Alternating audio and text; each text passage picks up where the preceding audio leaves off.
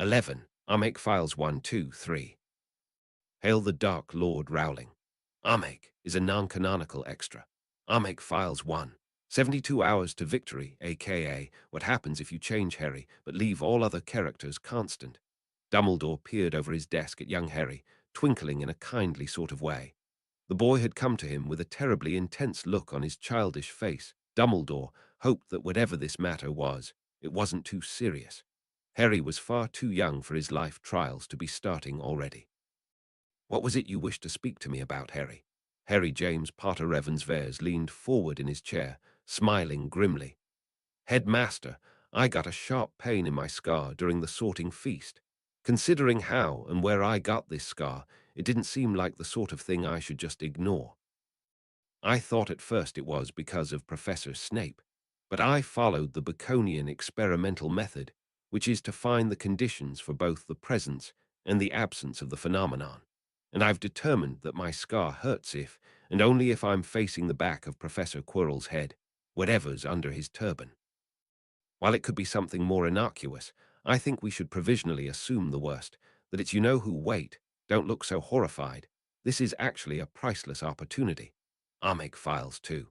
I ain't afraid of Dark Lords. This was the original version of Chapter 9. It was replaced because, while many readers did enjoy it, many other readers had massive allergies to songs in fanfics, for reasons that should not much need belaboring. I didn't want to drive readers away before they got to ch. 10. Lee Jordan is the fellow prankster of Fred and George in canon. Lee Jordan had sounded like a Muggle-born name to me, implying that he would be capable of instructing Fred and George on a tune that Harry would know. This was not as obvious to some readers as it was to your author. Draco went to Slytherin, and Harry breathed a small sigh of relief. It had seemed like a sure thing, but you never did know what tiny event might upset the course of your master plan. They were approaching the PS now, and over at the Gryffindor table there was a whispered conversation. What if he doesn't like it? He's got no right to not like it, not after the prank he played on Neville Longbottom. His name was, he's as fair a fair target now as fair can be.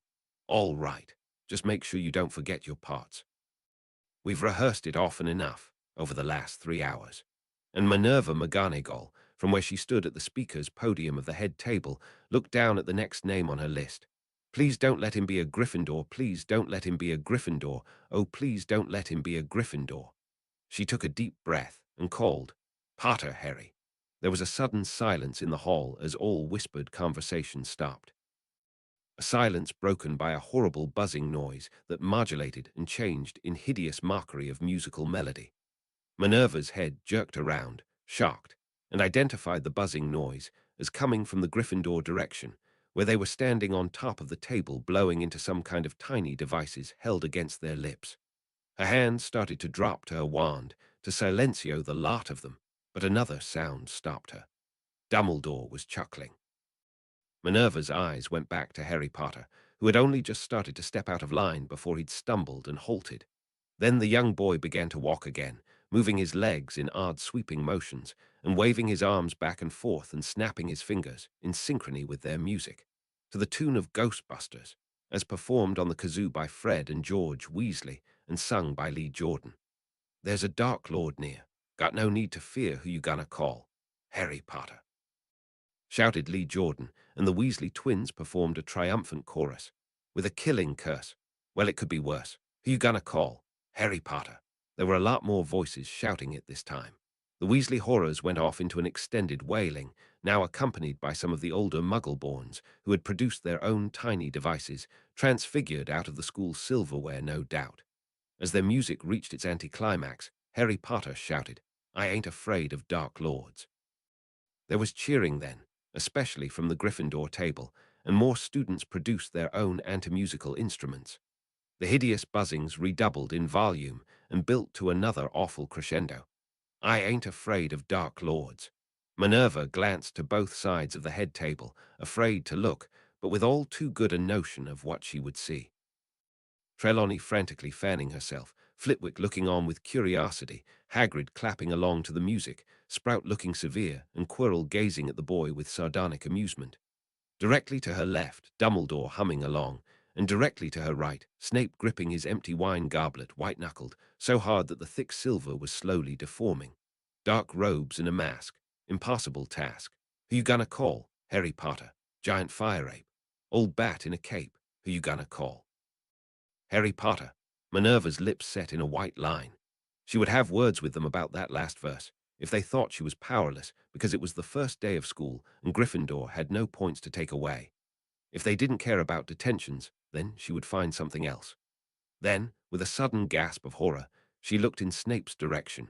Surely he realized the Potter boy must have no idea who that was talking about. Snape's face had gone beyond rage into a kind of pleasant indifference.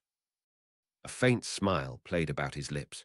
He was looking in the direction of Harry Potter, not the Gryffindor table, and his hands held the crumpled remains of a former wine goblet. And Harry walked forwards, sweeping his arms and legs through the motions of the Ghostbusters dance, keeping a smile on his face. It was a great setup, had caught him completely by surprise. The least he could do was play along and not ruin it all. Everyone was cheering him.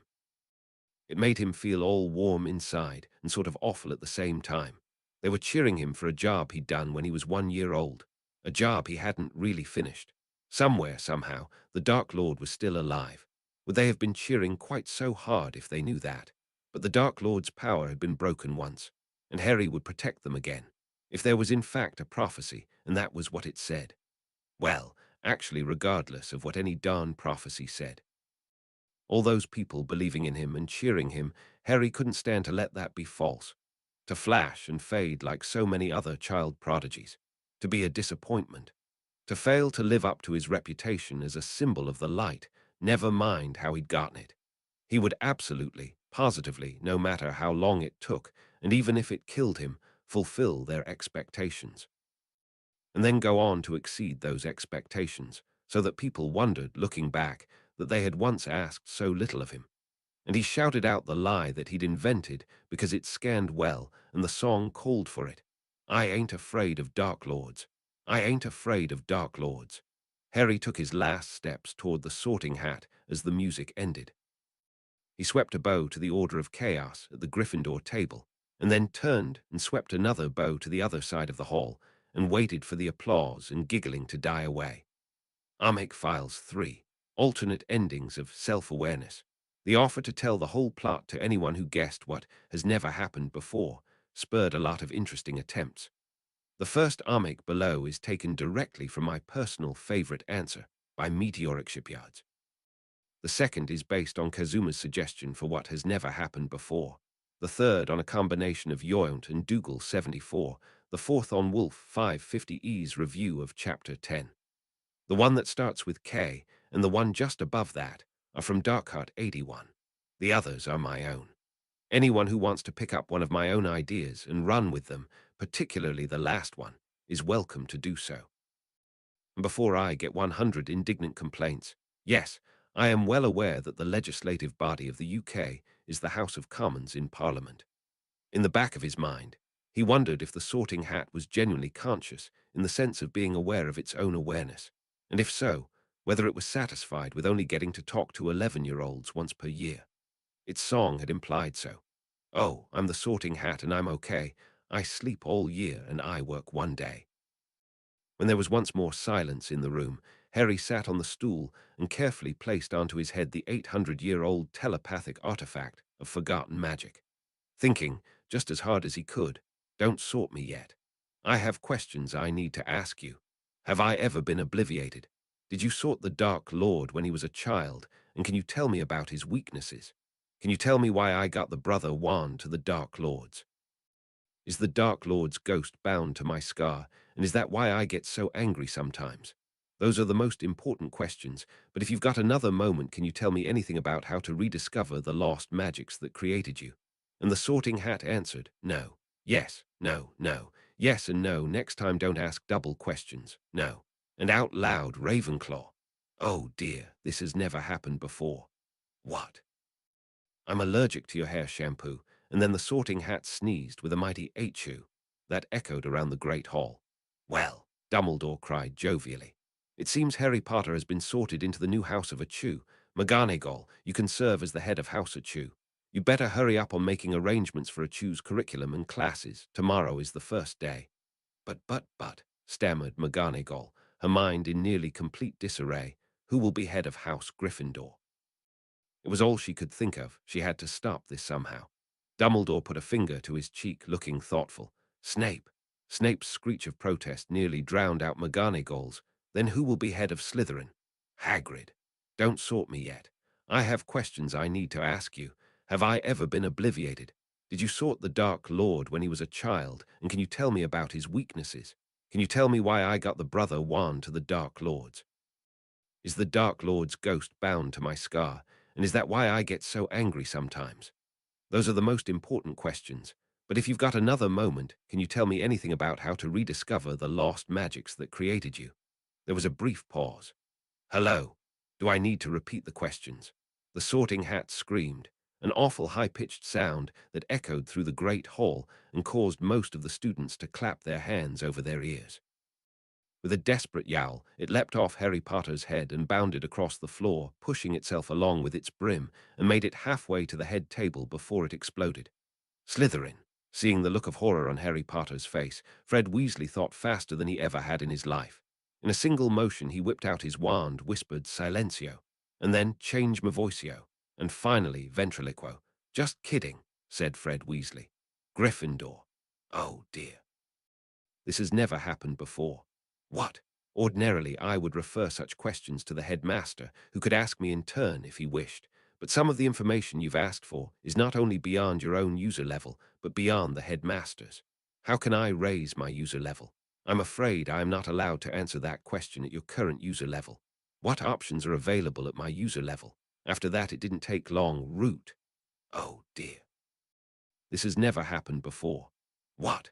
I've had to tell students before that they were mothers. It would break your heart to know what I saw in their minds, but this is the first time I've ever had to tell someone they were a father. What? Draco Malfoy is carrying your baby. Whereat? To repeat, Draco Malfoy is carrying your baby. But we're only 11. Actually, Draco is secretly 13 years old. But men can't get pregnant, and a girl under those clothes. We've never had sex, you idiot. She obliviated you after the rape, moron. Harry Potter fainted. His unconscious body fell off the stool with a dull thud. Ravenclaw called out the hat from where it lay on top of his head. That had been even funnier than its first idea. Elf, ha! Harry remembered Draco mentioning a house elf, but what was that exactly? Judging by the appalled looks dawning on the faces around him, it wasn't anything good. Pancakes. Representatives. Oh, dear. This has never happened before. What? I've never sorted someone who was a reincarnation of Godric Gryffindor and Salazar Slytherin and Naruto. Atreides. Fooled you again. Hufflepuff. Slytherin. Hufflepuff. Pickled stewberries. Khan. At the head table, Dumbledore went on smiling benignly. Small metallic sounds occasionally came from Snape's direction as he idly compacted the twisted remains of what had once been a heavy silver wine goblet. And Minerva McGonagall clenched the podium in a white-knuckled grip, knowing that Harry Potter's contagious chaos had infected the Sorting Hat itself. Scenario after scenario played out through Minerva's head, each worse than the last. Hat would say that Harry was too evenly balanced between houses to sort, and decide that he belonged to all of them. The Hat would proclaim that Harry's mind was too strange to be sorted. The Hat would demand that Harry be expelled from Hogwarts. The Hat had gone into a coma. The Hat would insist that a whole new House of Doom be created just to accommodate Harry Potter, and Dumbledore would make her do it. Minerva remembered what Harry had told her in that disastrous trip to Diagon Alley about the planning fallacy she thought it had been, and how people were usually too optimistic, even when they thought they were being pessimistic. It was the sort of information that preyed on your mind, dwelling in it and spinning off nightmares. But what was the worst that could happen? Well, in the worst-case scenario, the Hat would assign Harry to a whole new house. Dumbledore would insist that she do it, create a whole new house just for him, and she'd have to rearrange all the class schedules on the first day of term. And Dumbledore would remove her as head of House Gryffindor and give her beloved house over to Professor Binns, the history ghost, and she would be assigned as head of Harry's House of Doom, and she would futilely try to give the child orders, deducting point after point without effect, while disaster after disaster was blamed on her. Was that the worst-case scenario? Minerva honestly didn't see how it could be any worse than that. And even in the very worst case, no matter what happened with Harry, it would all be over in 7 years. Minerva felt her knuckles slowly relax their white-knuckled grip on the podium. Harry had been right. There was a kind of comfort in staring directly into the furthest depths of the darkness, knowing that you had confronted your worst fears and were now prepared. The frightened silence was broken by a single word. "Headmaster," called the Sorting Hat. At the head table, Dumbledore rose, his face puzzled. "Yes," he addressed the Hat. "What is it?" "I wasn't talking to you," said the Hat. "I was sorting Harry Potter into the place in Hogwarts where he most belongs, namely the headmaster's office." 12. Impulse Control. PH Nglui MGLW NAF, JK Rowling W Garnagle FH10. Wonder what's wrong with him. Turpin, Lisa. Whisper, whisper, whisper, Harry Potter, whisper, whisper, Slytherin, whisper, whisper. No, seriously, what the hell, whisper, whisper, Ravenclaw. Harry joined in the applause, greeting the young girl walking shyly towards the Ravenclaw table, her robes trim now changed to dark blue.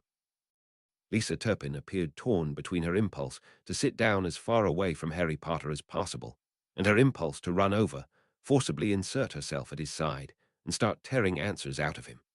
Being at the center of an extraordinary and curious event, and then being sorted into House Ravenclaw, was closely akin to being dipped in barbecue sauce and flung into a pit of starving kittens. "I promised the Sorting Hat not to talk about it," whispered Harry for the umpteenth time. "Yes, really. No, I really did promise the Sorting Hat not to talk about it." "Fine. I promised the Sorting Hat not to talk about most of it, and the rest is private just like yours was, so stop asking." "You want to know what happened? Fine. Here's part of what happened. I told the Hat that Professor McGonagall threatened to set it on fire, and it told me to tell Professor McGonagall that she was an impudent youngster and she should get off its lawn." "If you're not going to believe what I say, then why are you even asking?" "No, I don't know how I defeated the Dark Lord either. You tell me if you figure it out." "Silence!" shouted Professor McGonagall at the podium of the head table. "No talking until the sorting ceremony finishes." There was a brief dip in the volume, as everyone waited to see if she was going to make any specific and credible threats, and then the whispers started up again. Then the silver-bearded ancient stood up from his great golden chair, smiling cheerfully. Instant silence. Someone frantically elbowed Harry as he tried to continue a whisper, and Harry cut himself off in mid-sentence. The cheerful-looking old man sat down again. Note to self: do not mess with Dumbledore. Harry was still trying to process everything that had happened during the incident with the Sorting Hat. Not the least of which was what had happened the instant Harry had lifted the hat off his head. In that moment, he'd heard a tiny whisper as though from nowhere, something that sounded oddly like English and a hiss at the same time, something that had said, "S salutations from S Slytherin to S Slytherin. If you would S seek my S secrets, S speak to my S snake." Harry was sorta guessing that wasn't supposed to be part of the official sorting process, and that it was a bit of extra magic set down by Salazar Slytherin during the making of the hat, and that the hat itself didn't know about it, and that it was triggered when the hat said Slytherin, plus or minus some other conditions, and that a Ravenclaw like himself really wasn't supposed to have heard it, and that if he could find some reliable way of swearing Draco to secrecy so he could ask him about it, that would be an excellent time to have some cum tea handy. Boy, you resolve not to go down the path of a Dark Lord, and the universe starts messing with you the instant the hat comes off your head. Some days it just doesn't pay to fight destiny. Maybe I'll wait until tomorrow to start on my resolution to not be a Dark Lord. Gryffindor. Ron Weasley got a lot of applause, and not just from the Gryffindors. Apparently the Weasley family was widely liked around here. Harry, after a moment, smiled and started applauding along with the others. Then again, there was no time like today to turn back from the dark side. Stuff destiny and stuff the universe. He'd show that hat. "Zabini, Blaze. Pause. Slytherin," shouted the hat. Harry applauded Zabini too, ignoring the odd looks he was getting from everyone, including Zabini. No other name was called out after that, and Harry realized that Zabini Blaze did sound close to the end of the alphabet. Great, so now he'd only applauded Zabini. Oh well. Dumbledore got up again and began heading towards the podium. Apparently they were about to be treated to a speech, and Harry was struck by the inspiration for a brilliant experimental test. Hermione had said that Dumbledore was the most powerful wizard alive, right? Harry reached into his pouch and whispered, "Cumty." For the Cumty to work, it would have to make Dumbledore say something so ridiculous during his speech that even in Harry's state of mental preparedness, he would still choke. Like all the Hogwarts students had to not wear any clothes for the whole school year, or everyone was going to be transformed into cats. But then if anyone in the world could resist the power of the Cumty, it would be Dumbledore. So if this worked, the Cumty was literally invincible. Harry pulled the ring on the Cumty under the table, wanting to do this a bit unobtrusively. The can made a quiet hissing noise. A few heads turned to look at him, but soon turned back as welcome. "Welcome to a new year at Hogwarts," said Dumbledore, beaming at the students with his arms opened wide, as if nothing could have pleased him more than to see them all there. Harry took a first mouthful of Cumty and lowered the can again. He would swallow the pop a little at a time and try not to choke no matter what Dumbledore said. "Before we begin our banquet, I would like to say a few words. And here they are. Happy, happy, boom, boom, swamp, swamp, swamp. Thank you." Everyone clapped and cheered, and Dumbledore sat down again. Harry sat frozen as pop trickled out of the corners of his mouth. He had, at least, managed to choke quietly. He really shouldn't have done that. Amazing how much more obvious that became 1 second after it was too late. In retrospect, he probably should have noticed something wrong when he was thinking about everyone being turned into cats. Or even before then, remembered his mental note not to mess with Dumbledore. His newfound resolution to be more considerate of others.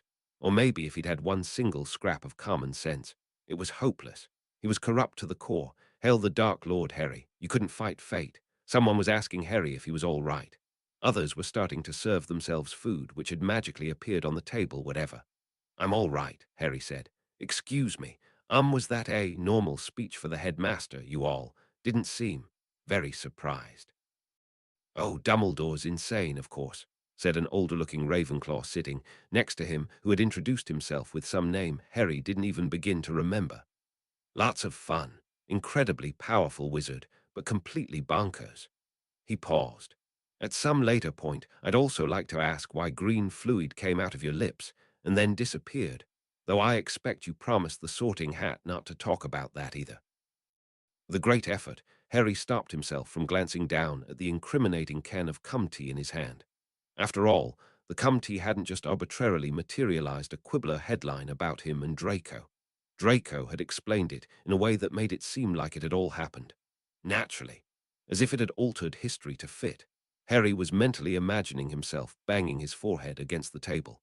Wham, wham, wham went his head within his mind.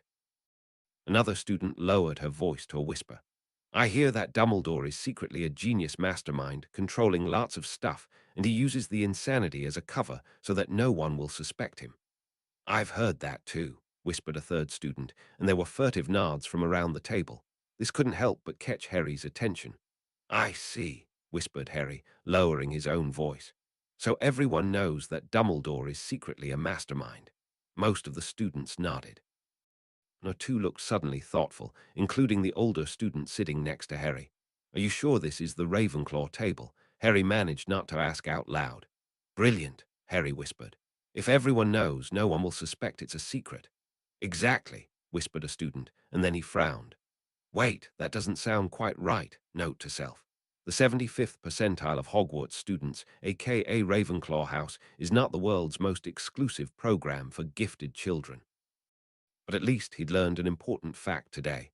The Cumty was omnipotent, and that meant— Harry blinked in surprise as his mind finally made the obvious connection.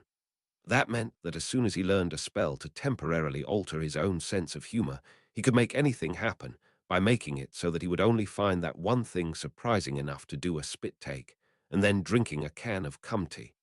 Well, that was a short little journey to godhood. Even I expected this to take longer than my first day of school. Come to think of it, he had also completely wrecked Hogwarts within 10 minutes flat of getting sorted.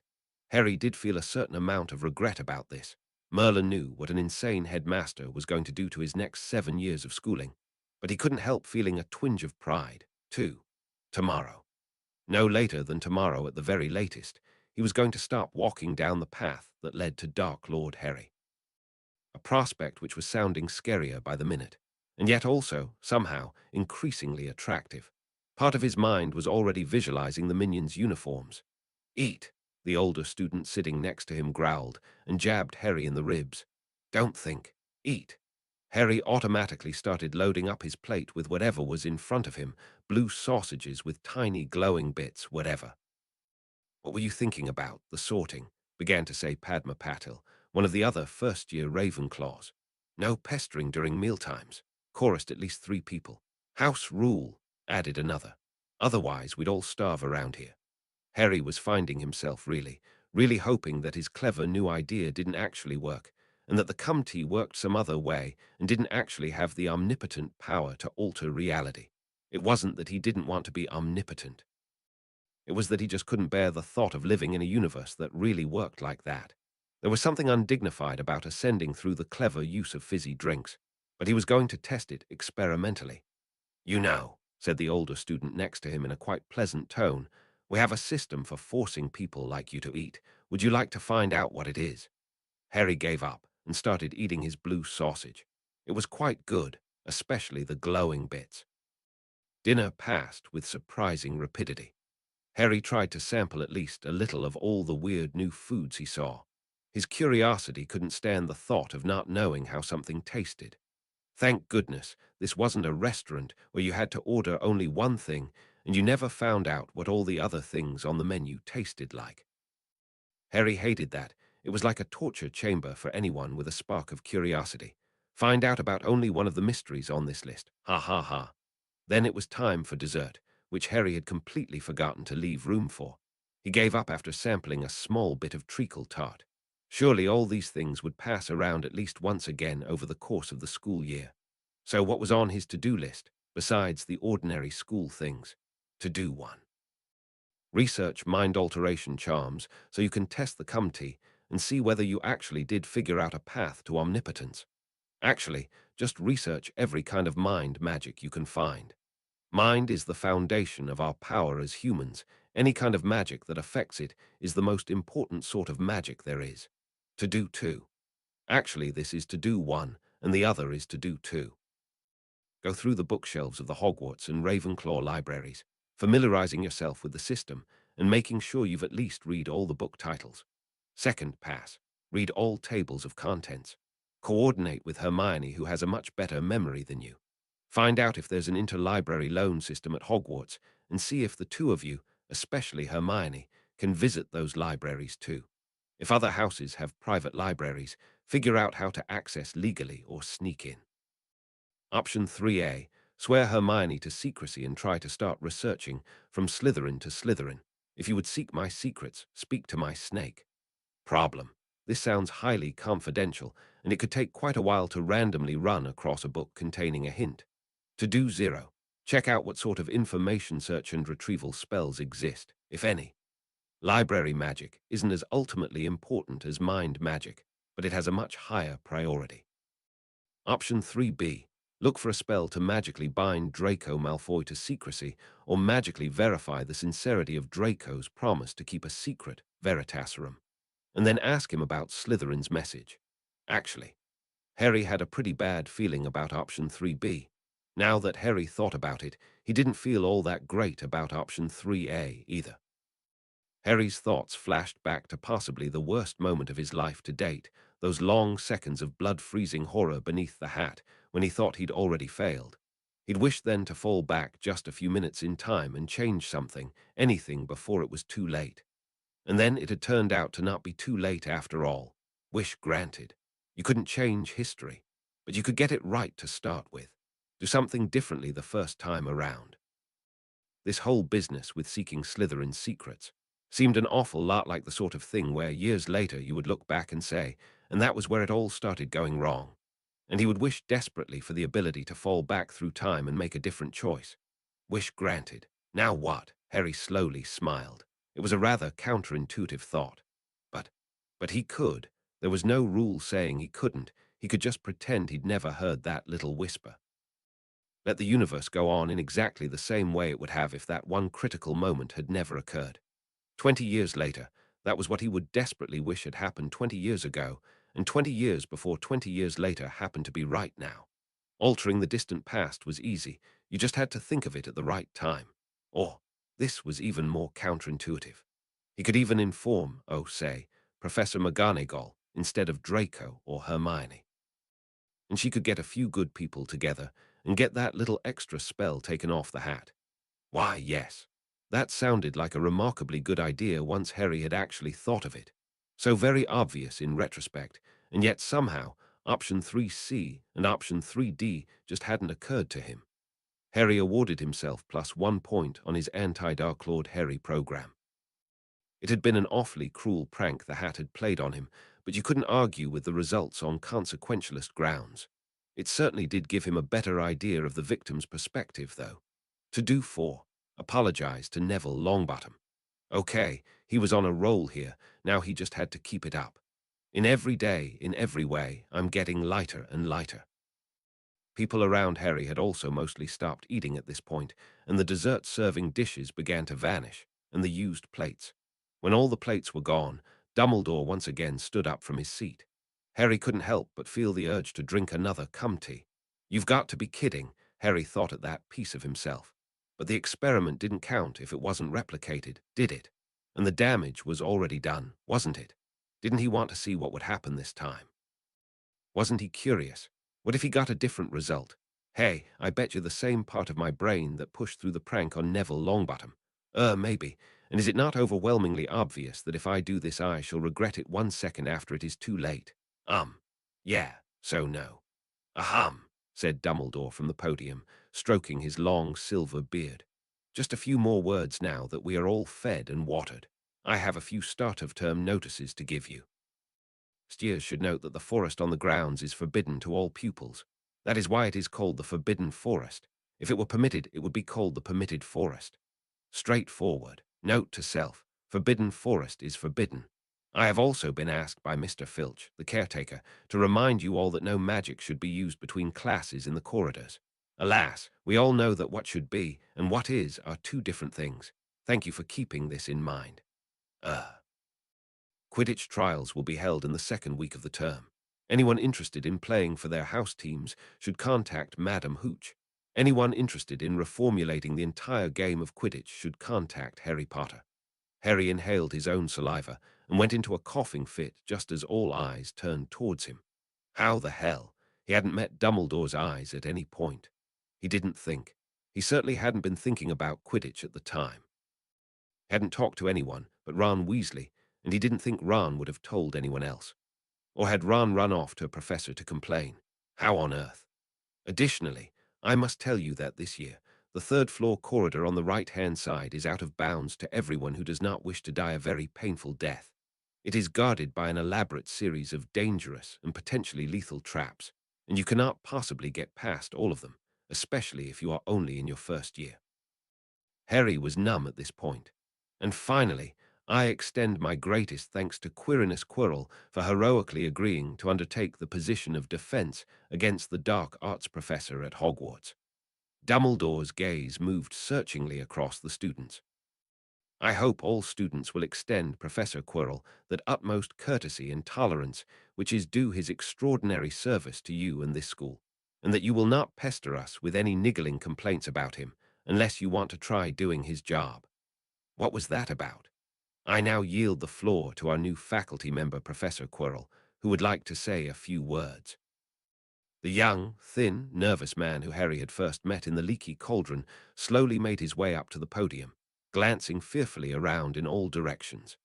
Harry caught a glimpse of the back of his head, and it looked like Professor Quirrell might already be going bald, despite his seeming youth. Wonder what's wrong with him, whispered the older-looking student sitting next to Harry. Similar hushed comments were being exchanged elsewhere along the table. Professor Quirrell made his way up to the podium and stood there, blinking. "Ah," he said. "Ah." Then his courage seemed to fail him utterly, and he stood there in silence, occasionally twitching. "Oh, great," whispered the older student. "Looks like another long year in defense class. Salutations, my young apprentices," Professor Quirrell said in a dry, confident tone.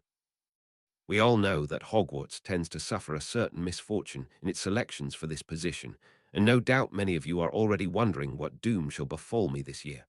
I assure you that doom is not to be my incompetence." He smiled thinly. "Believe it or not, I have long wished to someday try my hand as the professor of defense against the dark arts here at the Hogwarts School of Witchcraft and Wizardry."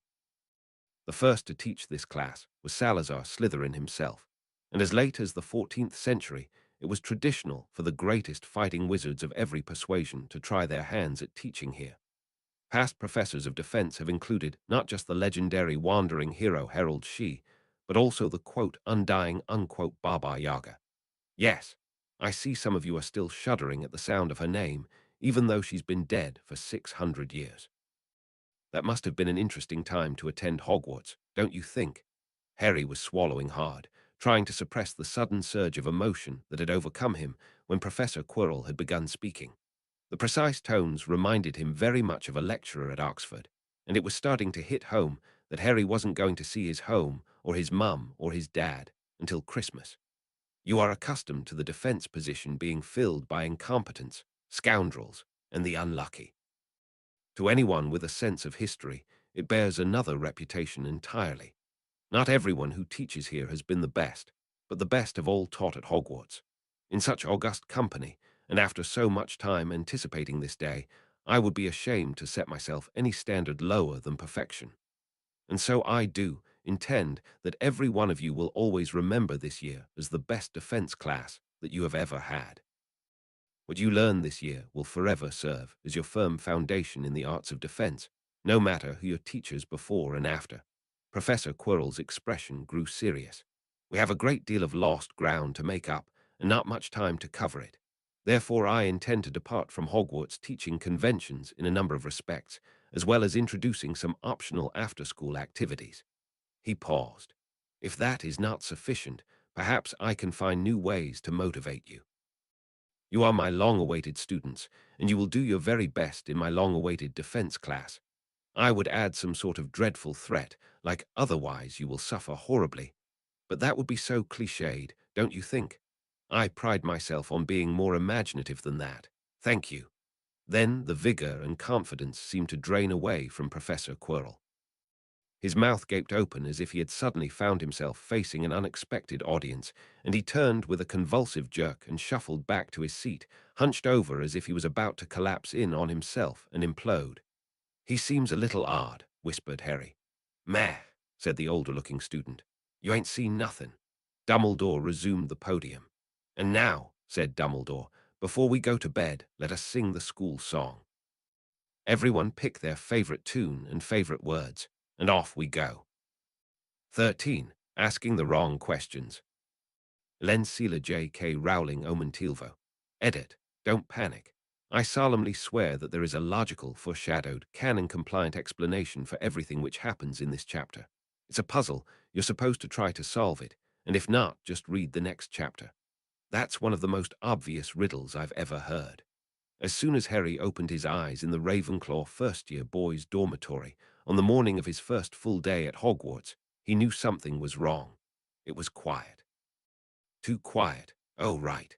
There was a quietus charm on his bed's headboard, controlled by a small slider bar, which was the only reason it was ever possible for anyone to go to sleep in Ravenclaw. Harry sat up and looked around, expecting to see others rising for the day, the dorm empty, the beds rumpled and unmade, the sun coming in at a rather high angle. His quieter turned all the way up to maximum, and his mechanical alarm clock was still running, but the alarm was turned off. He'd been allowed to sleep until 9:52 am, apparently.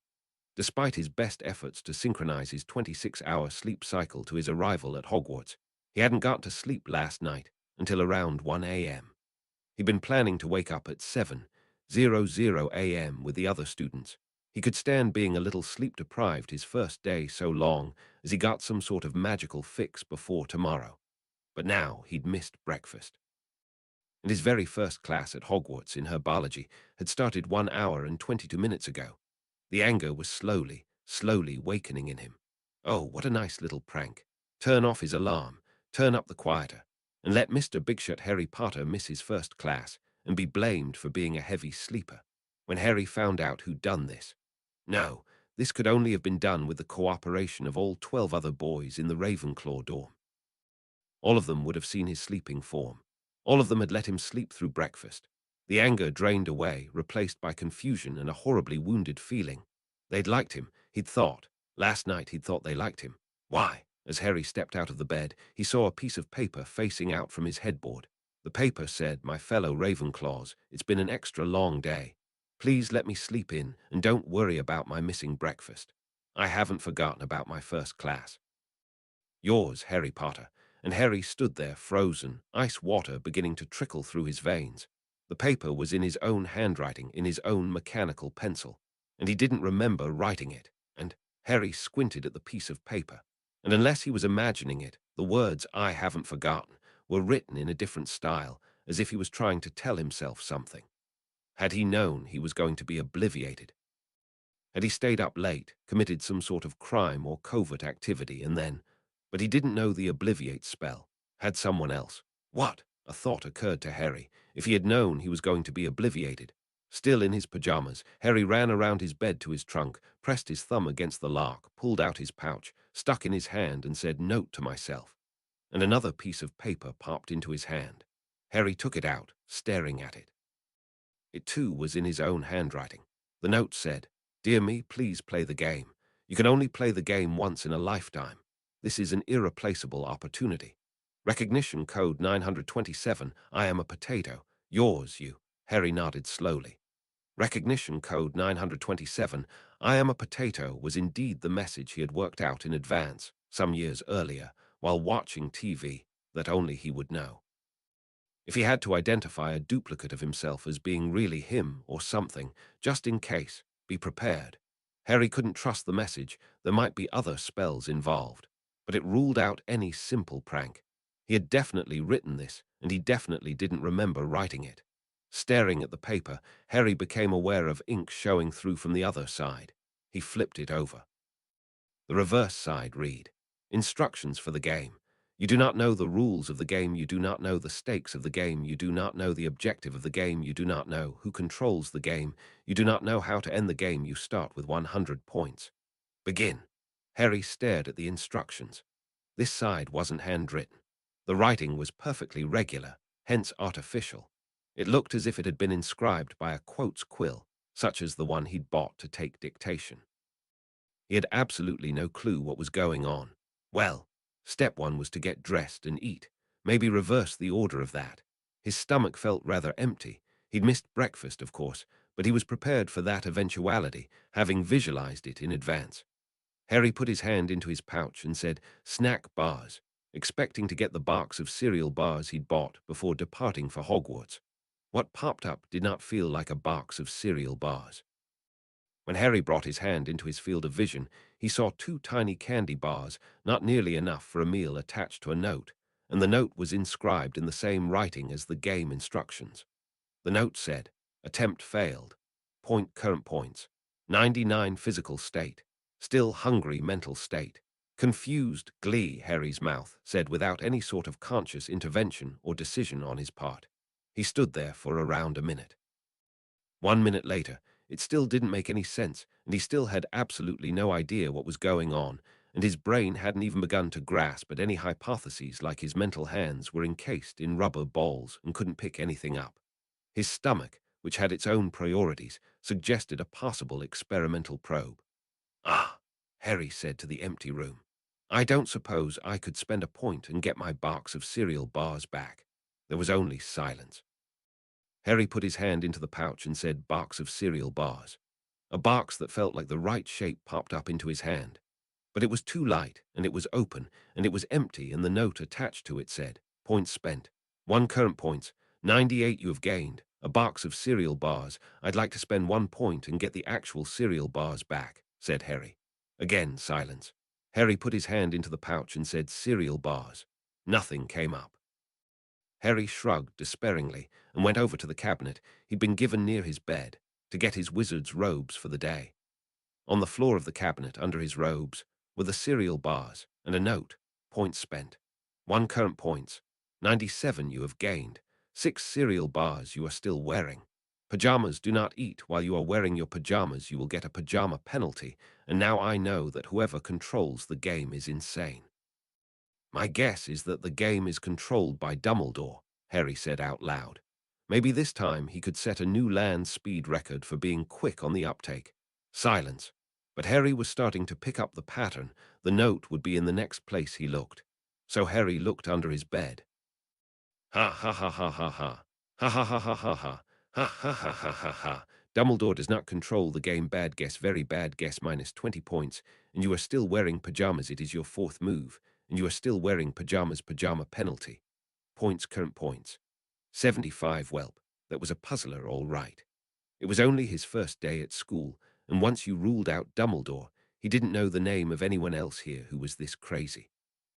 His body more or less on autopilot, Harry gathered up a set of robes and underwear, pulled out the cavern level of his trunk. He was a very private sort of person, and someone might walk into the dorm, got dressed, and then went back upstairs to put away his pajamas. Harry paused before pulling out the cabinet drawer that held his pajamas. If the pattern here held true. How can I earn more points? Harry said out loud. Then he pulled out the drawer. Opportunities to do good are everywhere, but darkness is where the light needs to be. Cost of question. 1 point, current points. 74. Nice underwear. Did your mother pick them out? Harry crushed the note in his hand, face flaming scarlet. Draco's curse came back to him. Son of a mudblood. At this point he knew better than to say it out loud. He would probably get a profanity penalty. Harry girded himself with his moleskin pouch and wand. He peeled off the wrapper of one his cereal bars and threw it into the room's rubbish bin, where it landed atop a mostly uneaten chocolate frog, a crumpled envelope, and some green and red wrapping paper. He put the other cereal bars into his moleskin pouch. He looked around in a final, desperate, and ultimately futile search for clues, and then Harry left the dorm, eating as he went, in search of the Slytherin dungeons. At least that was what he thought the line was about. Trying to navigate the halls of Hogwarts was like. Probably not quite as bad as wandering around inside an Escher painting. That was the sort of thing you said for rhetorical effect, rather than for its being true. A short time later, Harry was thinking that in fact an Escher painting would have both pluses and minuses compared to Hogwarts. Minuses. No consistent gravitational orientation. Pluses. At least the stairs wouldn't move around while you were still on them. Harry had originally climbed 4 flights of stairs to get to his dorm. After clambering down no fewer than 12 flights of stairs without getting anywhere near the dungeons, Harry had concluded that 1. An Escher painting would be a cakewalk by comparison.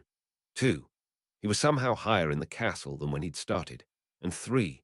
He was so thoroughly lost that he wouldn't have been surprised to look out of the next window and see 2 moons in the sky. Backup plan had been to stop and ask for directions, but there seemed to be an extreme lack of people wandering around, as if the beggars were all attending class the way they were supposed to or something. Backup plan B. I'm lost, Harry said out loud. Can, the spirit of the Hogwarts castle help me or something? I don't think this castle has a spirit, observed a wizened old lady in one of the paintings on the walls. Life, perhaps, but not spirit. There was a brief pause. Are you? Harry said, and then shut his mouth. On second thought, no, he was not going to ask the painting whether it was fully conscious in the sense of being aware of its own awareness. I'm Harry Potter, said his mouth, more or less on autopilot. Also more or less automatically, Harry stuck out a hand towards the painting. The woman in the painting looked down at Harry's hand and raised her eyebrows. Slowly, the hand dropped back to Harry's side. Sorry, Harry said. I'm sort of new here. So I perceive, young Raven. Where are you trying to go? Harry hesitated. I'm not really sure, he said. Then perhaps you are already there. Well, wherever I am trying to go, I don't think this is it. Harry shut his mouth, aware of just how much he was sounding like an idiot. Let me start over. I'm playing this game, only I don't know what the rules are. That didn't really work either, did it? Okay, third try. I'm looking for opportunities to do good so I can score points, and all I have is this cryptic hint about how darkness is where the light needs to be, so I was trying to go down, but I seem to keep going up instead. The old lady in the painting was looking at him rather skeptically. Harry sighed. My life tends to get a bit peculiar.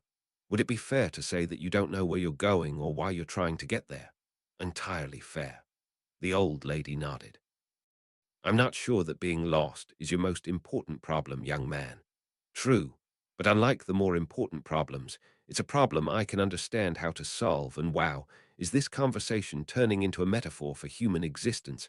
I didn't even realize that was happening until just now. The lady eyed Harry appraisingly. You are a fine young raven, aren't you? For a moment, I was starting to wonder. Well then, as a general rule, if you keep on turning left, you're bound to keep going down. That sounded strangely familiar, but Harry couldn't recall where he'd heard it before. You seem like a very intelligent person, or a picture of a very intelligent person. Anyway, have you heard of a mysterious game where you can only play once and they won't tell you the rules? Life, said the lady at once. That's one of the most obvious riddles I've ever heard. Harry blinked. No, he said slowly. I mean, I got an actual note, and everything saying that I had to play the game, but I wouldn't be told the rules, and someone is leaving me little slips of paper telling me how many points I've lost for violating the rules, like a -2-point penalty for wearing pajamas. Do you know anyone here at Hogwarts who's crazy enough and powerful enough to do something like that? Besides Dumbledore, I mean. The picture of a lady sighed. I'm only a picture, young man. I remember Hogwarts as it was, not Hogwarts as it is. All I can tell you is that if this were a riddle, the answer would be that the game is life, and that while we do not make all the rules ourselves, the one who awards or takes points is always you. If it is not riddle but reality, then I do not know. Harry bowed very low to the picture. Thank you, milady. The lady curtsied to him. I wish I could say that I'll remember you with fondness, she said, but I probably won't remember you at all. Farewell, Harry Potter. He bowed again in reply and started to climb down the nearest flight of stairs. 4 left turns later, he found himself staring down a corridor that ended abruptly in a tumbled mound of large rocks, as if there had been a cave-in, only the surrounding walls and ceiling were intact and made of quite regular castle stones. All right, Harry said to the empty air. I give up. I'm asking for another hint. How do I get to where I need to go? A hint, you say. The excited voice came from a painting on the wall not far away, this one a portrait of a middle-aged man in the loudest pink robes that Harry had ever seen or even imagined. In the portrait, he was wearing a droopy old pointed hat with a fish on it, not a drawing of a fish, mind, but a fish. Yes, Harry said. A hint, I say. Only not just any hint, I'm looking for a specific hint. It's for a game I'm playing. Yes. A hint for the game. You're Harry Potter, aren't you? I'm Cornelian Flubberwalt. I was told by Erin the consort, who was told by Lord Weaselnose, who was told by, I forget really. But it was a message for me to give to you. For me. No one's cared about me in, I don't know how long, maybe ever. I've been stuck down here in this bloody useless old corridor. A hint. I have your hint. It will only cost you 3 points. Do you want it? Yes, I want it. Harry was aware that he probably ought to keep his sarcasm under control, but he just couldn't seem to help himself. The darkness can be found between the green study rooms and McGonagall's transfiguration class. That's the hint. And get a move on, you're slower than a sack of snails. -10 points for being slow. Now you have 61 points. That was the rest of the message. Thank you, Harry said. He was really getting behind on the game here. I don't suppose you know where the message originally came from, do you? It was spoken by a hollow voice that belled forth from a gap within the air itself, a gap that opened upon a fiery abyss. That's what they told me. Harry was no longer sure at this point whether this was the sort of thing he ought to be skeptical about, or the sort of thing he should just take in stride. And how can I find the line between the green study rooms and transfiguration class? Just spin back around and go left, right, down, right, left, up and left again. You'll be at the green study room, and if you go in and walk straight out the opposite side, you'll be on a big curvy corridor that goes to an intersection, and on the right side of that intersection will be a long straight hallway that goes to the transfiguration classroom. The figure of the middle-aged man paused. At least that's how it was when I was in Hogwarts. This is a Monday on an odd-numbered year, isn't it? Pencil and mechanical paper, Harry said to his pouch. Cancel that, paper and mechanical pencil. He looked up. Could you repeat that? After getting lost another 2 times, Harry felt that he was beginning to understand the basic rule for navigating the ever-changing maze that was Hogwarts, namely, ask a painting for directions. If this reflected some sort of incredibly deep life lesson, he couldn't figure out what it was. The green study room was a surprisingly pleasant space, with sunlight streaming in from windows of green-stained glass that showed dragons in calm, pastoral scenes. It had chairs that looked extremely comfortable and tables that seemed very well suited to studying in the company of 1 to 3 friends. Harry couldn't actually walk straight through and out the door on the other side. There were bookshelves set into the wall, and he had to go over and read some of the titles so as to not lose his claim to the Vere family name. But he did it quickly, mindful of the complaint about being slow, and then went out the other side. He was walking down the big, curvy corridor when he heard a young boy's voice cry out. At times like this, Harry had an excuse to sprint all out with no regards for saving energy or doing proper warm-up exercises or worrying about crashing into things. A sudden, frantic flight that nearly came to an equally sudden halt as he almost ran over a group of 6 first-year Hufflepuffs, who were huddled together, looking rather scared and like they desperately wanted to do something but couldn't figure out what, which probably had something to do with the group of 5 older Slytherins who seemed to be surrounding another young boy. Harry was suddenly rather angry. "Excuse me," shouted Harry at the top of his lungs. It might not have been necessary. People were already looking at him, but it certainly served to stop all the action cold. Harry walked past the cluster of Hufflepuffs towards the Slytherins. They looked down at him with expressions that ranged from anger to amusement to delight. Part of Harry's brain was screaming in panic that these were much older and bigger boys who could stomp him flat. Another part said dryly that anyone caught seriously stomping the boy who lived was in for a whole world of trouble, especially if they were a pack of older Slytherins and there were 7 Hufflepuffs who saw it, and that the chance of them doing him any permanent damage in the presence of witnesses was nearly 0. The only real weapon the older boys had against him was his own fear if he allowed that. Then Harry saw that the boy they had trapped was Neville Longbottom.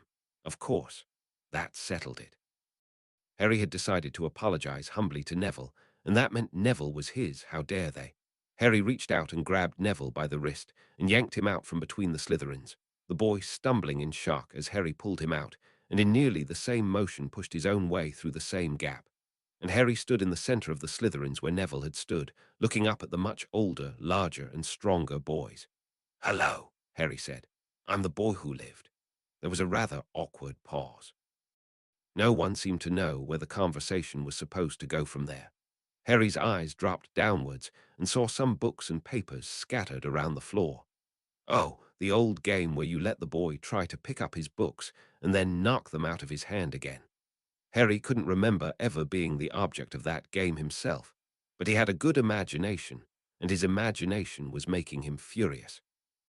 Well, once the larger situation was resolved, it would be easy enough for Neville to come back and pick up his materials, provided that the Slytherins stayed too intent on him to think of doing anything to the books. Unfortunately, his straying eyes had been noted. "Ooh," said the largest of the boys. "Did oo want the Whittle books?" "Shut up," Harry said coldly. "Keep them off balance. Don't do what they expect. Don't fall into a pattern that calls for them to bully you. Is this part of some incredibly clever plan that will gain you future advantage, or is it as pointless a disgrace to the name of Salazar Slytherin as it?" The largest boy shoved Harry Potter hard, and he went sprawling out of the circle of Slytherins onto the hard stone floor of Hogwarts, and the Slytherins laughed. Harry rose up in what seemed to him like terribly slow motion. He didn't know yet how to use his wand, but there was no reason to let that stop him under the circumstances. "I'd like to pay as many points as it takes to get rid of this person," Harry said, pointing with his finger to the largest Slytherin. Then Harry lifted his other hand, said abracadabra, and snapped his fingers. At the word abracadabra, 2 of the Hufflepuffs screamed, including Neville. 3 other Slytherins leapt desperately out of the way of Harry's finger, and the largest Slytherin staggered back with an expression of shock, a sudden splash of red decorating his face and neck and chest. Harry had not been expecting that. Slowly, the largest Slytherin reached up to his head and peeled off the pan of cherry pie that had just draped itself over him. The largest Slytherin held the pan in his hand for a moment, staring at it, then dropped it to the floor. It probably wasn't the best time in the world for one of the Hufflepuffs to start laughing, but that was exactly what one of the Hufflepuffs was doing. Then Harry caught sight of the note on the bottom of the pan. Hold on, Harry said, and darted forward to pick up the note. This note's for me, I think. You, growled the largest Slytherin. You are going to look at this, shouted Harry, brandishing the note at the older Slytherin. I mean, just look at this. Can you believe I'm being charged 30 points for shipping and handling on one lousy pie? 30 points. I'm turning a loss on the deal even after rescuing an innocent boy in distress. And storage fees, conveyance charges, drayage costs.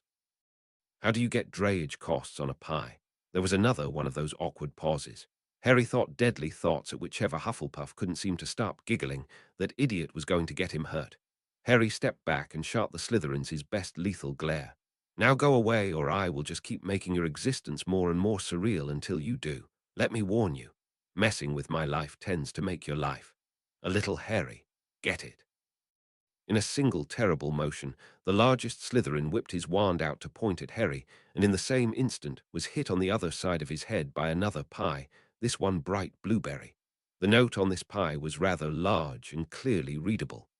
You might want to read the note on that pie, Harry observed.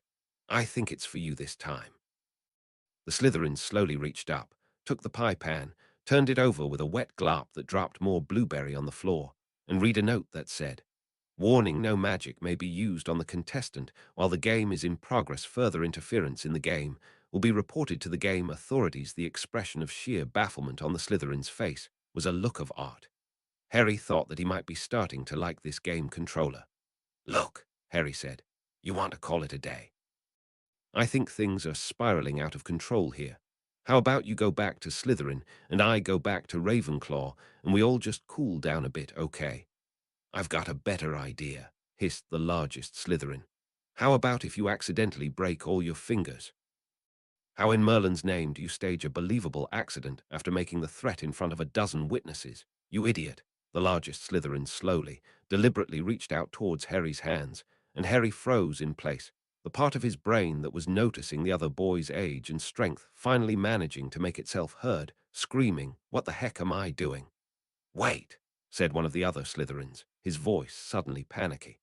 Stop, you shouldn't actually do that. Largest Slytherin ignored him, taking Harry's right hand firmly in his left hand, and taking Harry's index finger in his right hand. Harry stared the Slytherin straight in the eyes. Part of Harry was screaming, this wasn't supposed to happen, this wasn't allowed to happen, grown-ups would never let something like this actually happen. Slowly, the Slytherin started to bend his index finger backwards. He hasn't actually broken my finger, and it is beneath me to so much as flinch until he does. Until then, this is just another attempt to cause fear. Stop, said the Slytherin who had objected before. Stop, this is a very bad idea. I rather agree, said an icy voice, an older woman's voice. The largest Slytherin let go of Harry's hand and jumped backwards as if burned. Professor Sprout, cried one of the Hufflepuffs, sounding as glad as anyone Harry had ever heard in his life. Into Harry's field of vision, as he turned, stalked a dumpy little woman with messily curled grey hair and clothes covered with dirt. She pointed an accusing finger at the Slytherins. Explain yourselves, she said. What are you doing with my Hufflepuffs? And she looked at him. My fine student, Harry Potter. Oh, that's right, it was her class I missed this morning. He threatened to kill us, blurted one of the other Slytherins, the same one who'd called for a halt. What? Harry said blankly. I did not. If I was going to kill you, I wouldn't make public threats first. A third Slytherin laughed helplessly and then stopped abruptly as the other boys shot him deadly glares. Professor Sprout had adopted a rather skeptical expression. What death threat would this be, exactly? The killing curse. He pretended to use the killing curse on us. Professor Sprout turned to look at Harry. Yes, quite a terrible threat from an 11-year-old boy. Though still not something you should ever dream of pretending, Harry Potter. I don't even know the words to the killing curse, Harry said promptly, and I didn't have my wand out at any time. Now Professor Sprout was giving Harry a skeptical look. I suppose this boy hit himself with 2 pies then. He didn't use his wand, blurted one of the young Hufflepuffs. I don't know how he did it either. He just snapped his fingers and there was pie. Really, said Professor Sprout after a pause. She drew her own wand. I won't require it, since you do seem to be the victim here, but would you mind if I checked your wand to verify that? Harry took out his wand. What do I, Prior Incantato, said Sprout. She frowned. That's odd, your wand doesn't seem to have been used at all. Harry shrugged. It hasn't actually. I only got my wand and school books a few days ago. Sprout nodded. Then we have a clear case of accidental magic from a boy who felt threatened. And the rules plainly state that you are not to be held responsible. As for you, she turned to the Slytherins. Her eyes dropped deliberately to Neville's books lying on the floor. There was a long silence during which she looked at the 5 Slytherins. 3 points from Slytherin each, she said finally, and 6 from him, pointing to the boy covered in pie. Don't you ever meddle with my Hufflepuffs again, or my student Harry Potter either. Now go. She didn't have to repeat herself. The Slytherins turned and walked away very quickly. Neville went and started picking up his books. He seemed to be crying, but only a little. It might have been from delayed shock, or it might have been because the other boys were helping him.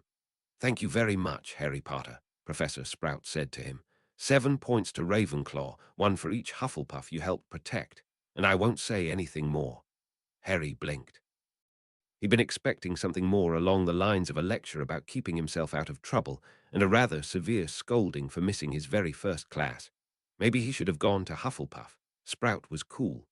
"Scourgify," Sprout said to the mess of pie on the floor, which promptly vanished, and she left, walking along the hall that led to the green study room. "How did you do that?" hissed one of the Hufflepuff boys as soon as she was gone. Harry smiled smugly. "Can make anything I want happen just by snapping my fingers." The boy's eyes widened. "Really?" "No," said Harry. "But when you're telling everyone this story, be sure to share it with Hermione Granger in first-year Ravenclaw. She has an anecdote you might find amusing." He had absolutely no clue what was happening, but he wasn't about to pass up the opportunity to add to his growing legend. "Oh, and what was all that about the killing curse?" The boy gave him a strange look. "You really don't know?" "If I did, I wouldn't be asking. The words to the killing curse are—" The boy swallowed, and his voice dropped to a whisper, and he held his hands away from his sides as if to make it very clear that he wasn't holding a wand, Avada Kedavra. "Well, of course they are." Harry put this on his growing list of things to never ever tell his dad, Professor Michael Versevens. It was bad enough talking about how you were the only person to survive the fearsome killing curse without having to admit that the killing curse was abracadabra. "I see," Harry said after a pause. "Well, that's the last time I ever say that before snapping my fingers," though it had produced an effect that might be tactically useful. "Why did you?" "Raised by muggles. Muggles think it's a joke, and that it's funny. Seriously, that's what happened. Sorry, but can you remind me of your name?" "I'm Ernie Macmillan," said the Hufflepuff. He held out his hand and Harry shook it. "Honored to meet you." Harry executed a slight bow. "Pleased to meet you. Skip the honored thing." Then the other boys crowded round him and there was a sudden flood of introductions. When they were done, Harry swallowed. This was going to be very difficult. If everyone would excuse me. I have something to say to Neville." All eyes turned to Neville, who took a step back, his face looking apprehensive. "I suppose," Neville said in a tiny voice, "you're going to say I should have been braver." "Oh no, nothing like that," Harry said hastily. "Nothing to do with that. It's just, something the Sorting Hat told me." Suddenly the other boys looked very interested, except for Neville, who was looking even more apprehensive. There seemed to be something blocking Harry's throat. He knew he should just blurt it out, and it was like he'd swallowed a large brick that was just stuck in the way. It was like Harry had to manually take control of his lips and produce each syllable individually, but he managed to make it happen. "I'm sorry." He exhaled and took a deep breath. "For what I did, the other day. You don't have to be gracious about it or anything. I'll understand if you just hate me. This isn't about me trying to look cool by apologizing or you're having to accept it. What I did was wrong." There was a pause. Neville clutched his books tighter to his chest. "Why did you do it?" he said in a thin, wavering voice. He blinked, as if trying to hold back tears. "Why does everyone do that to me, even the boy who lived?" Harry suddenly felt smaller than he ever had in his life. "I'm sorry," Harry said again, his voice now hoarsened. "It's just. You looked so scared. It was like a sign over your head saying, 'Victim.' And I wanted to show you that things don't always turn out badly, that sometimes the monsters give you chocolate. I thought if I showed you that, you might realize there wasn't so much to be afraid of." "But there is," whispered Neville. "You saw it today, there is. They wouldn't have done anything really bad in front of witnesses. Their main weapon is fear. That's why they target you, because they can see you're afraid. I wanted to make you less afraid. Show you that the fear was worse than the thing itself." Well, that was what I told myself, but the Sorting Hat told me that I was lying to myself, and that I really did it because it was fun. So that's why I'm apologizing. You hurt me, said Neville. Just now, when you grabbed me and pulled me away from them. Neville held out his arm and pointed to where Harry had grabbed him. I might have a bruise here later from how hard you pulled. You hurt me worse than anything the Slytherins did by bumping into me, actually. Neville, hissed Ernie. He was trying to save you. I'm sorry, whispered Harry. When I saw that I just got really angry, Neville looked at him steadily. So you yanked me out really hard and put yourself in where I was and went, hello, I'm the boy who lived. Harry nodded. I think you're going to be really cool someday, Neville said. But right now, you're not. Harry swallowed the sudden knot in his throat and walked away. He continued down the corridor to the intersection, then turned left into a hallway and kept on walking, blindly. What was he supposed to do here? Never get angry. He wasn't sure he could have done anything without being angry, and who knows what would have happened to Neville and his books then. Besides, Harry had read enough fantasy books to know how this one went. He would try to suppress the anger, and he would fail, and it would keep coming out again.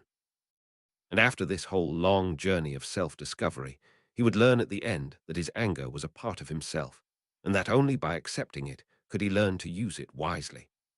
Star Wars was the only universe in which the answer actually was that you were supposed to cut yourself off completely from negative emotions, and something about Yoda had always made Harry hate the little green moron. So the obvious time-saving plan was to skip the journey of self-discovery and go straight to the part where he realized that only by accepting his anger as a part of himself could he stay in control of it. The problem was that he didn't feel out of control when he was angry. The cold rage made him feel like he was in control. It was only when he looked back that events as a whole seemed to have blown up out of control somehow. He wondered how much the game controller cared about that sort of thing, and whether he'd won or lost points for it. Harry himself felt like he'd lost quite a few points, and he was sure the old lady in the picture would have told him that his was the only opinion that mattered. And Harry was also wondering whether the game controller had sent Professor Sprout. It was the logical thought. The note had threatened to notify the game authorities, and then their Professor Sprout was. Maybe Professor Sprout was the game controller. The head of House Hufflepuff would be the last person anyone would suspect, which ought to put her near the top of Harry's list. He'd read 1 or 2 mystery novels, too. So how am I doing in the game? Harry said out loud. A sheet of paper flew over his head, as if someone had thrown it from behind him. Harry turned around, but there was no one there, and when Harry turned forwards again, the note was settling to the floor.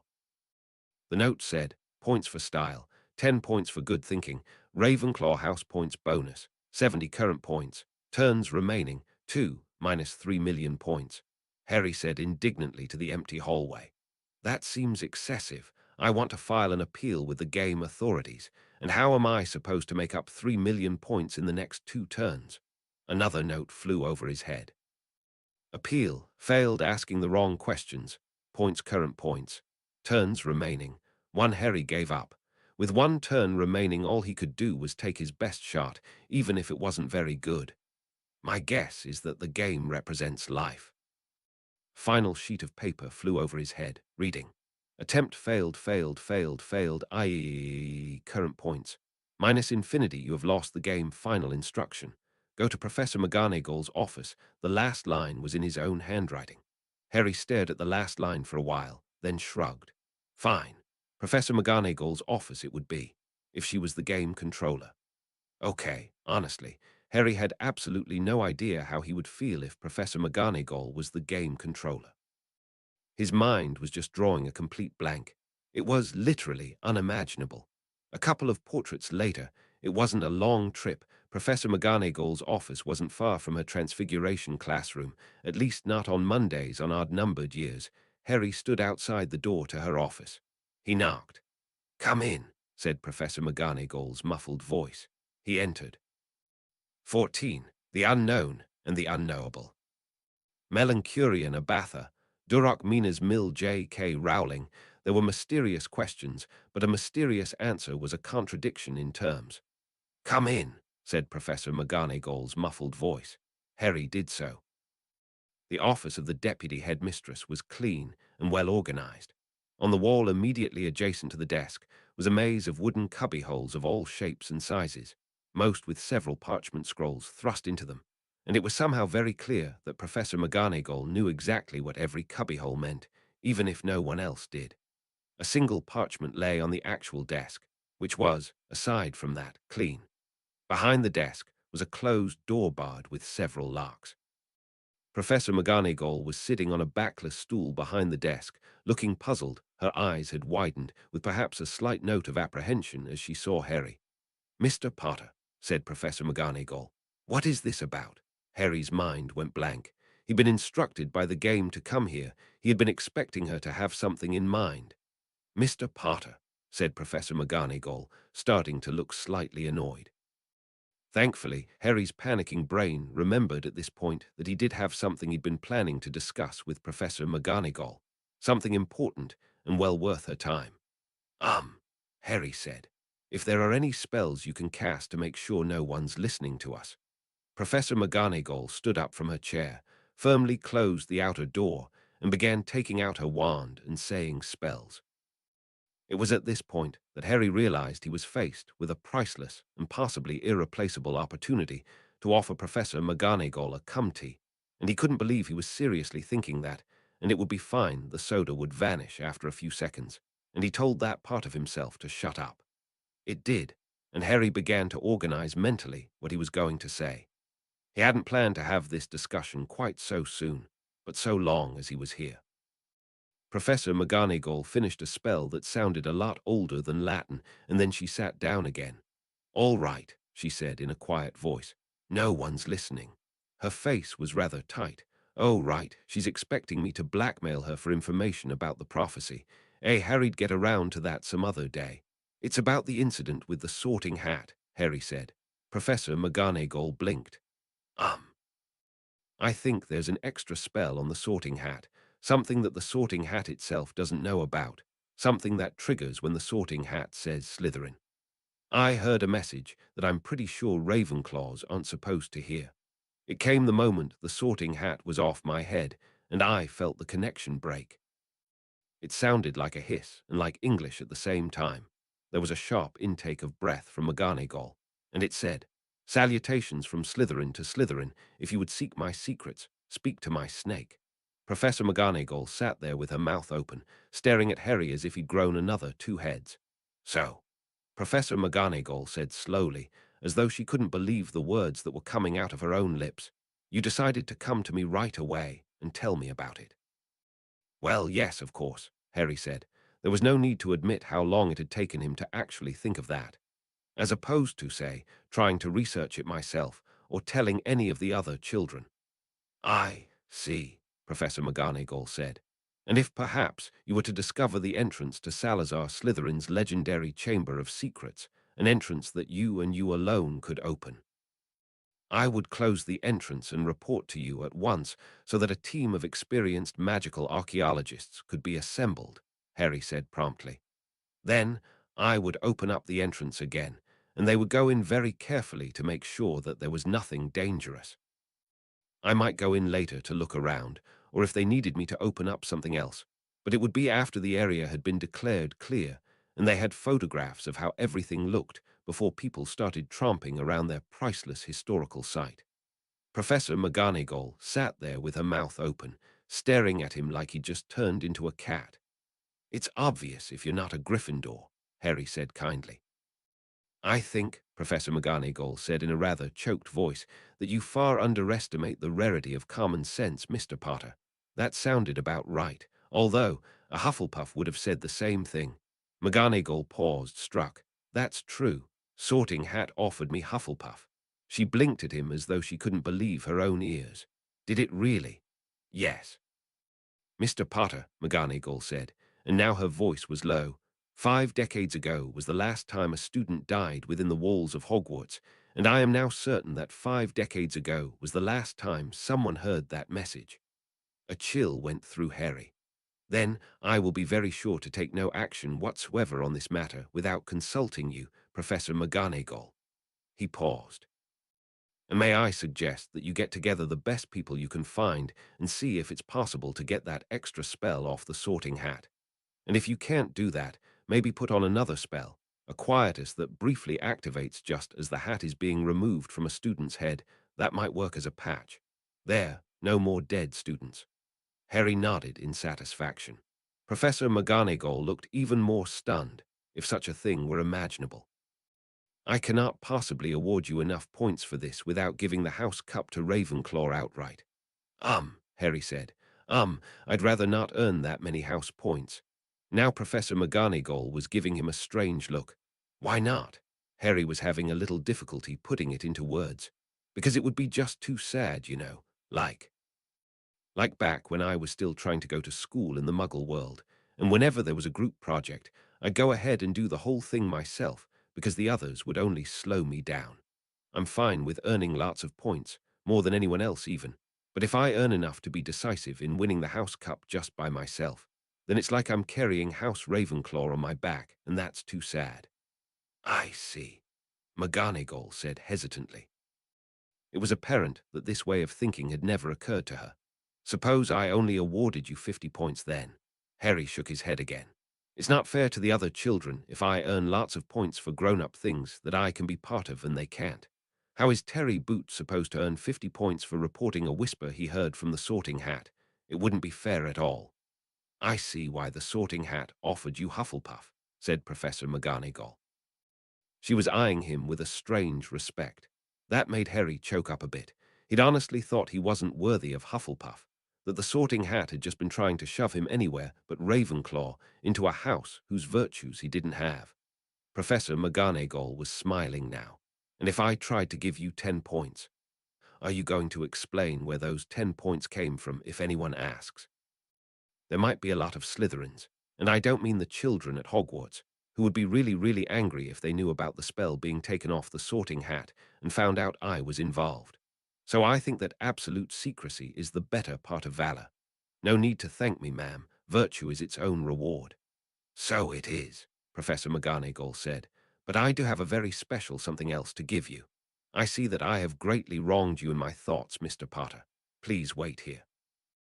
Got up, went over to the locked back door, waved her wand, and a sort of blurry curtain sprang up around her. Harry could neither see nor hear what was going on. It was a few minutes later that the blur vanished, and Professor McGonagall was standing there, facing him, with the door behind her looking as though it hadn't ever been opened. And Professor McGonagall held out in one hand a necklace, a thin golden chain bearing in its center a silver circle, within which was the device of an hourglass.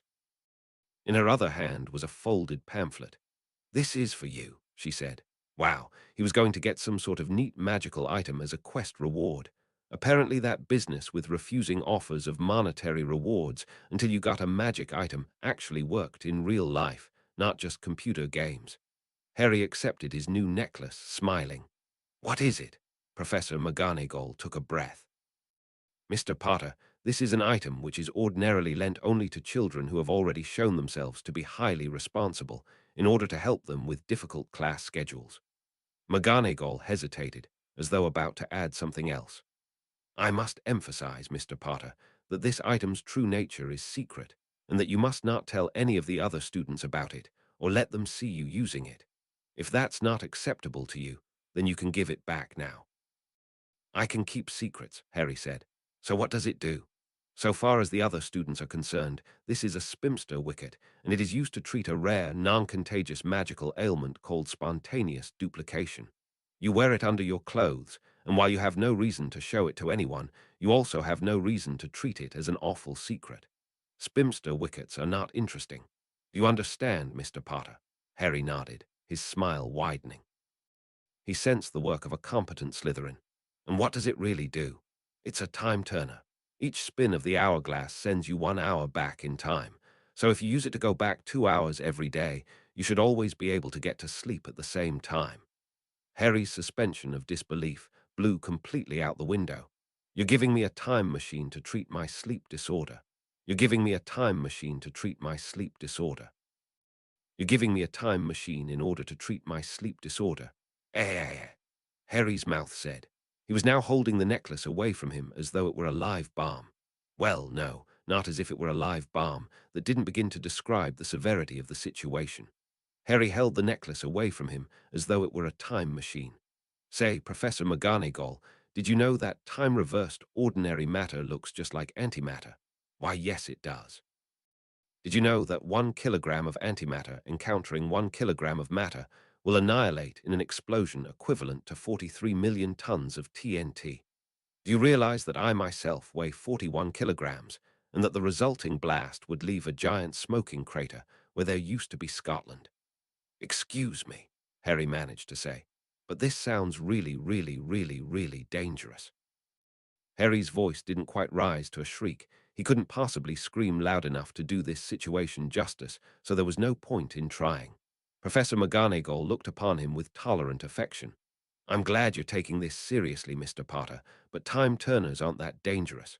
We wouldn't give them to children if they were. Really? Harry said. Ah, ha, ha. Of course you wouldn't give time machines to children if they were dangerous. What was I thinking?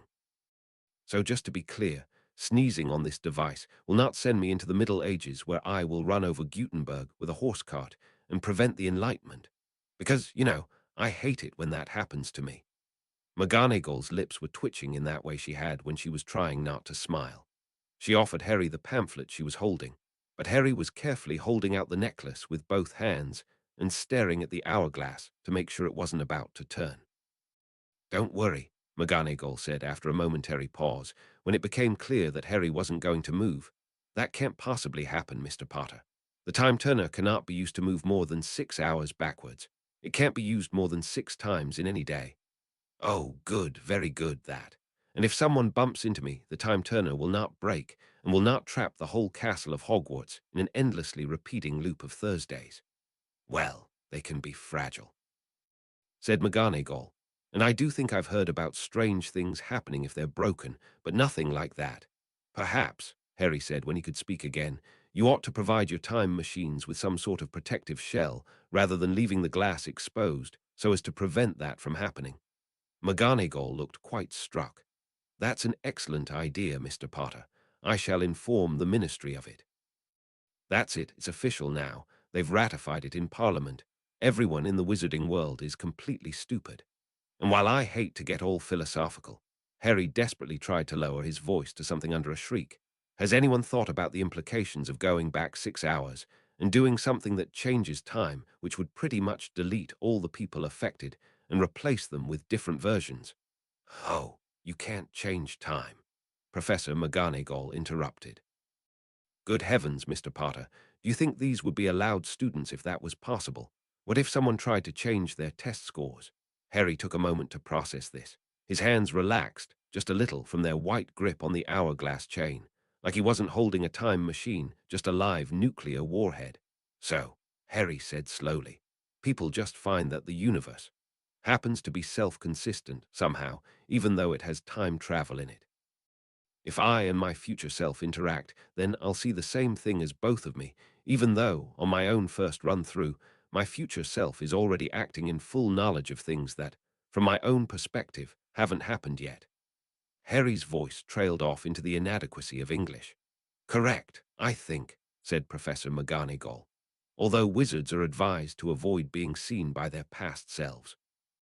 If you're attending 2 classes at the same time and you need to cross paths with yourself, for example, the first version of you should step aside and close his eyes at a known time. You have a watch already, good, so that the future you can pass. It's all there in the pamphlet. Ah! And what happens when someone ignores that advice?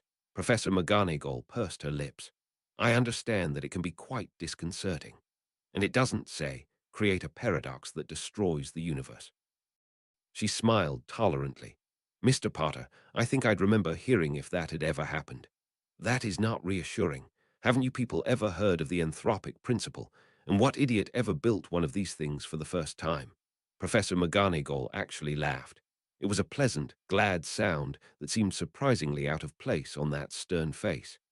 You're having another, you turned into a cat moment, aren't you, Mr. Potter?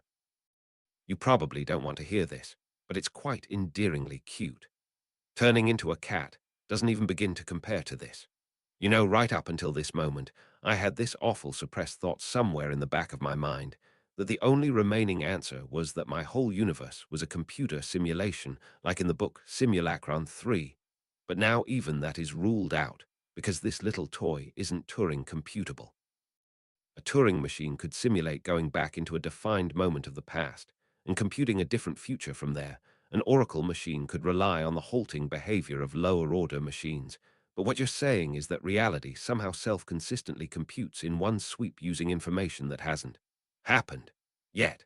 Realization struck Harry a pile-driver blow. It all made sense now. It all finally made sense. So that's how the Cumty works, of course. The spell doesn't force funny events to happen. It just makes you feel an impulse to drink right before funny things are going to happen anyway. I'm such a fool. I should have realized when I felt the impulse to drink the Cumty before Dumbledore's second speech. Didn't drink it, and then choked on my own saliva instead. Drinking the Cumty doesn't cause the comedy. The comedy causes you to drink the Cumty. I saw the two events were correlated and assumed the Cumty had to be the cause, and the comedy had to be the effect, because I thought temporal order restrained causation and causal graphs had to be acyclic. But it all makes sense once you draw the causal arrows going backwards in time. Realization struck Harry the second pile driver. This one he managed to keep quiet, making only a small strangling sound like a dying kitten as he realized who'd put the note on his bed this morning. Professor McGonagall's eyes were alight. After you graduate, or possibly even before, you really must teach some of these Muggle theories at Hogwarts, Mr. Potter. They sound quite fascinating, even if they're all wrong. Gleha. Professor McGonagall offered him a few more pleasantries, demanded a few more promises, to which Harry nodded, said something about not talking to snakes where anyone could hear him, reminded him to read the pamphlet, and then somehow Harry found himself standing outside her office with the door closed firmly behind him. Gara, Harry said. Why, yes, his mind was blown. Not least by the fact that, if not for the prank, he might well have never obtained a time-turner in the first place. Or would Professor McGonagall have given it to him anyway, only later in the day, whenever he got around to asking about his sleep disorder or telling her about the sorting hat's message? And would he, at that time, have wanted to pull a prank on himself, which would have led to him getting the time-turner earlier? So that the only self-consistent possibility was the one in which the prank started before he even woke up in the morning. Harry found himself considering, for the first time in his life, that the answer to his question might be literally inconceivable. That since his own brain contained neurons that only ran forwards in time, there was nothing his brain could do, no operation it could perform, which was conjugate to the operation of a time-turner. Up until this point, Harry had lived by the admonition of E.T. Janes that if you were ignorant about a phenomenon, that was a fact about your own state of mind, not a fact about the phenomenon itself. That your uncertainty was a fact about you, not a fact about whatever you were uncertain about. That ignorance existed in the mind, not in reality. That a blank map did not correspond to a blank territory. There were mysterious questions, but a mysterious answer was a contradiction in terms. A phenomenon could be mysterious to some particular person, but there could be no phenomena mysterious of themselves. To worship a sacred mystery was just to worship your own ignorance. So Harry had looked upon magic and refused to be intimidated. People had no sense of history. They learned about chemistry and biology and astronomy and thought that these matters had always been the proper meat of science, that they had never been mysterious. The stars had once been mysteries. Lord Kelvin had once called the nature of life and biology, the response of muscles to human will, and the generation of trees from seeds, a mystery infinitely beyond the reach of science. Not just a little beyond, mind you, but infinitely beyond. Lord Kelvin certainly had felt a huge emotional charge from not knowing something. Every mystery ever solved had been a puzzle from the dawn of the human species right up until someone solved it. Now, for the first time, he was up against the prospect of a mystery that was threatening to be permanent. If time didn't work by acyclic causal networks, then Harry didn't understand what was meant by cause and effect. And if Harry didn't understand causes and effects, then he didn't understand what sort of stuff reality might be made of instead. And it was entirely possible that his human mind never could understand, because his brain was made of old-fashioned linear time neurons, and this had turned out to be an impoverished subset of reality. On the plus side, the Cumty, which had once seemed all-powerful and all-unbelievable, had turned out to have a much simpler explanation, which he'd missed merely because the truth was completely outside his hypothesis space or anything that his brain had evolved to comprehend. But now he actually had figured it, probably, which was sort of encouraging. Sort of. Harry glanced down at his watch. It was nearly 11 a.m. He got to sleep last night at 1 a.m., so in the natural state of affairs, he'd go to sleep tonight at 3 a.m. So to go to sleep at 10 p.m. and wake up at 7 a.m., he should go back 5 hours total, which meant that if he wanted to get back to his dorm at around 6 a.m. before anyone was awake, he'd better hurry up and… Even in retrospect, Harry didn't understand how he'd pulled off half the stuff involved in the prank.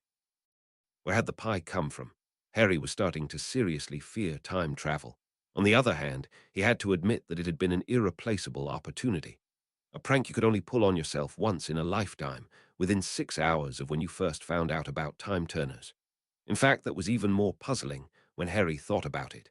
Time had presented him with the finished prank as a fait accompli, and yet it was, quite clearly, his own handiwork.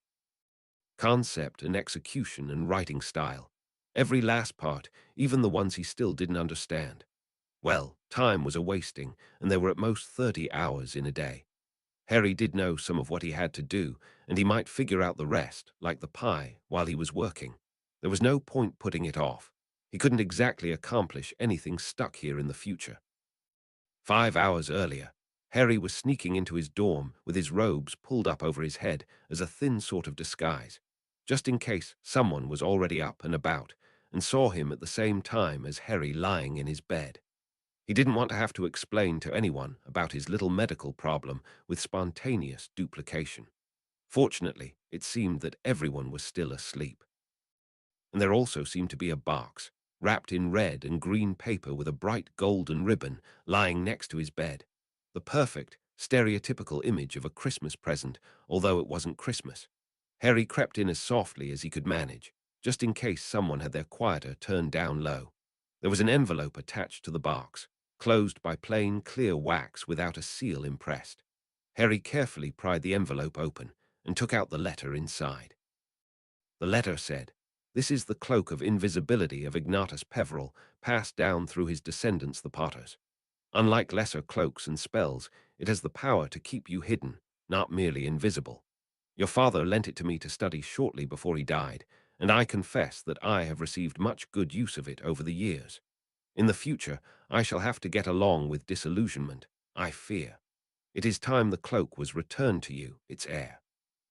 I had thought to make this a Christmas present, but it wished to come back to your hand before then. It seems to expect you to have need of it. Use it well. No doubt you are already thinking of all manner of wonderful pranks as your father committed in his day. If his full misdeeds were known, every woman in Gryffindor would gather to desecrate his grave. I shall not try to stop history from repeating, but be most careful not to reveal yourself. If Dumbledore saw a chance to possess one of the Deathly Hallows, he would never let it escape his grasp until the day he died. A very Merry Christmas to you." The note was unsigned. "Hold on," Harry said, pulling up short as the other boys were about to leave the Ravenclaw dorm. "Sorry, there's something else I've got to do with my trunk. I'll be along to breakfast in a couple of minutes." Terry Boots scowled at Harry. "You better not be planning to go through any of our things." Harry held up one hand. "I swear that I intend to do nothing of the sort to any of your things, that I only intend to access objects that I myself own, that I have no pranking or otherwise questionable intentions towards any of you, and that I do not anticipate those intentions changing before I get to breakfast in the Great Hall." Terry frowned. "Wait, is that? Don't worry," said Penelope Clearwater, who was there to guide them. "There were no loopholes. Well worded, Potter. You should be a lawyer." Harry Potter blinked at that. "Ah, yes, Ravenclaw prefect. Thank you," he said. "I think. When you try to find the Great Hall, you will get lost." Penelope stated this in the tones of a flat, unarguable fact. "As soon as you do, ask a portrait how to get to the first floor. Ask another portrait the instant you suspect you might be lost again, especially if it seems like you're going up higher and higher. If you are higher than the whole castle ought to be, stop and wait for search parties." Otherwise, we shall see you again 4 months later, and you will be 5 months older and dressed in a loincloth and covered in snow, and that's if you stay inside the castle." "Understood," said Harry, swallowing hard. Shouldn't you tell students all that sort of stuff right away?" Penelope sighed. "What, all of it? That would take weeks. You'll pick it up as you go along." She turned to go, followed by the other students. "If I don't see you at breakfast in 30 minutes, Potter, I'll start the search." Once everyone was gone, Harry attached the note to his bed. He'd already written it, and all the other notes, working in his cavern level before everyone else woke up. Then he carefully reached inside the quietus field and pulled the cloak of invisibility off Harry One's still sleeping form. And just for the sake of mischief, Harry put the cloak into Harry One's pouch, knowing it would thereby already be in his own. "I can see that the message is passed on to Cornelian Flubberwald," said the painting of a man with aristocratic airs, and in fact, a perfectly normal nose. "But might I ask where it came from originally?" Harry shrugged with artful helplessness. "I was told that it was spoken by a hollow voice that belled forth from a gap within the air itself, a gap that opened upon a fiery abyss." "Hey!" Hermione said in tones of indignation from her place on the other side of the breakfast table. "That's everyone's dessert. You can't just take one whole pie and put it in your pouch." "I'm not taking one pie, I'm taking two. Sorry, everyone, gotta run now." Harry ignored the cries of outrage and left the great hall. He needed to arrive at herbology class a little early. Professor Sprout eyed him sharply. "And how do you know what the Slytherins are planning?" "I can't name my source," Harry said. "In fact, I have to ask you to pretend that this conversation never happened. Just act like you happened across them naturally while you were on an errand or something. I'll run on ahead as soon as herbology gets out. I think I can distract the Slytherins until you get there. I'm not easy to scare or bully, and I don't think they'll dare to seriously hurt the boy who lived. Though, I'm not asking you to run in the hallways, but I would appreciate it if you didn't dawdle along the way." Professor Sprout looked at him for a long moment, then her expression softened. "Please be careful with yourself, Harry Potter, and thank you. Just be sure not to be late," Harry said. "And remember, when you get there, you weren't expecting to see me, and this conversation never happened." It was horrible watching himself yank Neville out of the circle of Slytherins. Neville had been right. He'd used too much force, way too much force. "Hello," Harry Potter said coldly. "I'm the boy who lived." 8 first-year boys, mostly the same height. One of them had a scar on his forehead, and he wasn't acting like the others. "Oh, wad some power the gifty gie us to see ourselves as others see us. It wad fray mony a blunder free us, and foolish notion Professor McGonagall was right. The sorting hat was right. It was clear once you saw it from the outside. There was something wrong with Harry Potter." 15. Conscientiousness. Love as thou Rowling. Today's historical tidbit. The ancient Hebrews considered the boundary of a day to be sunset rather than dawn, so they said evening and morning, not morning and evening. And as many reviewers noted, modern Jewish halakha asserts the same. "I'm sure I'll find the time somewhere." Frigidero. Harry dipped a finger in the glass of water on his desk. It should have been cool, but lukewarm it was, and lukewarm it had stayed. Again. Harry was feeling very, very cheated.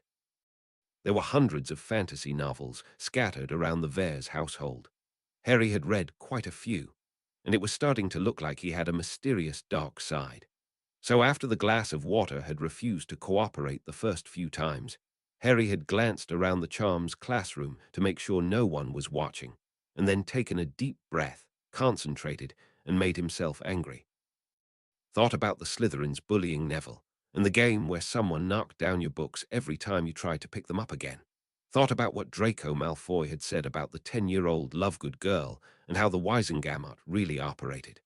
And the fury had entered his blood. He had held out his wand in a hand that trembled with hate and said in cold tones, "Frigidero." And absolutely nothing had happened. Harry had been gypped.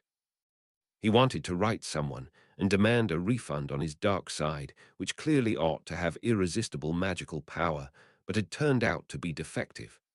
"Frigidero," said Hermione again from the desk next to him. Her water was solid ice, and there were white crystals forming on the rim of her glass.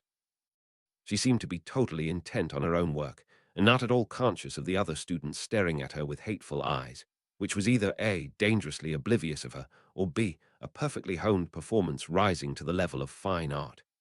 "Oh, very good, Miss Granger."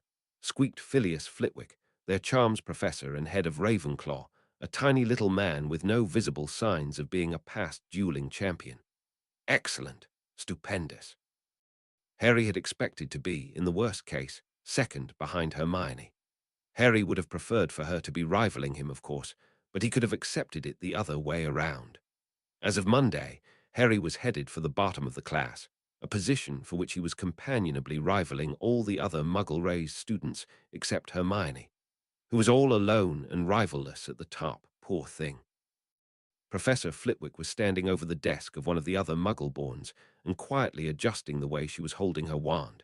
Harry looked over at Hermione. He swallowed hard. It was the obvious role for her in the scheme of things. "Hermione," Harry said tentatively, "do you have any idea what I might be doing wrong?" Hermione's eyes lit up with a terrible light of helpfulness, and something in the back of Harry's brain screamed in desperate humiliation. 5 minutes later, Harry's water did seem noticeably cooler than room temperature, and Hermione had given him a few verbal pats on the head and told him to pronounce it more carefully next time and gone off to help someone else. Professor Flitwick had given her a house point for helping him. Harry was gritting his teeth so hard his jaw ached, and that wasn't helping his pronunciation. "I don't care if it's unfair competition. I know exactly what I am doing with 2 extra hours every day. I am going to sit in my trunk and study until I am keeping up with Hermione Granger. Transfiguration is some of the most complex and dangerous magic you will learn at Hogwarts," said Professor McGonagall. There was no trace of any levity upon the face of the stern old witch. "Anyone messing around in my class will leave and not come back. You've been warned." Her wand came down and tapped her desk, which smoothly reshaped itself into a pig. A couple of Muggle-born students gave out small yelps.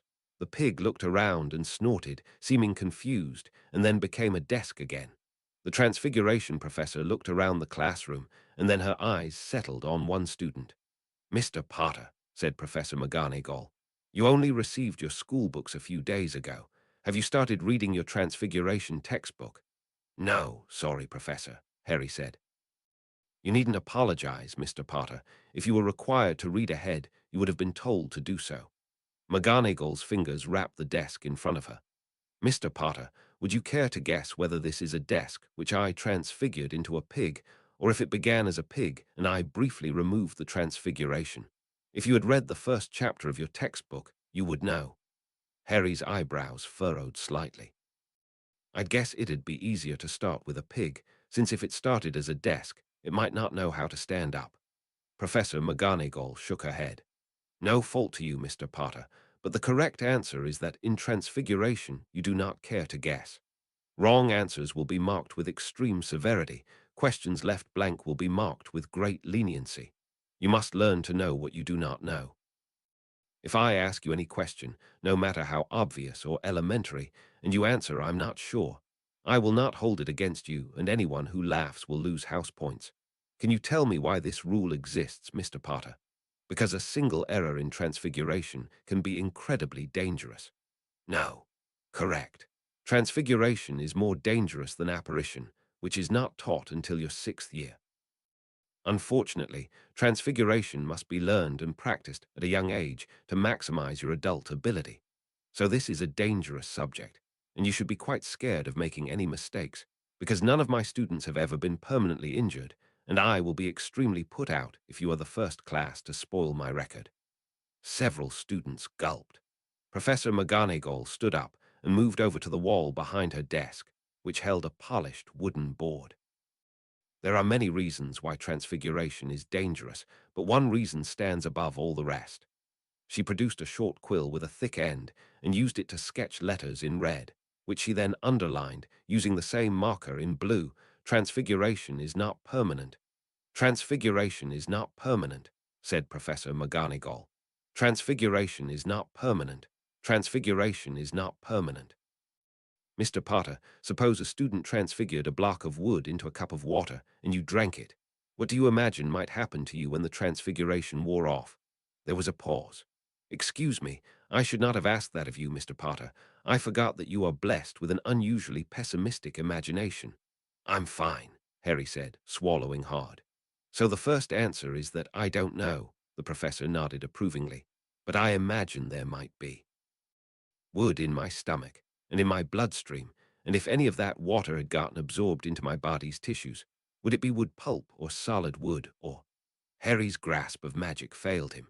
He couldn't understand how wood mapped into water in the first place, so he couldn't understand what would happen after the water molecules were scrambled by ordinary thermal motions, and the magic wore off and the mapping reversed. McGonagall's face was stiff. As Mr. Potter has correctly reasoned, he would become extremely sick and require immediate fluing to St. Mungo's Hospital if he was to have any chance of survival. Please turn your textbooks to page 5. Even without any sound in the moving picture, you could tell that the woman with horribly discolored skin was screaming. The criminal who originally transfigured gold into wine and gave it to this woman to drink, in payment of the debt, as he put it, received a sentence of 10 years in Azkaban. Please turn to page 6. That is a Dementor. They are the guardians of Azkaban. They suck away at your magic, your life, and any happy thoughts you try to have. The picture on page 7 is of the criminal 10 years later, on his release. You will note that he is dead, yes, Mr. Potter. Professor, Harry said, if the worst happens in a case like that, is there any way of maintaining the transfiguration? No, Professor McGonagall said flatly. Sustaining a transfiguration is a constant drain on your magic, which scales with the size of the target form, and you would need to recontact the target every few hours, which is, in a case like this, impossible. Disasters like this are unrecoverable. Professor McGonagall leaned forwards, her face very hard. You will absolutely never under any circumstances transfigure anything into a liquid or a gas. No water, no air. Nothing like water, nothing like air. Even if it is not meant to drink. Liquid evaporates, little bits and pieces of it get into the air. You will not transfigure anything that is to be burned. It will make smoke, and someone could breathe that smoke. You will never transfigure anything that could conceivably go inside anyone's body by any means. No food. Nothing that looks like food. Not even as a funny little prank where you mean to tell them about your mud pie before they actually eat it. You will never do it, period. Inside this classroom or out of it or anywhere. Is that well understood by every single student? Yes, said Harry, Hermione, and a few others. The rest seemed to be speechless. Is that well understood by every single student? Yes, they said, or muttered, or whispered. If you break any of these rules, you will not further study transfiguration during your stay at Hogwarts. Repeat along with me. I will never transfigure anything into a liquid or gas. I will never transfigure anything into a liquid or gas, said the students in ragged chorus. Again, louder. I will never transfigure anything into a liquid or gas. I will never transfigure anything into a liquid or gas.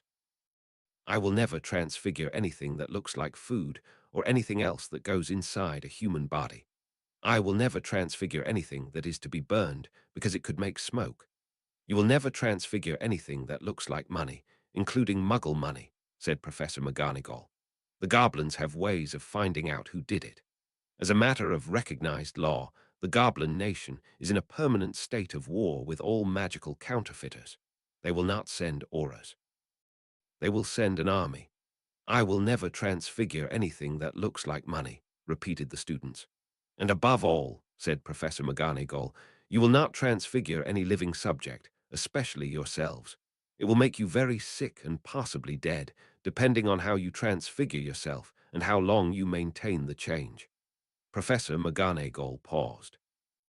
Mr. Potter is currently holding up his hand because he has seen an animagus transformation, specifically, a human transforming into a cat and back again. But an animagus transformation is not free transfiguration. Professor McGonagall took a small chunk of wood out of her pocket. With a tap of her wand, it became a glass ball. Then she said, Christferium, and the glass ball became a steel ball. She tapped it with her wand one last time, and the steel ball became a piece of wood once more. Christferium transforms a subject of solid glass into a similarly shaped target of solid steel. It cannot do the reverse, nor can it transform a desk into a pig.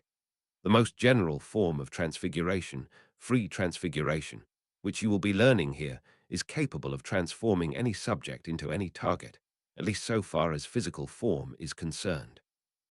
For this reason, free transfiguration must be done wordlessly. Using charms would require different words for every different transformation between subject and target. Professor McGonagall gave her students a sharp look. Some teachers begin with transfiguration charms and move on to free transfiguration afterwards. Yes, that would be much easier in the beginning, but it can set you in a poor mold which impairs your abilities later. Here you will learn free transfiguration from the very start, which requires that you cast the spell wordlessly by holding the subject form, the target form, and the transformation within your own mind. And to answer Mr. Potter's question, Professor McGonagall went on, it is free transfiguration which you must never do to any living subject. There are charms and potions which can safely, reversibly transform living subjects in limited ways. An animagus with a missing limb will still be missing that limb after transforming. For example, free transfiguration is not safe. Your body will change while it is transfigured. Breathing, for example, results in a constant loss of the body's stuff to the surrounding air. When the transfiguration wears off and your body tries to revert to its original form, it will not quite be able to do so. If you press your wand to your body and imagine yourself with golden hair, afterwards your hair will fall out. If you visualize yourself as someone with clearer skin, you will be taking a long stay at St. Mungo's. And if you transfigure yourself into an adult bodily form, then, when the transfiguration wears off, you will die. That explained why he had seen such things as fat boys, or girls less than perfectly pretty, or old people, for that matter. That wouldn't happen if you could just transfigure yourself every morning. Harry raised his hand and tried to signal Professor McGonagall with his eyes. Yes, Mr. Potter. Is it possible to transfigure a living subject into a target that is static, such as a coin? No. Excuse me, I'm terribly sorry. Let's just say a steel ball. Professor McGonagall shook her head. Mr. Potter, even inanimate objects undergo small internal changes over time.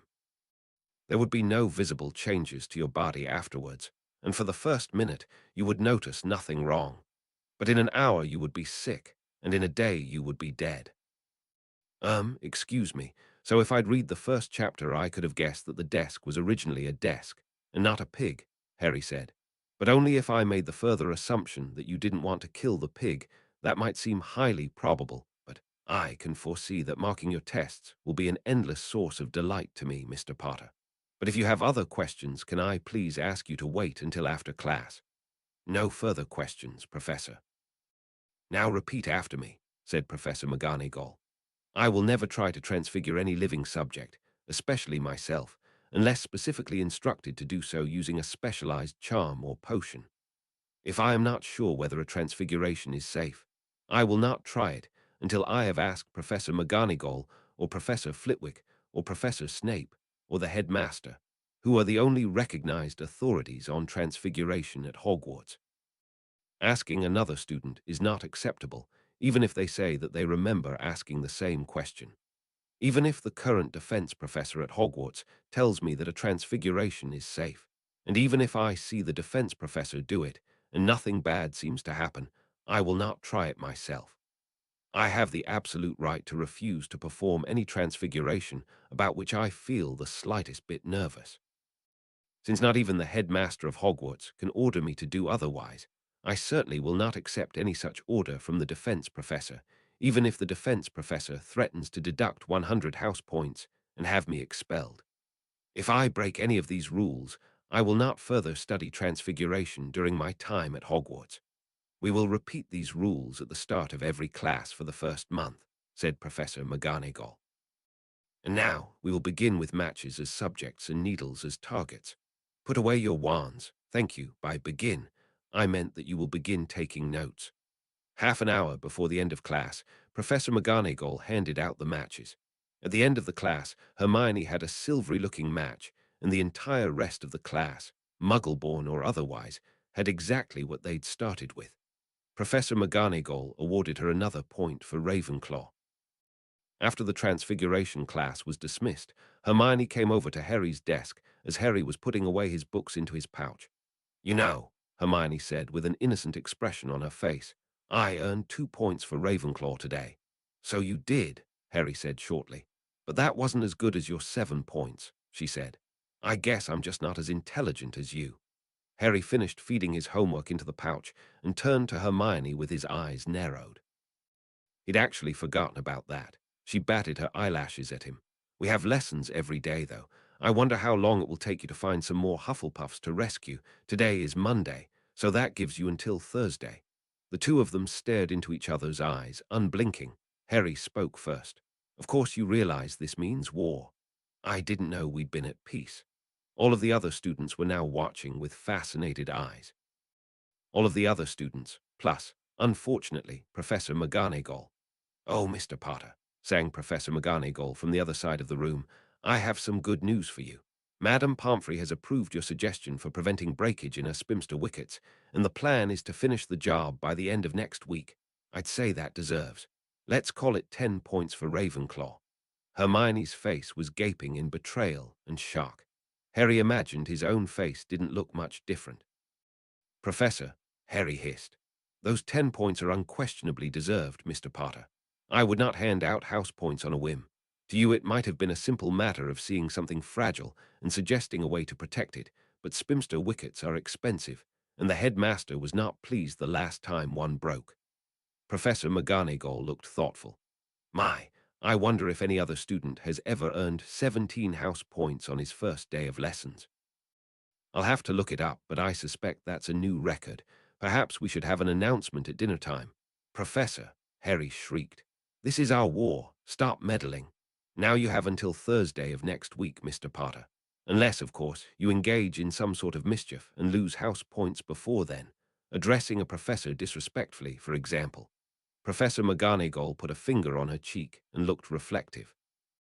"I expect you'll hit negative numbers before the end of Friday." Harry's mouth snapped shut. He sent his best death glare at McGonagall, but she only seemed to find it amusing.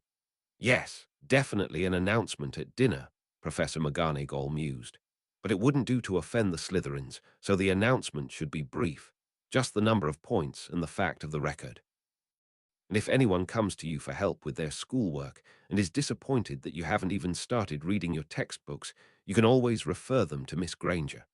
"Professor," said Hermione in a rather high-pitched voice. Professor McGonagall ignored her. "My, I wonder how long it will take before Miss Granger does something deserving of a dinner-time announcement. I look forward to seeing it, whatever it may be." Harry and Hermione, by unspoken mutual consent, turned and stormed out of the classroom. They were followed by a trail of hypnotized Ravenclaws. Harry said, "are we still on for after dinner?" "Of course," said Hermione. "I wouldn't want you to fall further behind on your studying." "Why, thank you. And let me say that as brilliant as you are already, I can't help but wonder what you'll be like once you have some elementary training in rationality. Is it really that useful?" It didn't seem to help you with charms or transfiguration. There was a slight pause. "Well, I only got my school books 4 days ago. That's why I had to earn those 17 house points without using my wand." 4 days ago. Maybe you can't read 8 books in 4 days, but you might have at least read one. How many days will it take to finish at that rate? You know all that mathematics, so can you tell me what's 8 times 4 divided by 0? I've got classes now, which you didn't, but weekends are free, so limit of 8 times 4 divided by epsilon as epsilon approaches 0 plus 10:47 a.m. on Sunday. I did it in 3 days, actually. 2:47 p.m. on Saturday it is then. I'm sure I'll find the time somewhere. And there was evening and there was morning the first day. 16. Lateral thinking. The enemy's gate is rowling. I'm not a psychopath. I'm just very creative. As soon as he walked into the defense classroom on Wednesday, Harry knew that this subject was going to be different. It was, for a start, the largest classroom he had yet seen at Hogwarts, akin to a major university classroom, with layered tiers of desks facing a gigantic flat stage of white marble. The classroom was high up in the castle, on the 5th floor, and Harry knew that was as much explanation as he'd get for where a room like this was supposed to fit. It was becoming clear that Hogwarts simply did not have a geometry, Euclidean or otherwise. It had connections, not directions. Unlike a university hall, there weren't rows of folding seats. Instead, there were quite ordinary Hogwarts wooden desks and wooden chairs, lined up in a curve across each level of the classroom. Except that each desk had a flat, white, rectangular, mysterious object propped up on it. In the center of the gigantic platform, on a small raised dais of darker marble, was a lone teacher's desk, at which Quirrell sat slumped over in his chair, head lolled back, drooling slightly over his robes. Now what does that remind me of? Harry had arrived at the lesson so early that no other students were there yet. The English language was defective when it came to describing time travel. In particular, English lacked any words capable of expressing how convenient it was. Quirrell didn't seem to be functional at the moment, and Harry didn't particularly feel like approaching Quirrell anyway. Harry selected a desk, climbed up to it, sat down, and retrieved the defense textbook. He was around 7/8 of the way through. He planned on finishing the book before this lesson, actually, but he was running behind schedule and had already used the time turner twice today. Soon there were sounds as the classroom began to fill up. Harry ignored them. "Potter, what are you doing here?" That voice didn't belong here. Harry looked up. "Draco, what are you doing in Oh My God, you have minions?" One of the lads standing behind Draco seemed to have rather a lot of muscle for an 11-year-old, and the other was poised in a suspiciously balanced-looking stance. The white blonde-haired boy smiled rather smugly and gestured behind him. "Potter, I introduce to you Mr. Crabbe." His hand moved from muscles to balance. "Mr. Goyle. Vincent, Gregory, this is Harry Potter." Mr. Goyle tilted his head and gave Harry a look that was probably supposed to mean something, but ended up just looking squinty. Mr. Crabbe said, "Pleased to meet you," in a tone that sounded like he was trying to lower his voice as far as it could go. A fleeting expression of consternation crossed Draco's face, but was quickly replaced by his superior grin. "You have minions," Harry repeated. "Where do I get minions?" Draco's smirk grew wider. "I'm afraid, Potter, that the first step is to be sorted into Slytherin." "What? That's not fair." "And then for your families to have an arrangement from before you were born." Harry looked at Mr. Crabbe and Mr. Goyle. They both seemed to be trying very hard to loom. That is, they were leaning forwards, hunching over their shoulders, sticking their necks out and staring at him. Hold on," said Harry. "This was arranged years ago." "Exactly, Potter. I'm afraid you're out of luck." Mr. Goyle produced a toothpick and began cleaning his teeth, still looming. "And," said Harry, "Lucius insisted that you were not to grow up knowing your bodyguards, and that you were only to meet them on your first day of school." That wiped the grin from Draco's face. "Yes, Potter, we all know you're brilliant. The whole school knows by now. You can stop showing off." So they've been told their whole lives that they're going to be your minions, and they've spent years imagining what minions are supposed to be like, Draco winced. "And what's worse, they do know each other and they've been practicing." "The boss told you to shut it," rumbled Mr. Crabbe. Mr. Goyle bit down on his toothpick, holding it between his teeth, and used one hand to crack the knuckles on the other. "I told you not to do this in front of Harry Potter." The two looked a bit sheepish, and Mr. Goyle quickly put the toothpick back in a pocket of his robes. But the moment Draco turned away from them to face Harry again, they went back to looming. "I apologize," Draco said stiffly, "for the insult which these imbeciles have offered you." Harry gave a meaningful look to Mr. Crabbe and Mr. Goyle. "I'd say you're being a little harsh on them, Draco." "I think they're acting exactly the way I'd want my minions to act. I mean, if I had any minions." Draco's jaw dropped. "Hey, Gregory, you darn. Think he's trying to lure us away from the boss, do you? I'm sure Mr. Potter wouldn't be that foolish." "Oh, I wouldn't dream of it," Harry said smoothly. "It's just something to keep in mind if your current employer seems unappreciative. Besides, it never hurts to have other offers while you're negotiating your working conditions, right?" "What's he doing in Ravenclaw?" "I can't imagine, Mr. Crabbe." "Both of you shut up," Draco said through gritted teeth. "That's an order." With a visible effort, he transferred his attention to Harry again.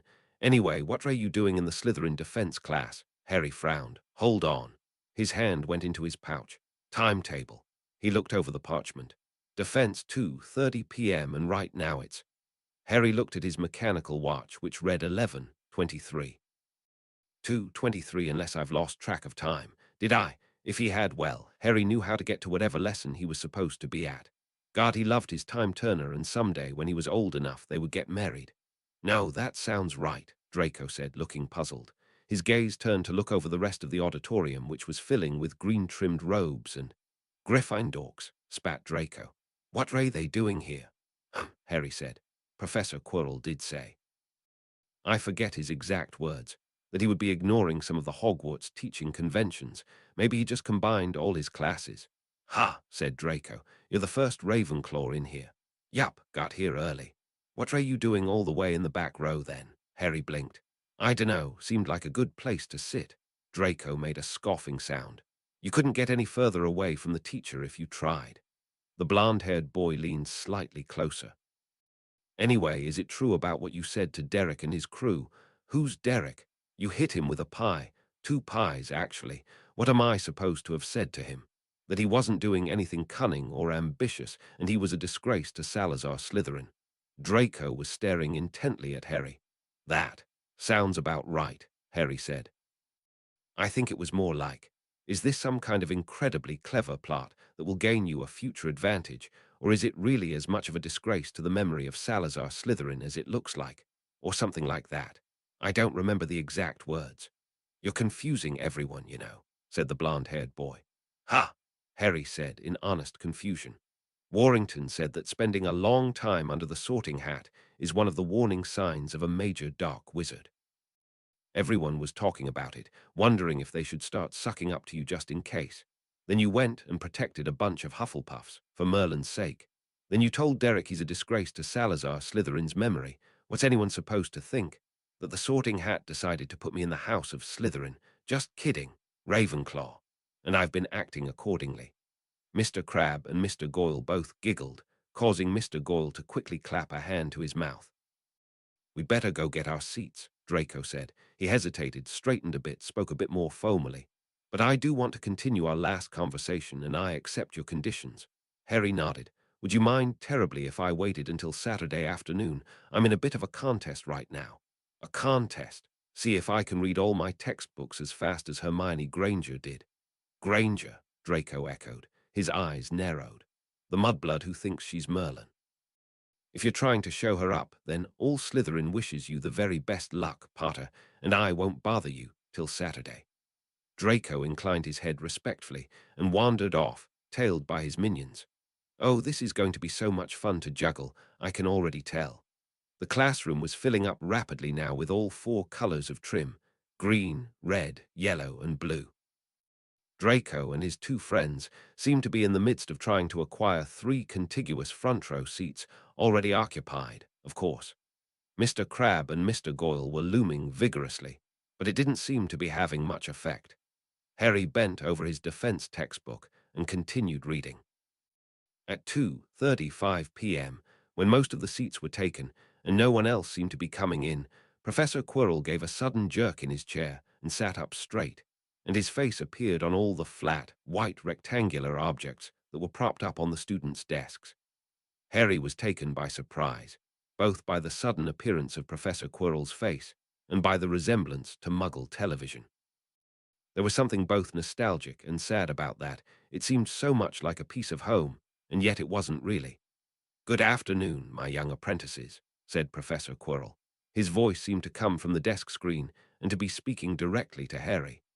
Welcome to your first lesson in battle magic, as the founders of Hogwarts would have put it, or, as it happens to be called in the late 20th century, defense against the dark arts.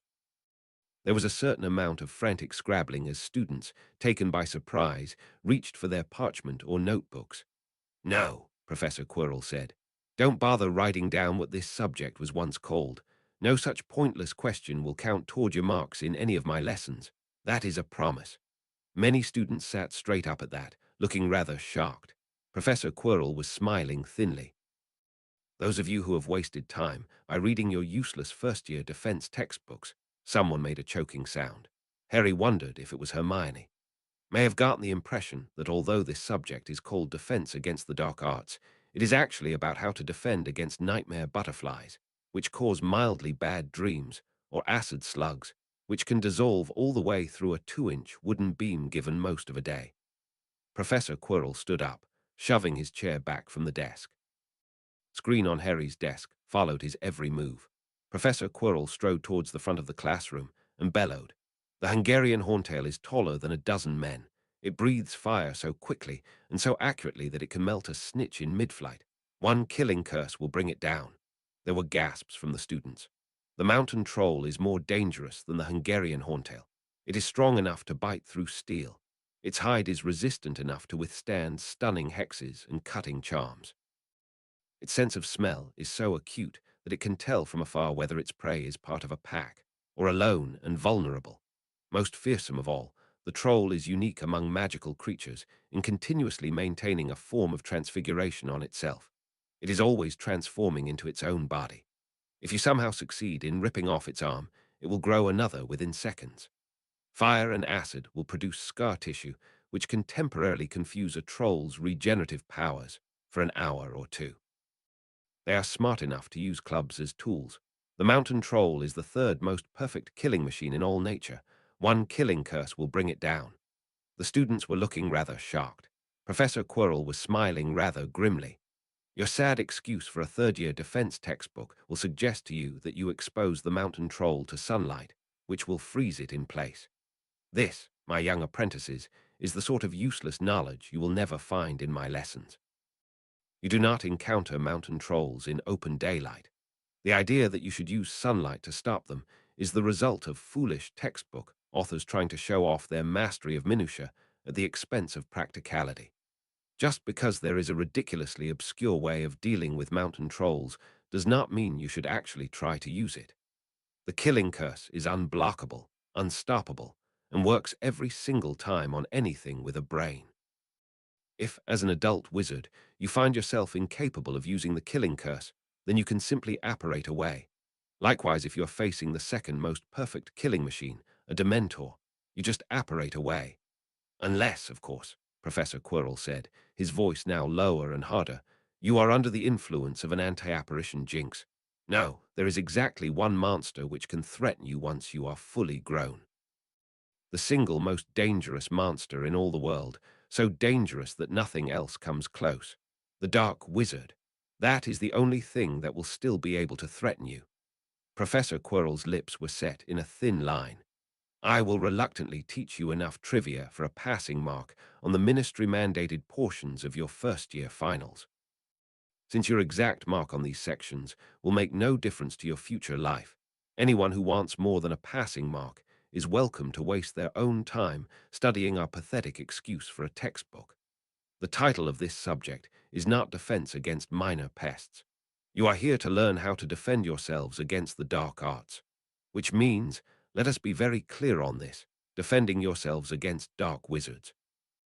People with wands who want to hurt you, and who will likely succeed in doing so unless you hurt them first. There is no defense without offense. There is no defense without fighting. This reality is deemed too harsh for 11-year-olds by the fat, overpaid, aura-guarded politicians who mandated your curriculum. To the abyss with those fools. You are here for the subject that has been taught at Hogwarts for 800 years. Welcome to your first year of battle magic. Harry started applauding. He couldn't help himself. It was too inspiring. Once Harry started clapping, there was some scattered response from Gryffindor and more from Slytherin, but most students simply seemed too stunned to react. Professor Quirrell made a cutting gesture, and the applause died instantly. Thank you very much, said Professor Quirrell. Now to practicalities.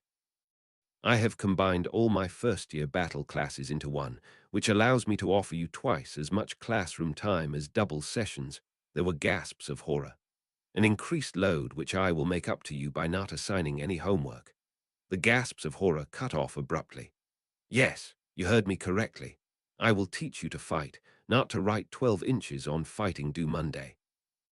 Harry desperately wished he'd sat next to Hermione so he could see the look on her face now.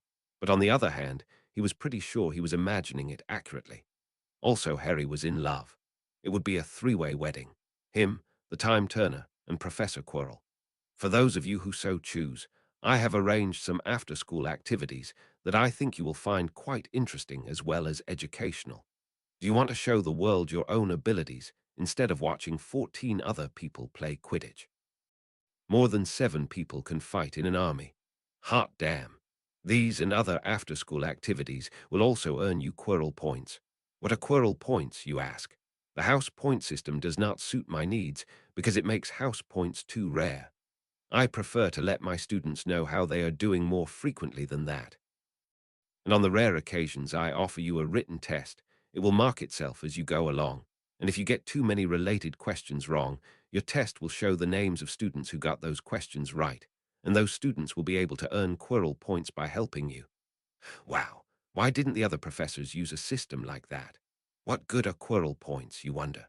For a start, 10 Quirrell points will be worth 1 house point, but they will earn you other favors as well. Would you like to take your exam at an unusual time? Is there a particular session you would very much prefer to skip? You will find that I can be very flexible on behalf of students who have accumulated enough Quirrell points. Quirrell points will control the generalship of the armies. And for Christmas, just before the Christmas break, I will grant someone a wish. Any school-related feat that lies within my power, my influence, or above all, my ingenuity. Yes, I was in Slytherin, and I am offering to formulate a cunning plot on your behalf, if that is what it takes to accomplish your desire. This wish will go to whoever has earned the most Quirrell points within all 7 years. That would be Harry. Now leave your books and loose items at your desks. They will be safe. The screens will watch over them for you, and come down onto this platform. It's time to play a game called Who's the Most Dangerous Student in the Classroom. Harry twisted his wand in his right hand and said, Mahasu. There was another high-pitched bing from the floating blue sphere that Professor Quirrell had assigned to Harry as his target. That particular sound meant a perfect strike, which Harry had been gotten on 9 out of his last 10 attempts. Somewhere Professor Quirrell had dug up a spell that was incredibly easy to pronounce, and had a ridiculously simple wand motion, and had a tendency to hit wherever you were currently looking at. Professor Quirrell had disdainfully proclaimed that real battle magic was far more difficult than this, that the hex was entirely useless in actual combat, that it was a barely ordered burst of magic whose only real content was the aiming, and that it would produce, when it hit, a pain briefly equivalent to being punched hard in the nose. That the sole purpose of this test was to see who was a fast learner, since Professor Quirrell was certain no one would have previously encountered this hex or anything like it. Harry didn't care about any of that. Mahasu! A red bolt of energy shot out of his wand and struck the target, and the blue sphere once again made the bing which meant the spell had actually worked for him. Harry was feeling like a real wizard for the first time since he'd come to Hogwarts. He wished the target would dodge like the little spheres that Ben Kenobi had used for training Luke, but for some reason, Professor Quirrell had instead lined up all the students and targets in neat orders which made sure they wouldn't fire on each other.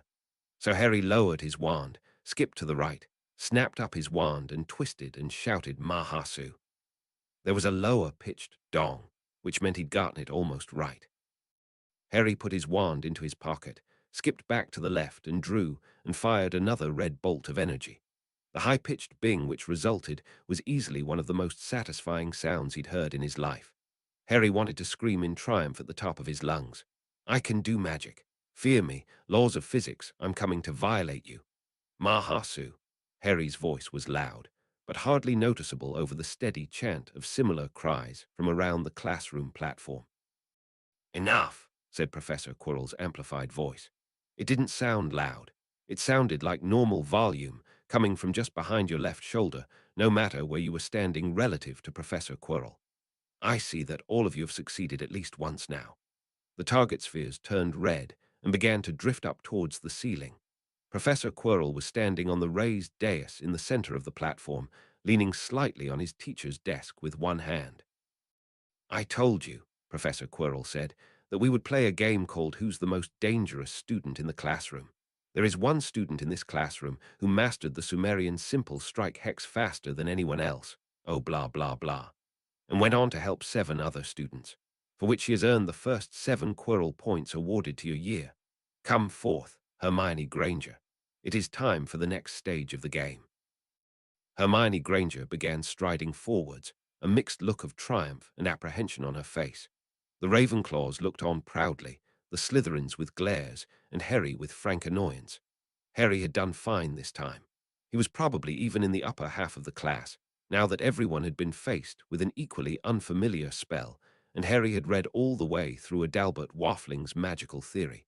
And yet Hermione was still doing better. Somewhere in the back of his mind was the fear that Hermione was simply smarter than him.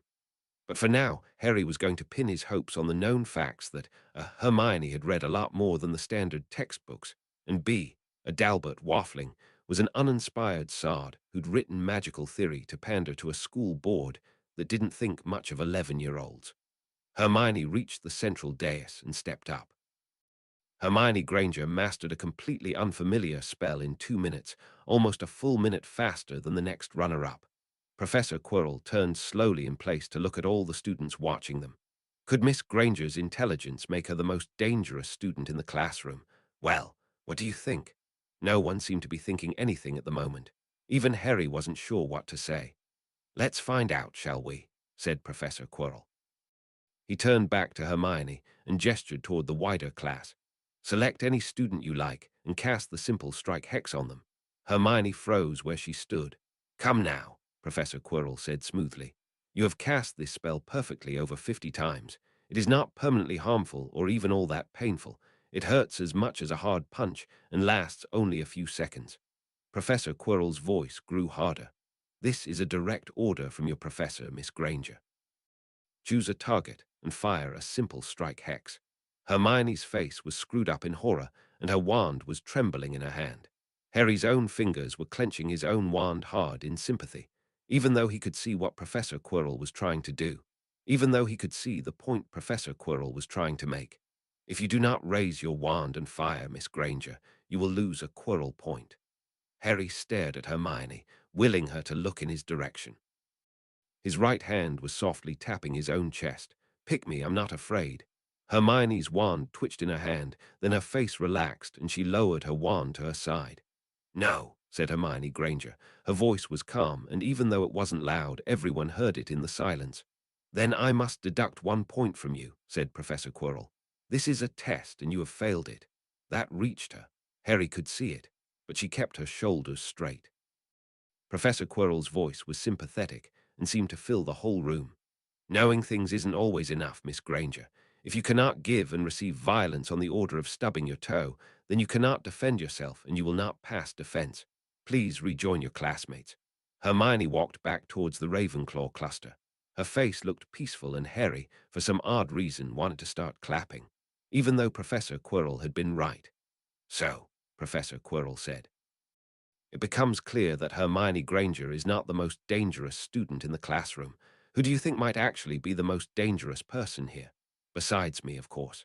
Without even thinking, Harry turned to look at the Slytherin contingent. "Draco, of the noble and most ancient house of Malfoy," said Professor Quirrell. "It seems that many of your fellow pupils are looking in your direction. Come forth, if you would." Draco did so, walking with a certain pride in his bearing. He stepped onto the dais and looked up at Professor Quirrell with a smile. "Mr. Malfoy," Professor Quirrell said, "fire." Harry would have tried to stop it if there had been time, but in one smooth motion Draco spun on the Ravenclaw contingent and raised his wand and said Mahasu, like it was all one syllable and Hermione was saying ow, and that was that. "Well struck," said Professor Quirrell. "2 Quirrell points to you. But tell me, why did you target Miss Granger?" There was a pause. Finally, Draco said, "Because she stood out the most." Professor Quirrell's lips turned up in a thin smile. "And that is the true reason why Draco Malfoy is dangerous.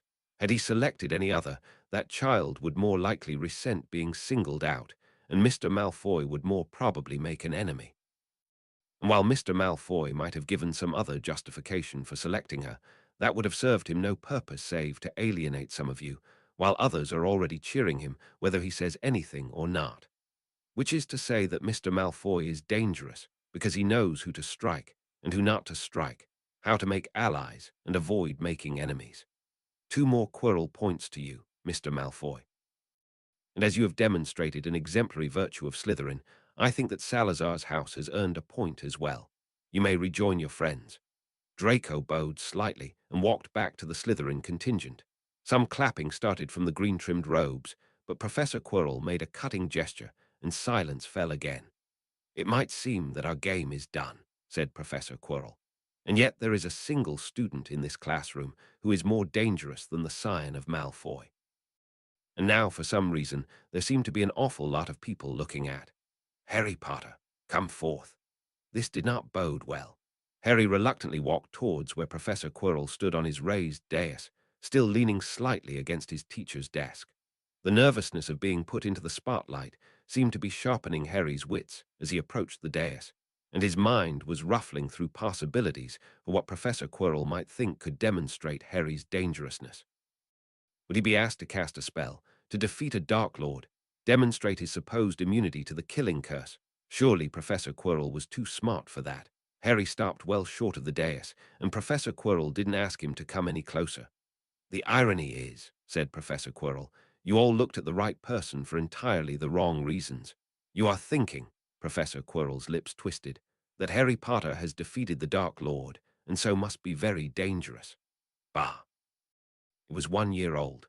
Whatever quirk of fate killed the Dark Lord likely had little to do with Mr. Potter's abilities as a fighter.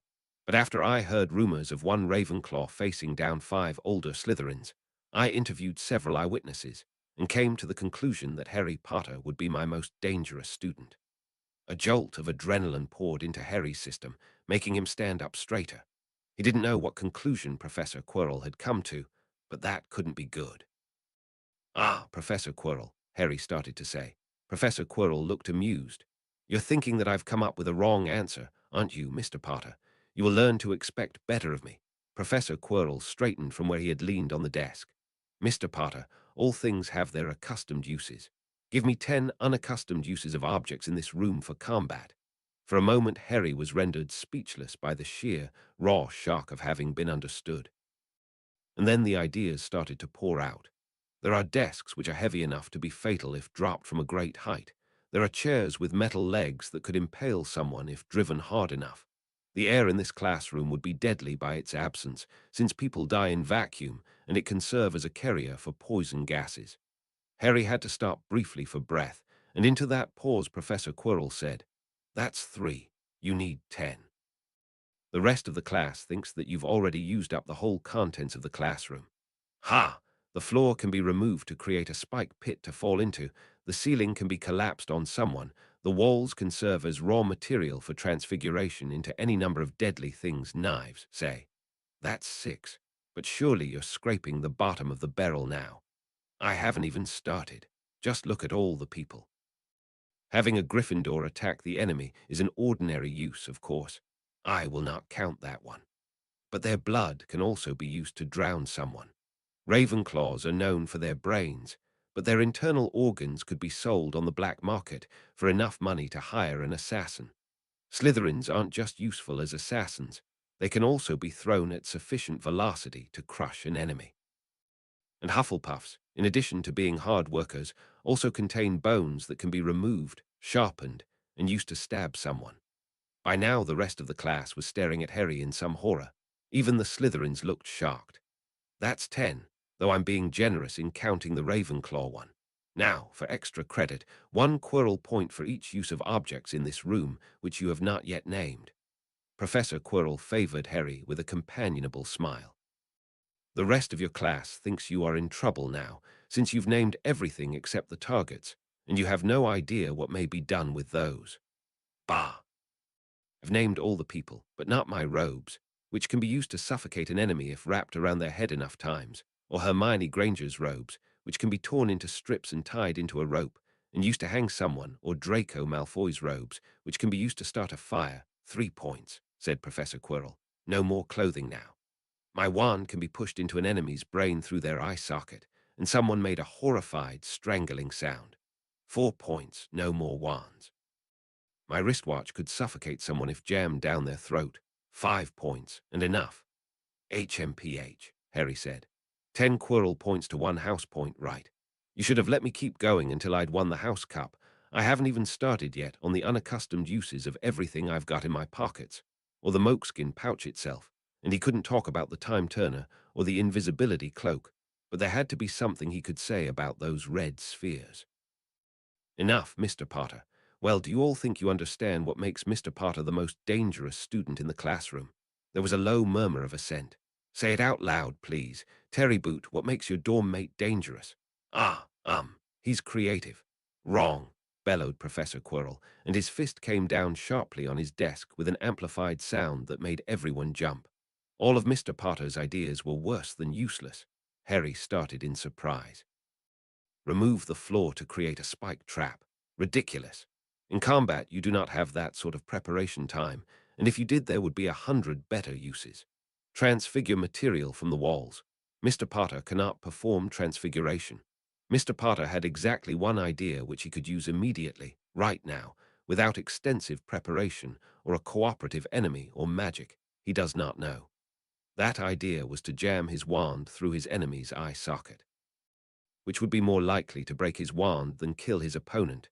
In short, Mr. Potter, I'm afraid that your proposals were uniformly awful. What? Harry said indignantly. You asked for unusual ideas, not practical ones. I was thinking outside the box. How would you use something in this classroom to kill someone? Professor Quirrell's expression was disapproving, but there were smile crinkles around his eyes. Mr. Potter, I never said you were to kill. There is a time and a place for taking your enemy alive, and inside a Hogwarts classroom is usually one of those places. But to answer your question, hit them on the neck with the edge of a chair. There was some laughter from the Slytherins, but they were laughing with Harry, not at him. Everyone else was looking rather horrified. But Mr. Potter has now demonstrated why he is the most dangerous student in the classroom. I asked for unaccustomed uses of items in this room for combat. Mr. Potter could have suggested using a desk to block a curse, or using a chair to trip an oncoming enemy, or wrapping cloth around his arm to create an improvised shield. Instead, every single use that Mr. Potter named was offensive rather than defensive, and either fatal or potentially fatal. What? Wait, that couldn't be true. Harry had a sudden sense of vertigo as he tried to remember what exactly he'd suggested. Surely there had to be a counterexample. And that, Professor Quirrell said, is why Mr. Potter's ideas were so strange and useless, because he had to reach far into the impractical in order to meet his standard of killing the enemy. To him, any idea which fell short of that was not worth considering. This reflects a quality that we might call intent to kill. I have it. Harry Potter has it, which is how he could stare down 5 older Slytherins. Draco Malfoy does not have it, not yet. Mr. Malfoy would hardly shrink from talk of ordinary murder, but even he was shocked. Yes, you were Mr. Malfoy. I was watching your face. When Mr. Potter described how to use his classmates' bodies as raw material, there are sensors inside your mind which make you flinch away from thoughts like that. Mr. Potter thinks purely of killing the enemy. He will grasp at any means to do so. He does not flinch. His sensors are off. Even though his youthful genius is so undisciplined and impractical as to be useless, his intent to kill makes Harry Potter the most dangerous student in the classroom. One final point to him. No, let us make that a point to Ravenclaw for this indispensable requisite of a true fighting wizard. Harry's mouth gaped open in speechless shock as he searched frantically for something to say to this. That is so completely not what I am about. But he could see that the other students were starting to believe it. Harry's mind was flipping through possible denials and not finding anything that could stand up against the authoritative voice of Professor Quirrell. The best Harry had come up with was, I'm not a psychopath, I'm just very creative, and that sounded kind of ominous. He needed to say something unexpected, something that would make people stop and reconsider. And now, Professor Quirrell said, Mr. Potter, fire. Nothing happened, of course. Ah, well, said Professor Quirrell. He sighed. I suppose we must all start somewhere. Mr. Potter, select any student you please for a simple strike hex. You will do so before I dismiss your class for the day. If you do not, I will begin deducting house points, and I will keep on deducting them until you do. Harry carefully raised his wand. He had to do that much, or Professor Quirrell might start deducting house points right away. Slowly, as though on a roasting platter, Harry turned to face the Slytherins, and Harry's eyes met Draco's. Draco Malfoy didn't look the slightest bit afraid. The blonde-haired boy wasn't giving any visible sign of assent such as Harry had given Hermione, but then he could hardly be expected to do so. The other Slytherins would think that rather odd. Why the hesitation? Said Professor Quirrell. Surely there's only one obvious choice. Yes, Harry said. Only one obvious choice. Harry twisted the wand and said, Mahasu. There was complete silence in the classroom. Harry shook his left arm, trying to get rid of the lingering sting. There was more silence. Finally, Professor Quirrell sighed. Yes, quite ingenious, but there was a lesson to be taught and you dodged it. 1 point from Ravenclaw for showing off your own cleverness at the expense of the actual goal. Class dismissed. And before anyone else could say anything, Harry sang out, "Just kidding, Ravenclaw." There was silence for a brief moment after that, a sound of people thinking, and then the murmurs started and rapidly rose to a roar of conversation. Harry turned towards Professor Quirrell. The two of them needed to talk. Quirrell had slumped over and was trudging back to his chair. No, not acceptable. They really needed to talk. Stuff the zombie act. Professor Quirrell would probably wake up if Harry poked him a couple of times. Harry started forward. Wrong, don't, bad idea. Harry swayed and stopped in his tracks, feeling dizzy. And then a flock of Ravenclaws descended on him, and the discussions began. 17. Locating the hypothesis. You have always been J.K. Rowling. Historical note. In the Roman calendar, the Ides of a month referred to the 15th day of March, May, July, and October, and to the 13th day of all other months. You start to see the pattern, hear the rhythm of the world. Thursday. If you wanted to be specific, 7:24 a.m. on Thursday morning. Harry was sitting on his bed, a textbook lying limp in his motionless hands. Harry had just had an idea for a truly brilliant experimental test. It would mean waiting an extra hour for breakfast, but that was why he had cereal bars. No, this idea absolutely positively had to be tested right away, immediately now. Harry set the textbook aside, leapt out of bed, raced around his bed, yanked out the cavern level of his trunk, ran down the stairs, and started moving boxes of books around. He really needed to unpack and get bookcases at some point, but he was in the middle of his textbook reading contest with Hermione and falling behind, so he hadn't had time. Harry found the book he wanted and raced back upstairs. The other boys were getting ready to go down to breakfast in the Great Hall and start the day. "Excuse me, can you do something for me?" said Harry. He was flipping through the book's index as he spoke, found the page with the first 10,000 primes, flipped to that page, and thrust the book at Anthony Goldstein. "Pick 2 three-digit numbers from this list. Don't tell me what they are. Just multiply them together and tell me the product. Oh, and can you do the calculation twice to double-check? Please make really sure you've got the right answer. I'm not sure what's going to happen to me or the universe if you make a multiplication error." It said a lot about what life in that dorm had been like over the past few days that Anthony didn't even bother saying anything like, "Why'd you suddenly flip out?" Or, "That seems really weird. What are your reasons for asking?" Or, "What do you mean? You're not sure what's going to happen to the universe?" Anthony wordlessly accepted the book and took out a parchment and quill. Harry spun around and shut his eyes, making sure not to see anything, dancing back and forth and bouncing up and down with impatience. He got a pad of paper and a mechanical pencil and got ready to write. "Okay," Anthony said. 181,429. Harry wrote down 181,429. He repeated what he'd just written down, and Anthony confirmed it. Then Harry raced back down into the cavern level of his trunk, glanced at his watch. The watch said 4:28, which meant 7:28, and then shut his eyes. Around 30 seconds later, Harry heard the sound of steps, followed by the sound of the cavern level of the trunk sliding shut. Harry wasn't worried about suffocating. An automatic air freshening charm was part of what you got if you were willing to buy a really good trunk. Wasn't magic wonderful? It didn't have to worry about electric bills. And when Harry opened his eyes, he saw just what he'd been hoping to see, a folded piece of paper left on the floor, the gift of his future self. Call that piece of paper paper 2. Harry tore a piece of paper off his pad. Call that paper 1. It was, of course, the same piece of paper. You could even see, if you looked closely, that the ragged edges matched. Harry reviewed in his mind the algorithm that he would follow. If Harry opened up paper 2 and it was blank, then he would write 101x101 down on paper 1, fold it up, study for an hour, go back in time, drop off paper, which would thereby become paper 2, and head on up out of the cavern level to join his dorm mates for breakfast. If Harry opened up paper 2 and it had 2 numbers written on it, Harry would multiply those numbers together. If their product equaled 181,429, Harry would write down those 2 numbers on paper 1 and send paper 1 back in time. Otherwise, Harry would add 2 to the number on the right and write down the new pair of numbers on paper 1.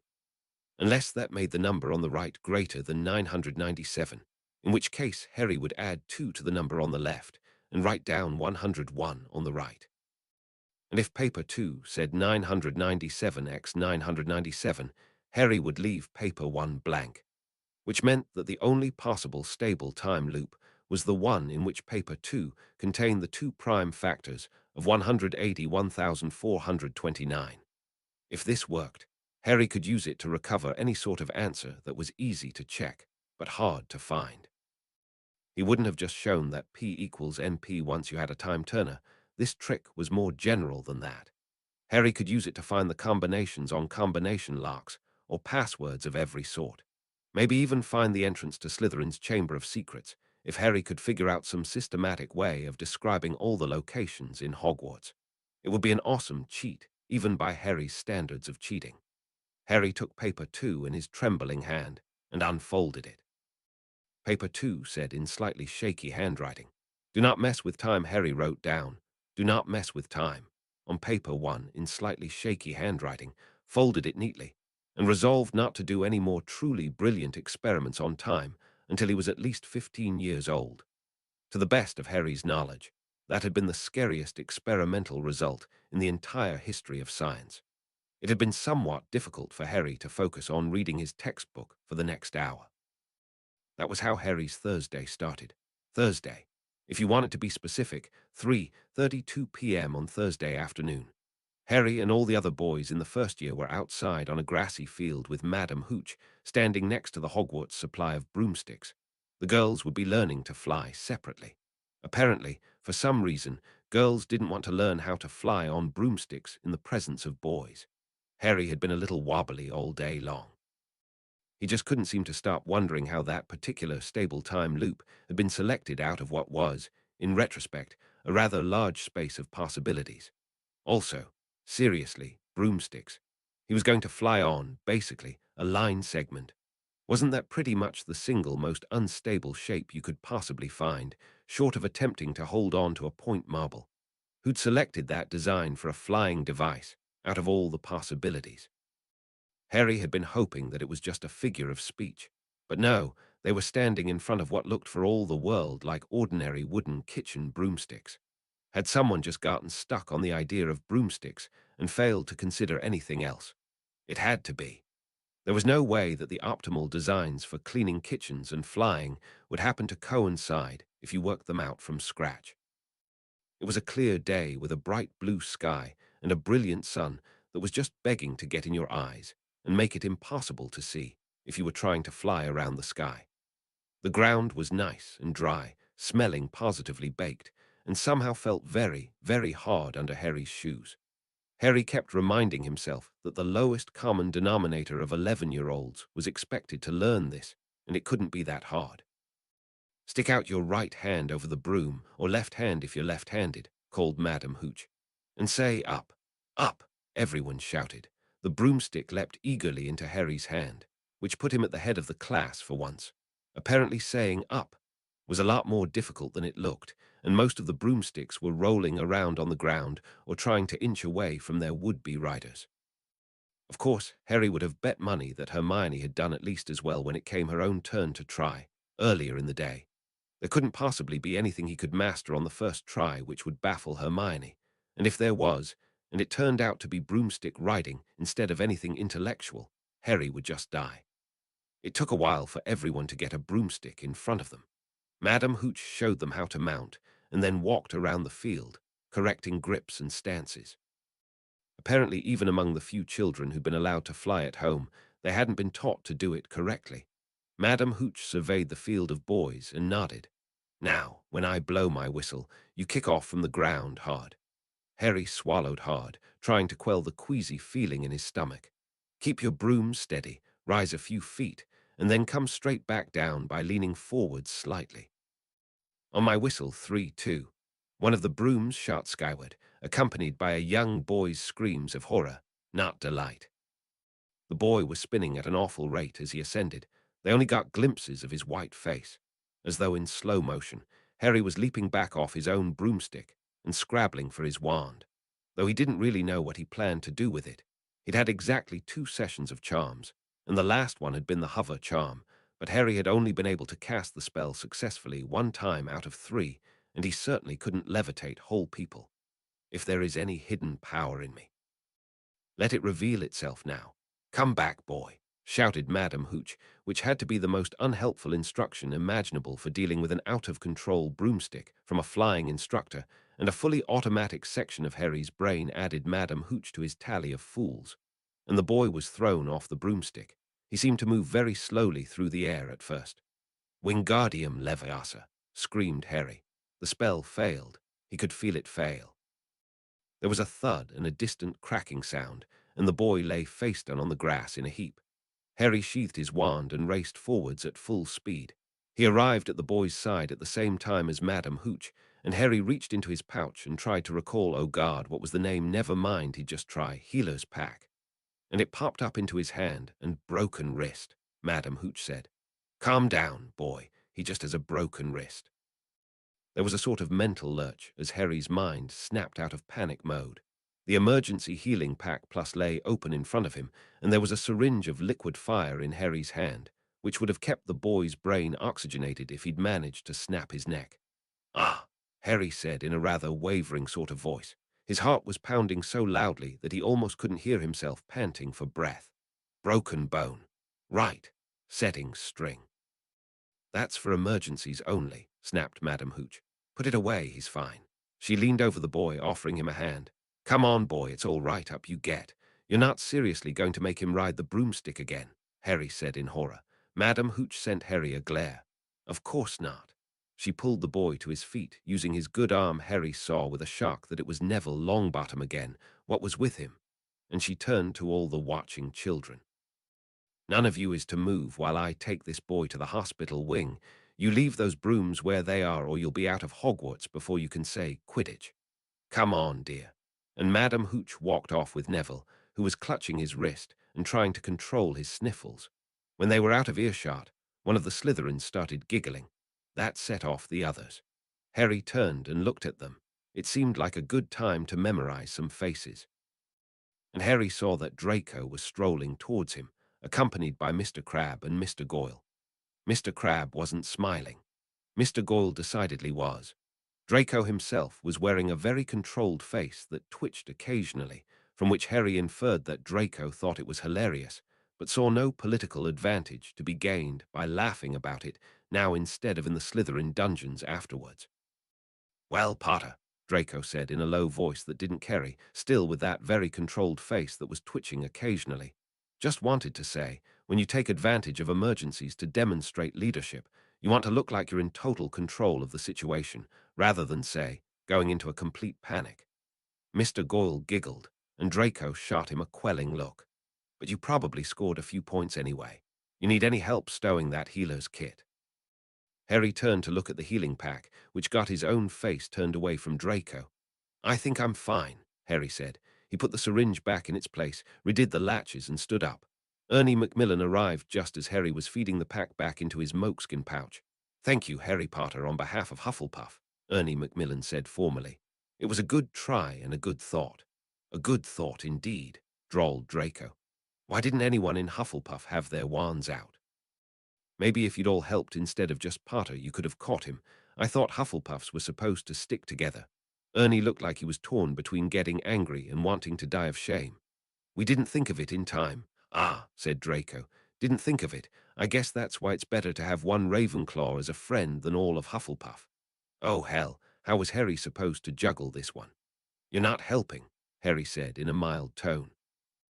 Hoping Draco would interpret that as you're interfering with my plans, please shut up. Hey, what's this? Said Mr. Goyle. He stooped to the grass and picked up something around the size of a large marble, a glass bowl that seemed to be filled with a swirling white mist. Ernie blinked. Neville's Remembrall. What's a Remembrall? Asked Harry. It turns red if you've forgotten something, Ernie said. It doesn't tell you what you forgot, though. Give it here, please, and I'll hand it back to Neville later. Ernie held out his hand. A sudden grin flashed across Mr. Gaule's face, and he spun around and raced away. Ernie stood still for a moment in surprise and then shouted, "Hey!" and ran after Mr. Goyle. And Mr. Goyle grabbed a broomstick, hopped on with one smooth motion and took to the air. Harry's jaw dropped. Hadn't Madam Hooch said that would get him expelled? That idiot, Draco hissed. He opened his mouth to shout, "Hey!" shouted Ernie. "That's Neville's, give it back." The Slytherins started cheering and hooting. Draco's mouth snapped shut. Harry caught the sudden look of indecision on his face. "Draco," Harry said in a low tone, "if you don't order that idiot back on the ground, the teacher's going to get back and come and get it, Hufflepuffle," shouted Mr. Goyle, and a great cheer went up from the Slytherins. "I can't," whispered Draco. "Everyone in Slytherin would think I'm weak." "If Mr. Goyle gets expelled," hissed Harry, "your father is going to think you're a moron." Draco's face twisted in agony. At that moment, "Hey, Slitherslime," shouted Ernie, "didn't anyone ever tell you that Hufflepuffs stick together? Wands out, Hufflepuff." And there were suddenly a whole lot of wands pointed in Mr. Gaule's direction. 3 seconds later, "Wands out, Slytherin," said around 5 different Slytherins, and there were a whole lot of wands pointed in Hufflepuff's direction. 2 seconds later, "Wands out, Gryffindor." "Do something, Potter," whispered Draco. "I can't be the one to stop this, it has to be you. I'll owe you a favor, just think of something, aren't you supposed to be brilliant?" In around 5.5 seconds, realized Harry, someone was going to cast the Sumerian Simple Strike Hex, and by the time it was over, and the teachers were done expelling people, the only boys left in his year would be Ravenclaws. "Wands out, Ravenclaw," shouted Michael Corner, who was apparently feeling left out of the disaster. "Gregory Goyle," screamed Harry, "I challenge you to a contest for possession of Neville's Remembrall." There was a sudden pause. "Oh, really?" said Draco in the loudest drawl Harry had ever heard. "That sounds interesting. What sort of contest, Potter?" Contest had been as far as Harry's inspiration had gotten. What sort of contest? He couldn't say chess, because Draco wouldn't be able to accept without it looking strange. He couldn't say arm wrestling, because Mr. Goyle would crush him. "How about this?" Harry said loudly. "Gregory Goyle and I stand apart from each other, and no one else is allowed to come near either of us. We don't use our wands, and neither does anyone else. I don't move from where I'm standing, and neither does he. And if I can get my hands on Neville's Remembrall, then Gregory Goyle relinquishes all claim to that Remembrall he's holding and gives it to me." There was another pause as people's looks of relief transmuted to confusion. "Ha, Potter," said Draco loudly. "I'd like to see you do that. Mr. Goyle accepts." "It's on," said Harry. "Potter, what?" whispered Draco, which he somehow did without moving his lips. Harry didn't know how to answer without moving his. People were putting their wands away, and Mr. Goyle swooped gracefully to the ground, looking rather confused. Some Hufflepuffs started over towards Mr. Goyle, but Harry shot them a desperately pleading look and they backed off. Harry walked toward Mr. Goyle and stopped when he was a few paces away, far enough apart that they couldn't reach each other. Slowly, deliberately, Harry sheathed his wand. Everyone else backed away. Harry swallowed. He knew in broad outline what he wanted to do, but it had to be done in such a way that no one understood what he'd done. "All right," Harry said loudly. "And now?" He took a deep breath and raised one hand, fingers ready to snap. There were gasps from anyone who'd heard about the pies, which was practically everyone. "I call upon the insanity of Hogwarts. Happy, happy, boom, boom, swamp, swamp, swamp." And Harry snapped his fingers. A lot of people flinched, and nothing happened. Harry let the silence stretch on for a while, developing until, someone said. "Is that it?" Harry looked at the boy who'd spoken. "Look in front of you. You see that patch of ground that looks barren without any grass on it?" Yeah," said the boy, a Gryffindor, Dean something. "Dig it up." Now Harry was getting a lot of strange looks. Why?" said Dean something. "Just do it," said Terry Boot in a weary voice. "No point asking why, trust me on this one." Dean something kneeled down and began to scoop away dirt. After a minute or so, Dean stood up again. "There's nothing there," Dean said. Harry had been planning to go back in time and bury a treasure map that would lead to another treasure map that would lead to Neville's Remembrall, which he would put there after getting it back from Mr. Goyle. Then Harry realized there was a much simpler way which didn't threaten the secret of time turners quite as much. "Thanks, Dean," Harry said loudly. "Ernie, would you look around on the ground where Neville fell and see if you can find Neville's Remembrall?" People looked even more confused. "Just do it," said Terry Boot. "He'll keep trying until something works, and the scary thing is that—" "Merlin," gasped Ernie. He was holding up Neville's Remembrall. "It's here, right where he fell." "What?" cried Mr. Goyle. He looked down and saw that he was still holding Neville's Remembrall. There was a rather long pause. Said Dean something. That's not possible, is it? It's a plot hole, said Harry. I made myself weird enough to distract the universe for a moment, and it forgot that Goyle had already picked up the Remembrall. No, wait, I mean, that's totally not possible. Excuse me. Are we all standing around here waiting to go flying on broomsticks? Yes, we are. So shut up. Anyway, once I get my hands on Neville's Remembrall, the contest is over and Gregory Goyle has to relinquish all claim to the Remembrall he's holding and give it to me. Those were the terms, remember. Harry stretched out a hand and beckoned Ernie. Just roll it over here, since no one's supposed to get close to me, okay? Hold on, shouted a Slytherin blaze, Zabini. Harry wasn't likely to forget that name. How do we know that's Neville's Remembrall? You could have just dropped another Remembrall there. The Slytherin is strong with this one, Harry said, smiling. But you have my word that the one Ernie's holding is Neville's. No comment about the one Gregory Goyle's holding. Zabini spun to Draco. Malfoy, you're not just going to let him get away with that. Shut up, you, rumbled Mr. Crabbe, standing behind Draco. Mr. Malfoy doesn't need you to tell him what to do. Good minion. My bet was with Draco, of the noble and most ancient house of Malfoy, Harry said. Not with you, Zabini. I have done what Mr. Malfoy said he'd like to see me do, and as for the judgment of the bet, I leave that up to Mr. Malfoy. Harry inclined his head towards Draco and raised his eyebrows slightly. That ought to allow Draco to save enough face. There was a pause. You promise that actually is Neville's Remembrall, Draco said. Yes, Harry said. That's the one that'll go back to Neville, and it was his originally, and the one Gregory Goyle's holding goes to me. Draco nodded, looking decisive. I won't question the word of the noble house of Potter, then, no matter how strange that all was, and the noble and most ancient house of Malfoy keeps its word as well. Mr. Goyle, give that to Mr. Potter. Hey, Zabini said. He hasn't won yet, he hasn't got his hands on. Catch, Harry, said Ernie, and he tossed the Remembrall. Harry easily snapped the Remembrall out of the air. He'd always had good reflexes that way. There, said Harry, I win. Harry trailed off. All conversation stopped. The Remembrall was glowing bright red in his hand, blazing like a miniature sun that cast shadows on the ground in broad daylight. Thursday.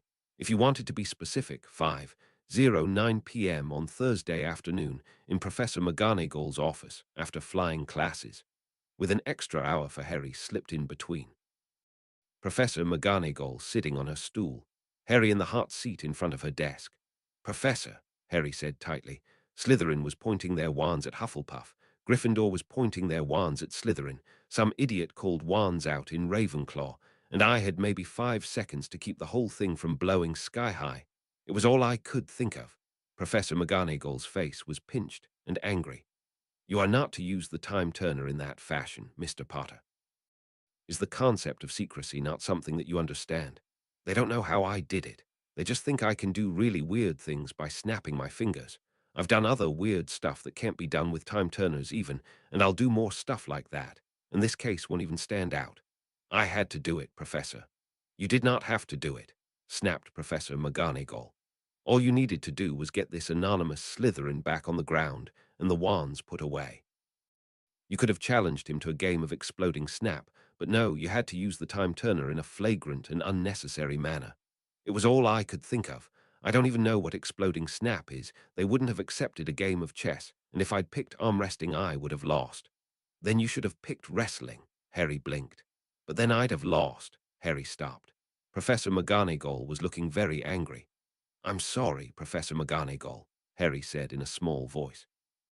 I honestly didn't think of that, and you're right, I should have. It would have been brilliant if I had, but I just didn't think of that at all. Harry's voice trailed off.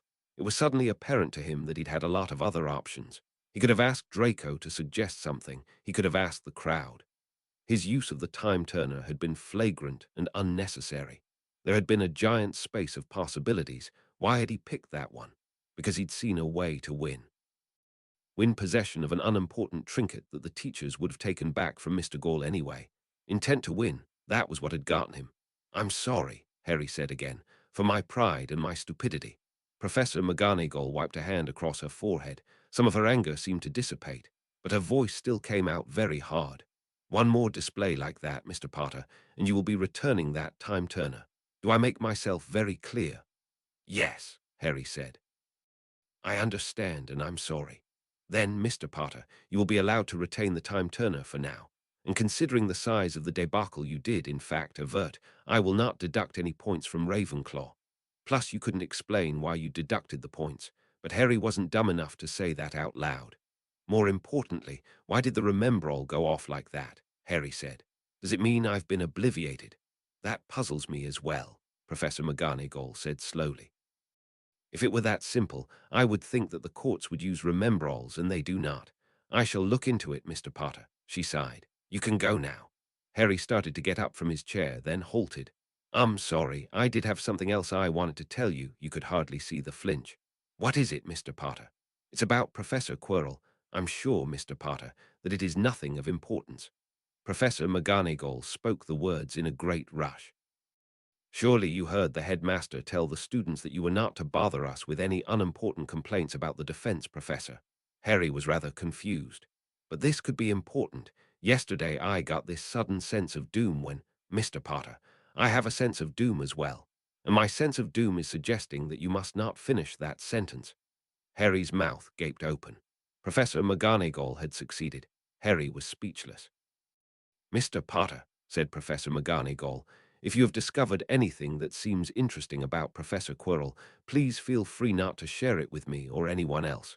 Now I think you've taken up enough of my valuable time. This isn't like you. Harry burst out. I'm sorry, but that just seems unbelievably irresponsible. From what I've heard, there's some kind of jinx on the defense position, and if you already know something's going to go wrong, I'd think you'd all be on your toes. Go wrong, Mr. Potter. I certainly hope not. Professor McGonagall's face was expressionless.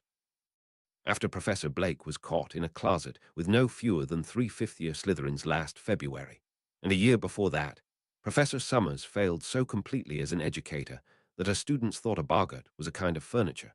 It would be catastrophic if some problem with the extraordinarily competent Professor Quirrell came to my attention now, and I dare say most of our students would fail their defense OWLS and NEWTS. I see, Harry said slowly, taking it all in. So in other words, whatever's wrong with Professor Quirrell, you desperately don't want to know about it until the end of the school year. And since it's currently September, he could assassinate the Prime Minister on live television and get away with it so far as you're concerned. Professor McGonagall gazed at him unblinkingly. I am certain that I could never be heard endorsing such a statement, Mr. Potter. At Hogwarts, we strive to be proactive with respect to anything that threatens the educational attainment of our students, such as first-year Ravenclaws who can't keep their mouths shut. I believe I understand you completely, Professor McGonagall. Oh, I doubt that, Mr. Potter. I doubt that very much.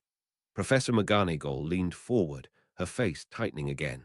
Since you and I have already discussed matters far more sensitive than these, I shall speak frankly. You, and you alone, have reported this mysterious sense of doom.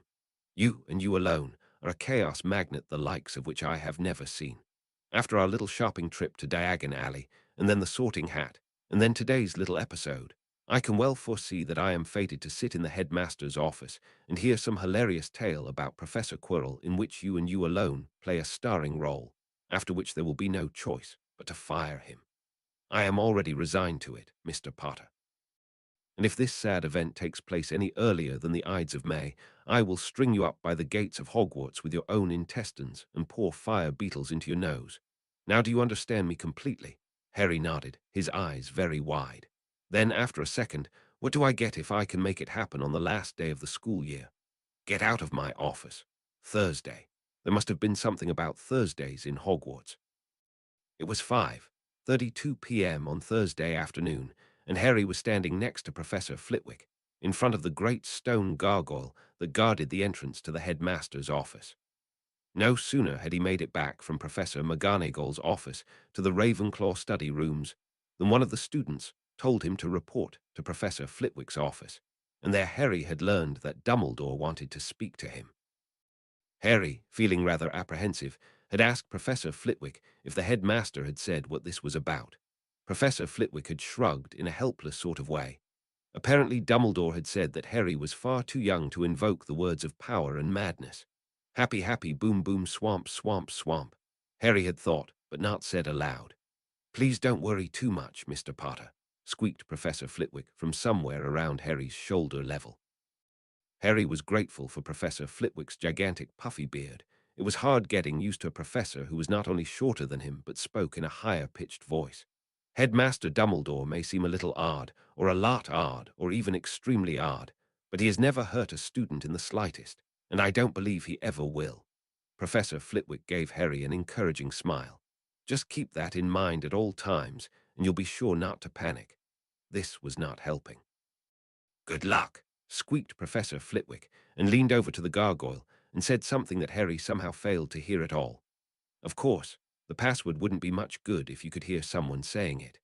And the stone gargoyle walked aside with a very natural and ordinary movement that Harry found rather shocking, since the gargoyle still looked like solid, immovable stone the whole time.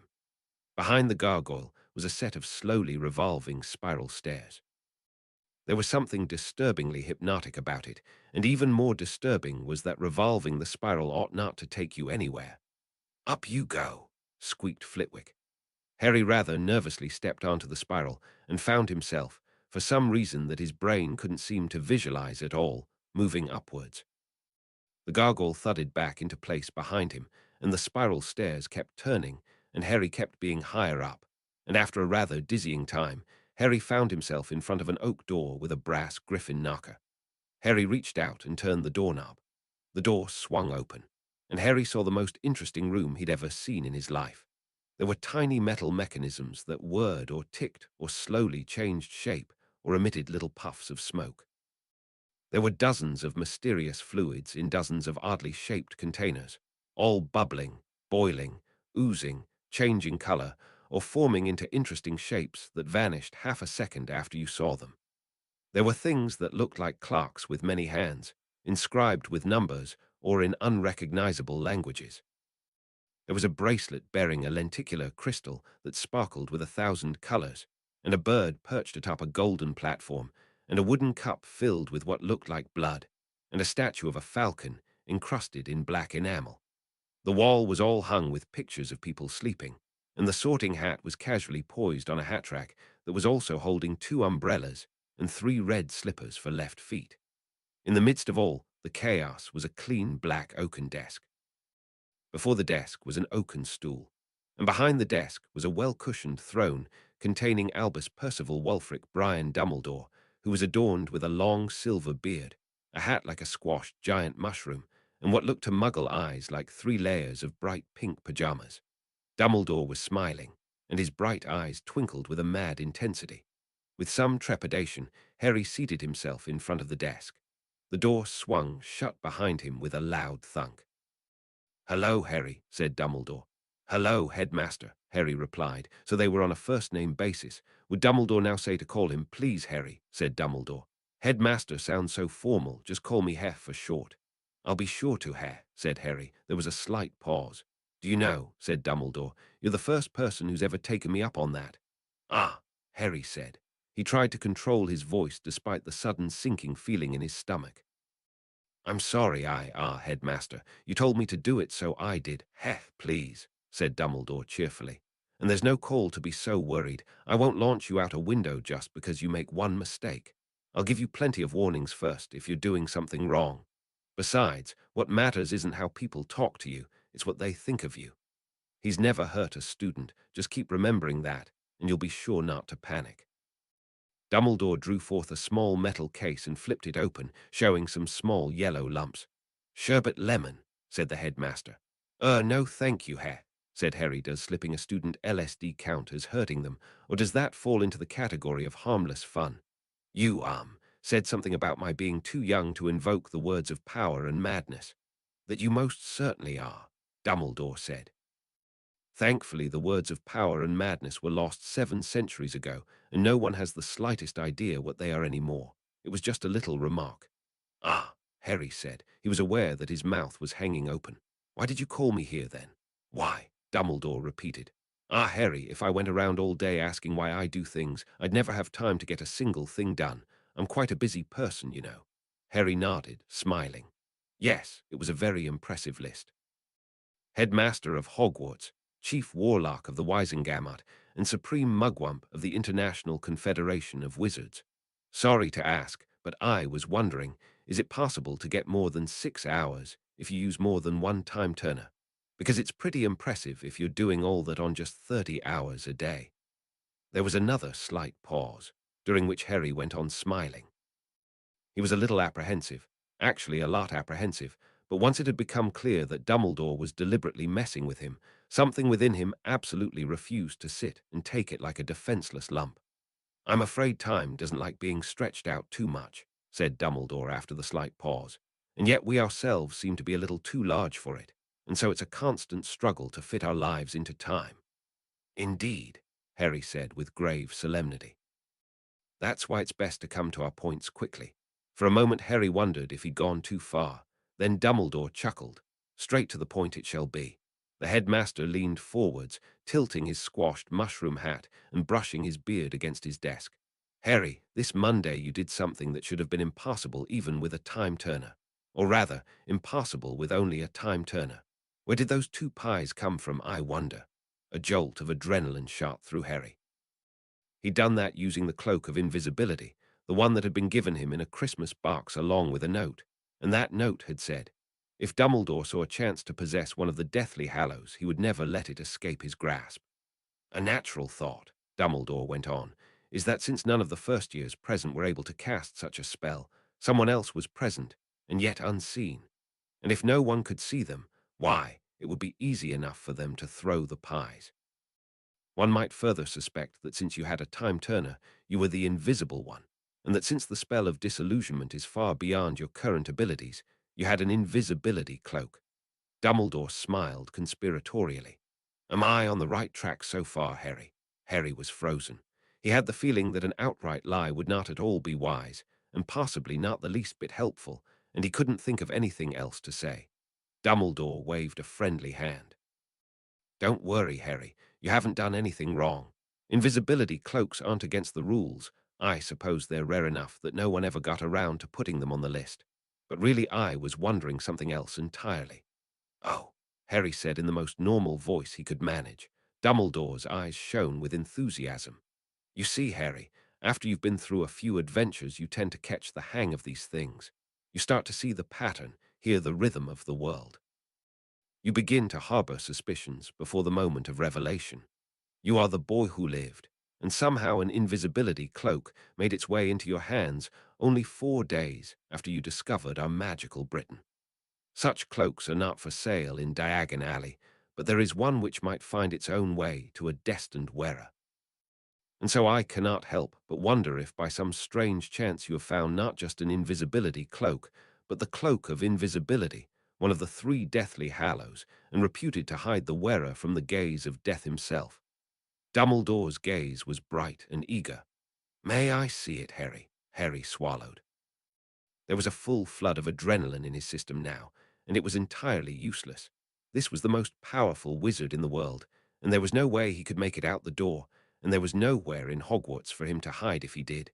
He was about to lose the cloak that had been passed down through the Potters, for who knew how long slowly Dumbledore leaned back into his high chair. The bright light had gone out of his eyes, and he looked puzzled and a little sorrowful. "Harry," said Dumbledore, "if you don't want to, you can just say no." "I can," Harry croaked. "Yes, Harry," said Dumbledore. His voice sounded sad now and worried. "It seems that you're afraid of me. Harry, may I ask what I've done to earn your distrust?" Harry swallowed. "Is there some way you can swear a binding magical oath that you won't take my cloak?" Dumbledore shook his head slowly. "Unbreakable vows are not to be used so lightly. And besides, Harry, if you did not already know the spell, you would have only my word that the spell was binding. Yet surely you realize that I do not need your permission to see the cloak. I am powerful enough to draw it forth myself, mokeskin pouch or no." Dumbledore's face was very grave. "But this I will not do. The cloak is yours, Harry. I will not seize it from you, not even to look at for just a moment, unless you decide to show it to me. That is a promise and an oath.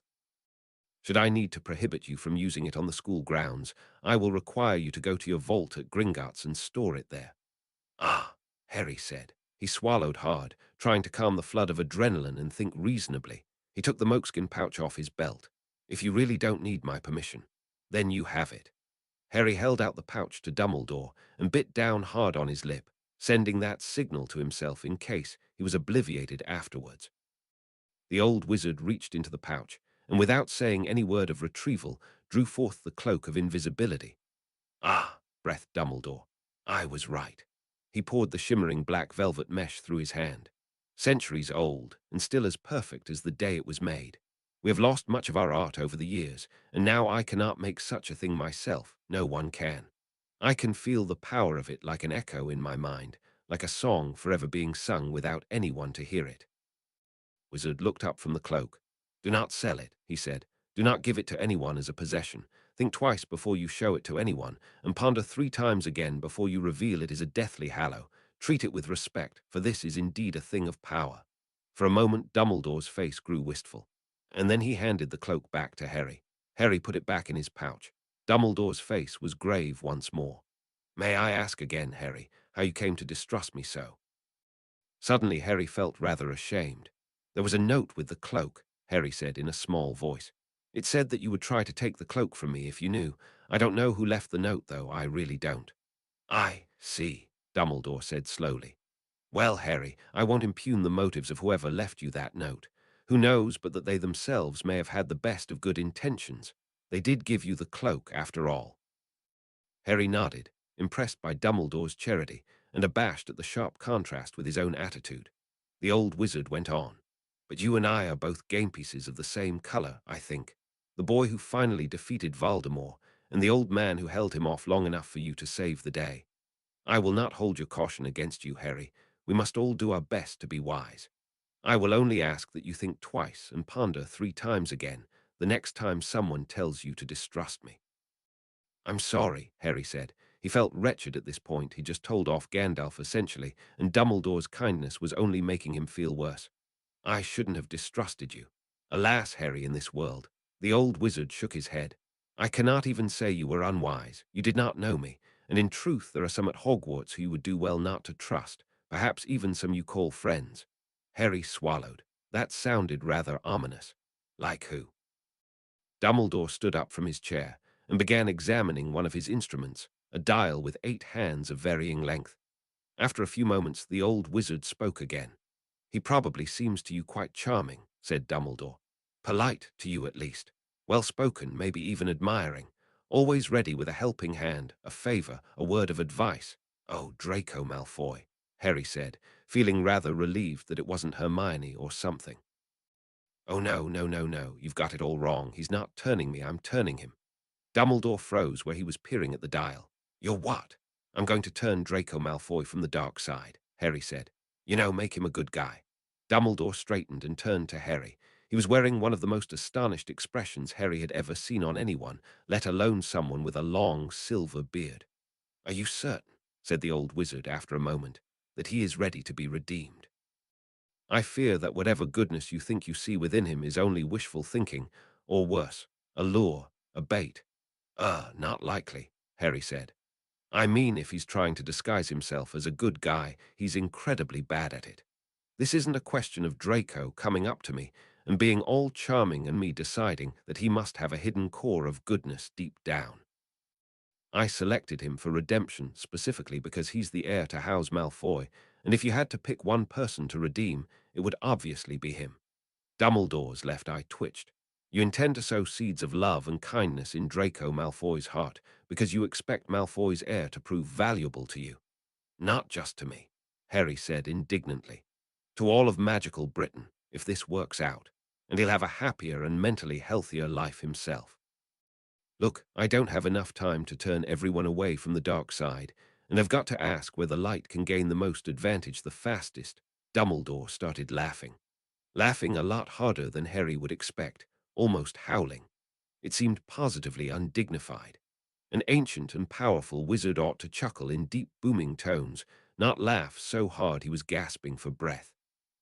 Harry had once literally fallen out of his chair while watching the Marx Brothers movie Duck Soup, and that was how hard Dumbledore was laughing now. "It's not that funny," Harry said after a while. He was starting to worry about Dumbledore's sanity again. Dumbledore got himself under control again with a visible effort. Ah, Harry, one symptom of the disease called wisdom is that you begin laughing at things that no one else thinks is funny. Because when you're wise, Harry, you start getting the jokes. The old wizard wiped tears away from his eyes. Ah me, oft evil will shall evil mar indeed in very deed. Harry's brain took a moment to place the familiar words. Hey, that's a Tolkien quote. Gandalf says that. Theoden, actually, said Dumbledore. You're muggle-born, Harry said in shock. I'm afraid not, said Dumbledore, smiling again. I was born 70 years before that book was published, dear child. But it seems that my muggle-born students tend to think alike in certain ways. I have accumulated no fewer than 20 copies of The Lord of the Rings and 3 sets of Tolkien's entire collected works, and I treasure every one of them. Dumbledore drew his wand and held it up and struck a pose. You cannot pass. How does that look? Ah, Harry said, in something approaching complete brain shutdown. I think you're missing a Balrog. And the pink pajamas and squashed mushroom hat were not helping in the slightest. I see. Dumbledore sighed and glumly sheathed the wand in his belt. I fear there have been precious few Balrogs in my life of late. Nowadays it's all meetings of the Wisengamot, where I must try desperately to prevent any work from getting done, and formal dinners where foreign politicians compete to see who can be the most obstinate fool. Being mysterious at people, knowing things I have no way of knowing, making cryptic statements which can only be understood in hindsight, and all the other small ways in which powerful wizards amuse themselves after they have left the part of the pattern that allows them to be heroes. Speaking of which, Harry, I have a certain something to give you, something which belonged to your father. You do, said Harry. Gosh, who would have figured? Yes, indeed, said Dumbledore. I suppose it is a little predictable, isn't it? His face turned solemn. Nonetheless, Dumbledore went back to his desk and sat down, pulling out one of the drawers as he did so. He reached in using both arms and, straining slightly, pulled a rather large and heavy-looking object out of the drawer, which he then deposited on his oaken desk with a huge thunk. This, Dumbledore said, was your father's rock. Harry stared at it. It was light grey, discoloured, irregularly shaped, sharp-edged, and very much a plain, old, ordinary large rock. Dumbledore had deposited it so that it rested on the widest available cross-section, but it still wobbled unstably on his desk. Harry looked up. This is a joke, right? It is not, said Dumbledore, shaking his head and looking very serious. I took this from the ruins of James and Lily's home in Godric's Hollow, where also I found you, and I have kept it from then until now, against the day when I could give it to you. In the mixture of hypotheses that served as Harry's model of the world, Dumbledore's insanity was rapidly rising in probability. But there was still a substantial amount of probability allocated to other alternatives. Is it a magical rock? Not so far as I know, said Dumbledore. But I advise you with the greatest possible stringency to keep it close about your person at all times. All right. Dumbledore was probably insane, but if he wasn't, well, it would be just too embarrassing to get in trouble from ignoring the advice of the inscrutable old wizard. That had to be like 4 on the list of the top 100 obvious failure modes. Harry stepped forward and put his hands on the rock, trying to find some angle from which to lift it without cutting himself. I'll put it in my pouch then. Dumbledore frowned. That may not be close enough to your person, and what if your mokeskin pouch is lost or stolen? You think I should just carry a big rock everywhere I go? Dumbledore gave Harry a serious look. That might prove wise. Ah, Harry said. It looked rather heavy. I'd think the other students would tend to ask me questions about that. Tell them I ordered you to do it, said Dumbledore. No one will question that, since they all think I'm insane. His face was still perfectly serious. To be honest, if you go around ordering your students to carry large rocks, I can kind of see why people would think that. Ah, Harry, said Dumbledore. The old wizard gestured, a sweep of one hand that seemed to take in all the mysterious instruments around the room. When we are young, we believe that we know everything, and so we believe that if we see no explanation for something, then no explanation exists. When we are older, we realize that the whole universe works by a rhythm and a reason, even if we ourselves do not know it. It is only our own ignorance which appears to us as insanity. Reality is always lawful, said Harry, even if we don't know the law. Precisely, Harry, said Dumbledore. To understand this, and I see that you do understand it is the essence of wisdom. So, why do I have to carry this rock exactly? I can't think of a reason, actually, said Dumbledore. You can't, Dumbledore nodded, but just because I can't think of a reason doesn't mean there is no reason. The instruments ticked on. Okay, said Harry, I'm not even sure if I should be saying this, but that is simply not the correct way to deal with our admitted ignorance of how the universe works. It isn't, said the old wizard, looking surprised and disappointed. Harry had the feeling this conversation was not going to work out in his favor, but he carried on regardless. No. I don't even know if that fallacy has an official name, but if I had to make one up myself, it would be privileging the hypothesis, or something like that. How can I put this formally? Um, Suppose you had 1,000,000 boxes, and only one of the boxes contained a diamond, and you had a box full of diamond detectors, and each diamond detector always went off in the presence of a diamond, and went off half the time on boxes that didn't have a diamond. If you ran 20 detectors over all the boxes, you'd have, on average, one false candidate and one true candidate left. And then it would just take one or two more detectors before you were left with the one true candidate. The point being that when there are lots of possible answers, most of the evidence you need goes into just locating the true hypothesis out of millions of possibilities, bringing it to your attention in the first place. The amount of evidence you need to judge between 2 or 3 plausible candidates is much smaller by comparison. So if you just jump ahead without evidence and promote one particular possibility to the focus of your attention, you're skipping over most of the work. Like you live in a city where there are 1,000,000 people, and there's a murder, and a detective says, well, we've got no evidence at all, so have we considered the possibility that Mortimer Snodgrass did it? Did he? Said Dumbledore. No, said Harry. But later it turns out that the murderer had black hair, and Mortimer has black hair, so everyone's like, ah, looks like Mortimer did it after all. So it's unfair to Mortimer for the police to promote him to their attention without having good reasons already in hand to suspect him. When there are lots of possibilities, most of the work goes into just locating the true answer, starting to pay attention to it. You don't need proof, or the sort of official evidence that scientists or courts demand, but you need some sort of hint, and that hint has to discriminate that particular possibility from the millions of others. Otherwise, you can't just pluck the right answer out of thin air. You can't even pluck a possibility worth thinking about out of thin air. And there's got to be 1,000,000 other things I could do besides carrying around my father's rock. Just because I'm ignorant about the universe doesn't mean that I'm unsure about how I should reason in the presence of my uncertainty. The laws for thinking with probabilities are no less iron than the laws that govern old-fashioned logic, and what you just did is not allowed. Harry paused. Unless, of course, you have some hint you're not mentioning. Ah, said Dumbledore. He tapped his cheek, looking thoughtful. An interesting argument, certainly. But doesn't it break down at the point where you make an analogy between 1,000,000 potential murderers, only one of whom committed the murder, and taking one out of many possible courses of action, when many possible courses of action may all be wise? I do not say that carrying your father's rock is the one best possible course of action, only that it is wiser to do than not. Dumbledore once again reached into the same desk drawer he had accessed earlier, this time seeming to root around inside. At least his arms seemed to be moving. I will remark, Dumbledore said, while Harry was still trying to sort out how to reply to this completely unexpected rejoinder, that it is a common misconception of Ravenclaws that all the smart children are sorted there, leaving none for other houses. This is not so. Being sorted to Ravenclaw indicates that you are driven by your desire to know things, which is not at all the same quality as being intelligent. The wizard was smiling as he bent over the drawer. Nonetheless, you do seem rather intelligent, less like an ordinary young hero and more like a young mysterious ancient wizard. I think I may have been taking the wrong approach with you, Harry, and that you may be able to understand things that few others could grasp. So I shall be daring and offer you a certain other heirloom.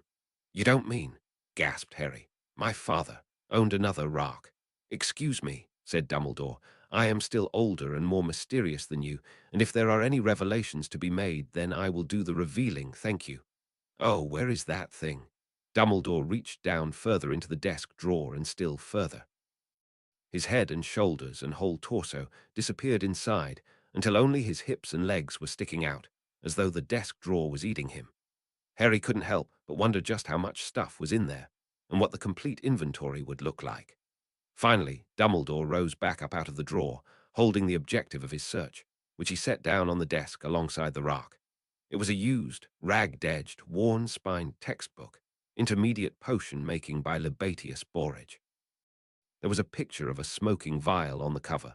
This, Dumbledore intoned, was your mother's fifth-year potions textbook, which I am to carry with me at all times, said Harry, which holds a terrible secret, a secret whose revelation could prove so disastrous that I must ask you to swear, and I do require you to swear it seriously, Harry, whatever you may think of all this, never to tell anyone or anything else. Harry considered his mother's fifth-year potions textbook, which apparently held a terrible secret. The problem was that Harry did take that oaths like that very seriously. Any vow was an unbreakable vow if made by the right sort of person. And I'm feeling thirsty, Harry said, and that is not at all a good sign. Dumbledore entirely failed to ask any questions about this cryptic statement. Do you swear, Harry? Said Dumbledore. His eyes gazed intently into Harry's. Otherwise I cannot tell you. Yes, said Harry, I swear. That was the trouble with being a Ravenclaw. You couldn't refuse an offer like that, or your curiosity would eat you alive, and everyone else knew it. And I swear in turn, said Dumbledore, that what I am about to tell you is the truth. Dumbledore opened the book, seemingly at random, and Harry leaned in to see. Do you see these notes? Dumbledore said in a voice so low it was almost a whisper, written in the margins of the book. Harry squinted slightly. The yellowing pages seemed to be describing something called a potion of eagle's splendor, many of the ingredients being items that Harry didn't recognize at all, and whose names didn't appear to derive from English. Scrawled in the margin was a handwritten annotation saying, I wonder what would happen if you used the Stral blood here instead of blueberries. And immediately beneath was a reply in different handwriting, you get sick for weeks and maybe die. I see them, said Harry. What about them? Dumbledore pointed to the second scroll. The ones in this handwriting, he said, still in that low voice, were written by your mother. And the ones in this handwriting, moving his finger to indicate the first scroll, were written by me. I would turn myself invisible and sneak into her dorm room while she was sleeping. Lily thought one of her friends was writing them, and they had the most amazing fights. That was the exact point at which Harry realized that the headmaster of Hogwarts was, in fact, crazy. Dumbledore was looking at him with a serious expression. Do you understand the implications of what I have just told you, Harry? Harry said. His voice seemed to be stuck. Sorry, not really. Ah, well, said Dumbledore and sighed. I suppose your cleverness has limits after all then. Shall we all just pretend I didn't say anything? Harry rose from his chair, wearing a fixed smile. Of course, Harry said. You know, it's actually getting rather late in the day, and I'm a bit hungry, so I should be going down to dinner, really, and Harry made a beeline for the door. The doorknob entirely failed to turn. You wound me, Harry, said Dumbledore's voice in quiet tones that were coming from right behind him. Do you not at least realize that what I have told you is a sign of trust? Harry slowly turned around. In front of him was a very powerful and very insane wizard with a long silver beard, a hat like a squashed giant mushroom, and wearing what looked to Muggle eyes like 3 layers of bright pink pajamas. Behind him was a door that didn't seem to be working at the moment. Dumbledore was looking rather saddened and weary, like he wanted to lean on a wizard's staff he didn't have. Really, said Dumbledore, you try anything new instead of following the same pattern every time for 110 years, and people all start running away. The old wizard shook his head in sorrow. I'd hoped for better from you, Harry Potter. I'd heard that your own friends also think you mad. I know they are mistaken. Will you not believe the same of me? Please open the door, Harry said, his voice trembling. If you ever want me to trust you again, open the door. There was the sound behind him of a door opening. There were more things I planned to say to you, Dumbledore said, and if you leave now, you will not know what they were. Sometimes Harry absolutely hated being a Ravenclaw. He's never hurt a student, said Harry's Gryffindor side. Just keep remembering that, and you'll be sure not to panic. You're not going to run away just because things are getting interesting, are you? You can't just walk out on the headmaster, said the Hufflepuff part. What if he starts deducting house points? He could make your school life very difficult if he decides he doesn't like you. And a piece of himself, which Harry didn't much like, but couldn't quite manage to silence, was pondering the potential advantages of being one of the few friends of this mad old wizard who also happened to be headmaster, chief warlock, and supreme mugwump. And unfortunately, his inner Slytherin seemed to be much better than Draco at turning people to the dark side, because it was saying things like, "Poor fellow, he looks like he needs someone to talk to, doesn't he?" And you wouldn't want such a powerful man to end up trusting someone less virtuous, would you? And I wonder what sort of incredible secrets Dumbledore could tell you if, you became friends with him, and even I bet he's got a really interesting book collection. You're all a bunch of lunatics, Harry thought at the entire assemblage, but he'd been unanimously outvoted by every component part of himself. Harry turned, took a step towards the open door, reached out, and deliberately closed it again. It was a costless sacrifice, given that he was staying anyway. Dumbledore could control his movements regardless, but maybe it would impress Dumbledore. When Harry turned back around, he saw that the powerful, insane wizard was once more smiling and looking friendly. That was good, maybe. "Please don't do that again," Harry said. "I don't like being trapped."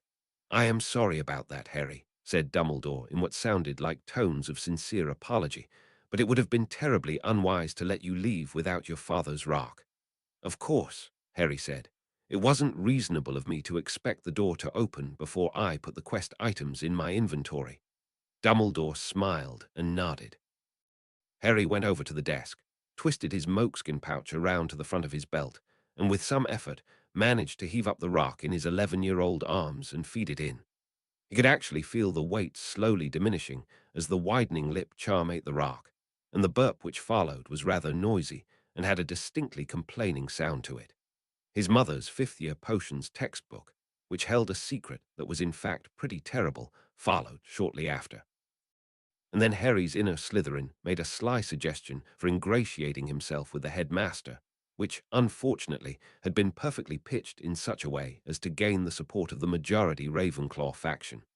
"So," Harry said, as long as I'm hanging around, I don't suppose you would like to give me a bit of a tour of your office. I'm a bit curious as to what some of these things are."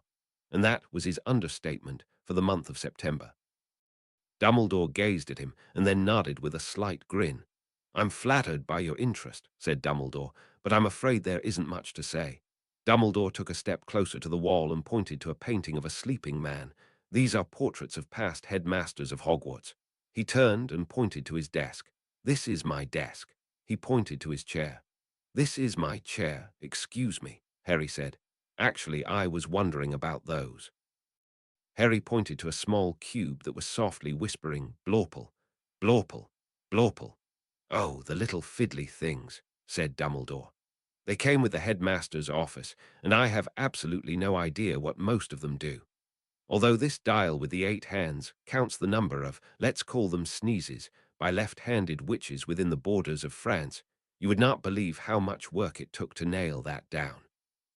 And this one with the golden wibblers is my own invention, and Minerva is never, ever going to figure out what it's doing." Dumbledore took a step over to the hat rack while Harry was still processing this. "Here, of course, we have the sorting hat. I believe the two of you have met. It told me that it was never again to be placed on your head under any circumstances. You're only the 14th student in history it said that about. Baba Yaga was another one, and I'll tell you about the other 12 when you're older. This is an umbrella. This is another umbrella." Dumbledore took another few steps and turned around, now smiling quite broadly. "And of course, most people who come to my office want to see Fox." Dumbledore was standing next to the bird on the golden platform. Harry came over rather puzzled. "This is Fox. Fox is a phoenix," said Dumbledore. "Very rare, very powerful magical creatures." "Ah," Harry said. He lowered his head and stared into the tiny, beady black eyes which showed not the slightest sign of power or intelligence. "Ah," Harry said again. He was pretty sure he recognized the shape of the bird. It was pretty hard to miss. Say something intelligent." Harry's mind roared at itself. "Don't just stand there sounding like a gibbering moron." "Well, what the heck am I supposed to say?" Harry's mind fired back. "Anything." "You mean anything besides, Fox is a chicken?" "Yes, anything but that." "So, what sort of magic do phoenixes do then?" Their tears have the power to heal, Dumbledore said. They are creatures of fire and move between all places as easily as fire may extinguish itself in one place and be kindled in another. The tremendous strain of their innate magic ages their bodies quickly, and yet they are as close to undying as any creature that exists in this world. For whenever their bodies fail them, they immolate themselves in a burst of fire and leave behind a hatchling, or sometimes an egg. Dumbledore came closer and inspected the chicken, frowning. Looking a little peaky there, I'd say. By the time this statement registered fully in Harry's mind, the chicken was already on fire. The chicken's beak opened, but it didn't have time for so much as a single core before it began to wither and char.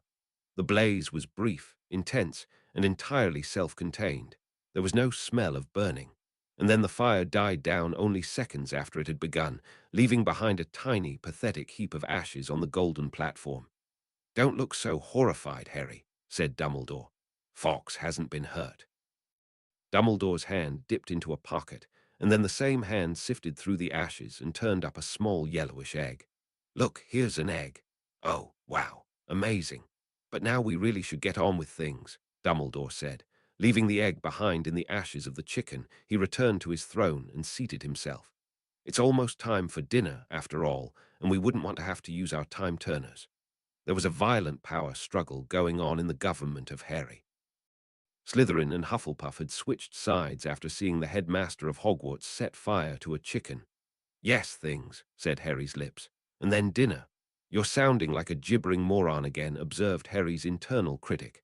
"Well," Dumbledore said, "I fear I have a confession to make, Harry. A confession and an apology. Apologies are good, that doesn't even make sense. What am I talking about?" The old wizard sighed deeply. "You may not still think so after understanding what I have to say. I'm afraid, Harry, that I've been manipulating you your entire life. It was I who consigned you to the care of your wicked step-parents." "My step-parents aren't wicked," blurted Harry. "My parents, I mean." "They aren't," Dumbledore said, looking surprised and disappointed. "Not even a little wicked. That doesn't fit the pattern."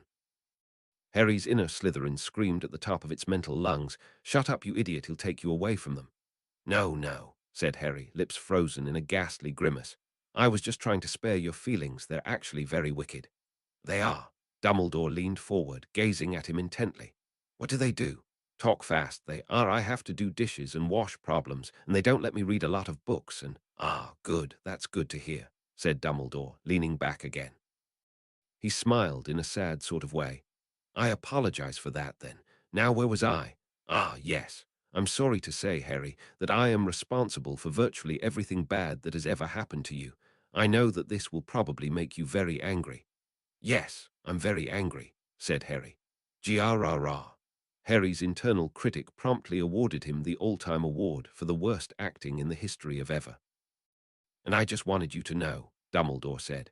"I wanted to tell you as early as possible, in case something happens to one of us later, that I am truly, truly sorry. For everything that has already happened and everything that will." Moisture glistened in the old wizard's eyes. "And I'm very angry," said Harry. "So angry that I want to leave right now unless you've got anything else to say." "Just go before he sets you on fire," shrieked Slytherin, Hufflepuff, and Gryffindor. "I understand," said Dumbledore. "One last thing then, Harry. You're not to attempt the forbidden door on the third-floor corridor. There's no possible way you could get through all the traps, and I wouldn't want to hear that you'd been hurt trying." "Why, I doubt that you could so much as open the first door, since it's locked, and you don't know the spell Alohomora." Harry spun around and bolted for the exit at top speed. The doorknob turned agreeably in his hand, and then he was racing down the spiral stairs even as they turned, his feet almost stumbling over themselves. In just a moment he was at the bottom, and the gargoyle was walking aside, and Harry fired out of the stairwell like a cannonball. Harry Potter. There must have been something about Harry Potter. It was Thursday for everyone, after all, and yet this sort of thing didn't seem to happen to anyone else. It was 6:21 p.m. on Thursday afternoon when Harry Potter, firing out of the stairwell like a cannonball and accelerating at top speed, ran directly into Minerva McGonagall as she was turning a corner on her way to the headmaster's office. Thankfully, neither of them were much hurt. As had been explained to Harry a little earlier in the day back, when he was refusing to go anywhere near a broomstick again. Quidditch needed solid iron bludgers just to stand a decent chance of injuring the players, since wizards tended to be a lot more resistant than muggles to impacts. Harry and Professor McGonagall did both end up on the floor, and the parchments she had been carrying went all over the corridor. There was a terrible, terrible pause. "Harry Potter," breathed Professor McGonagall from where she was lying on the floor right next to Harry. Her voice rose to nearly a shriek. "What were you doing in the headmaster's office?" "Nothing," squeaked Harry. "Were you talking about the defense, Professor?" "No, Dumbledore called me up there and he gave me this big rock and said it was my father's and I should carry it everywhere." There was another terrible pause. "I see," said Professor McGonagall, her voice a little calmer. She stood up, brushed herself off, and glared at the scattered parchments which jumped into a neat stack and scurried back against the corridor wall as though to hide from her gaze. "My sympathies, Mr. Potter, and I apologize for doubting you." "Professor McGonagall," Harry said. His voice was wavering. He pushed himself off the floor, stood, and looked up at her trustworthy, sane face. "Professor McGonagall." "Yes, Mr. Potter." "Do you think I should?" Harry said in a small voice. "Carry my father's rock everywhere." Professor McGonagall sighed. "That is between you and the headmaster, I'm afraid." She hesitated. "I will say that ignoring the headmaster completely is almost never wise. I am sorry to hear of your dilemma, Mr. Potter, and if there's any way I can help you with whatever you decide to do." Harry said. "Actually, I was thinking that once I know how, I could transfigure the rock into a ring and wear it on my finger. If you could teach me how to sustain a transfiguration." "It is good that you ask me first," Professor McGonagall said, her face growing a bit stern. "If you lost control of the transfiguration, the reversal would cut off your finger and probably rip your hand in half. And at your age, even a ring is too large a target for you to sustain indefinitely without it being a serious drain on your magic. But I can have a ring forged for you with a setting for a jewel, a small jewel in contact with your skin, and you can practice sustaining a safe subject like a marshmallow.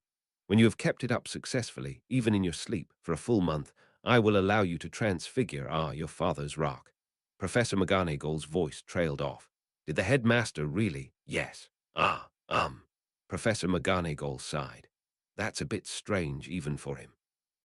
She stooped and picked up the stack of parchments.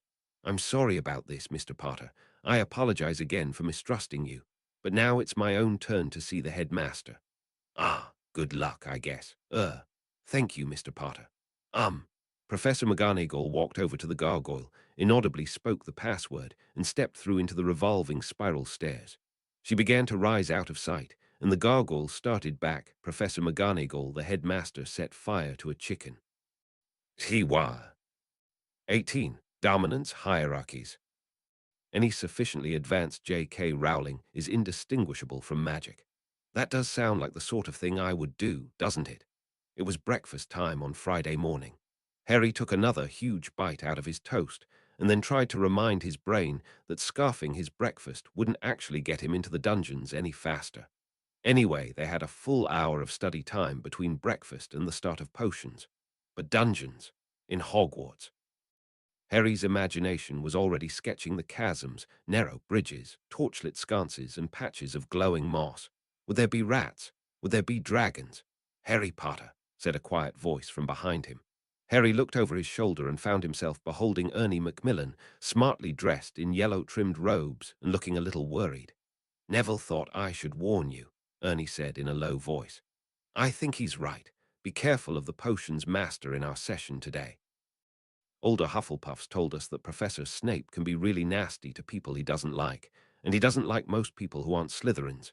If you say anything smart to him, it could be really bad for you, from what I've heard. Just keep your head down and don't give him any reason to notice you." There was a pause as Harry processed this, and then he lifted his eyebrows. Harry wished he could raise just one eyebrow like Spark, but he'd never been able to manage. "Thanks," Harry said. "You might have just saved me a lot of trouble." Ernie nodded and turned to go back to the Hufflepuff table. Harry resumed eating his toast. It was around 4 bites afterward that someone said, "Pardon me," and Harry turned around to see an older Ravenclaw, looking a little worried. Some time later, Harry was finishing up his 3rd plate of rashers. He'd learned to eat heavily at breakfast. He could always eat lightly at lunch if he didn't end up using the time turner. And there was yet another voice from behind him saying, "Harry." "Yes," Harry said wearily. "I'll try not to draw Professor Snape's attention." "Oh, that's hopeless," said Fred. "Completely hopeless," said George. "So we had the house elves bake you a cake," said Fred. "We're going to put one candle on it for every point you lose for Ravenclaw," said George. "And have a party for you at the Gryffindor table during lunch," said Fred. "We hope that'll cheer you up afterward," finished George. Harry swallowed his last bite of rasher and turned around. "All right," said Harry. "I wasn't going to ask this after Professor Binns, I really wasn't, but if Professor Snape is that awful, why hasn't he been fired?" "Fired," said Fred. "You mean let go," said George. "Yes," Harry said. "It's what you do to bad teachers. You fire them. Then you hire a better teacher instead. You don't have unions or tenure here, right?" Fred and George were frowning in much the same way that hunter-gatherer tribal elders might frown if you tried to tell them about calculus. "I don't know," said Fred after a while. "I never thought about that." "Me neither," said George. "Yeah," said Harry. "I get that a lot. See you at lunch, guys, and don't blame me if there aren't any candles on that cake." Fred and George both laughed, as if Harry had said something funny, and bowed to him and headed back toward Gryffindor. Harry turned back to the breakfast table and grabbed a cupcake.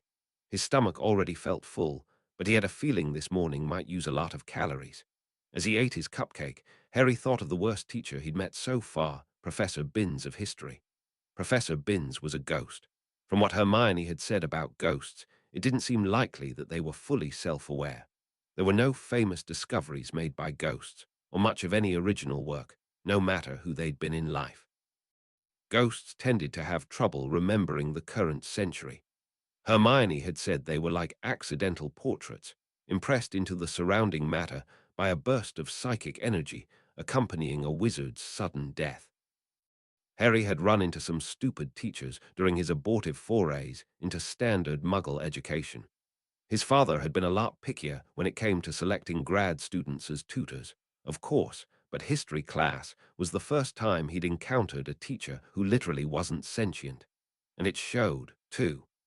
Harry had given up after 5 minutes and started reading a textbook. When it became clear that Professor Binns wasn't going to object, Harry had also reached into his pouch and gotten earplugs. Did ghosts not require a salary? Was that it?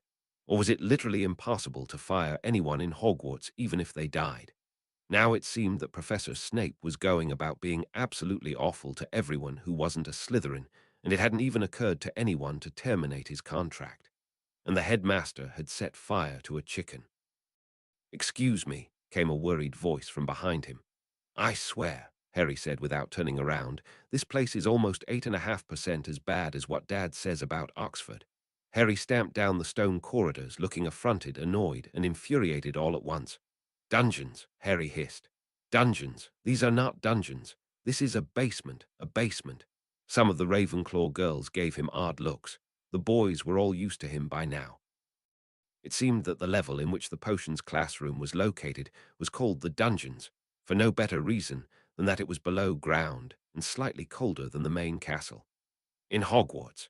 In Hogwarts. Harry had been waiting his whole life, and now he was still waiting, and if there was anywhere on the face of the earth that had decent dungeons, it ought to be Hogwarts. Was Harry going to have to build his own castle if he wanted to see one little bottomless abyss? A short time later, they got to the actual potions classroom, and Harry cheered up considerably. The potions classroom had strange preserved creatures floating in huge jars on shelves that covered every centimeter of wall space between the closets.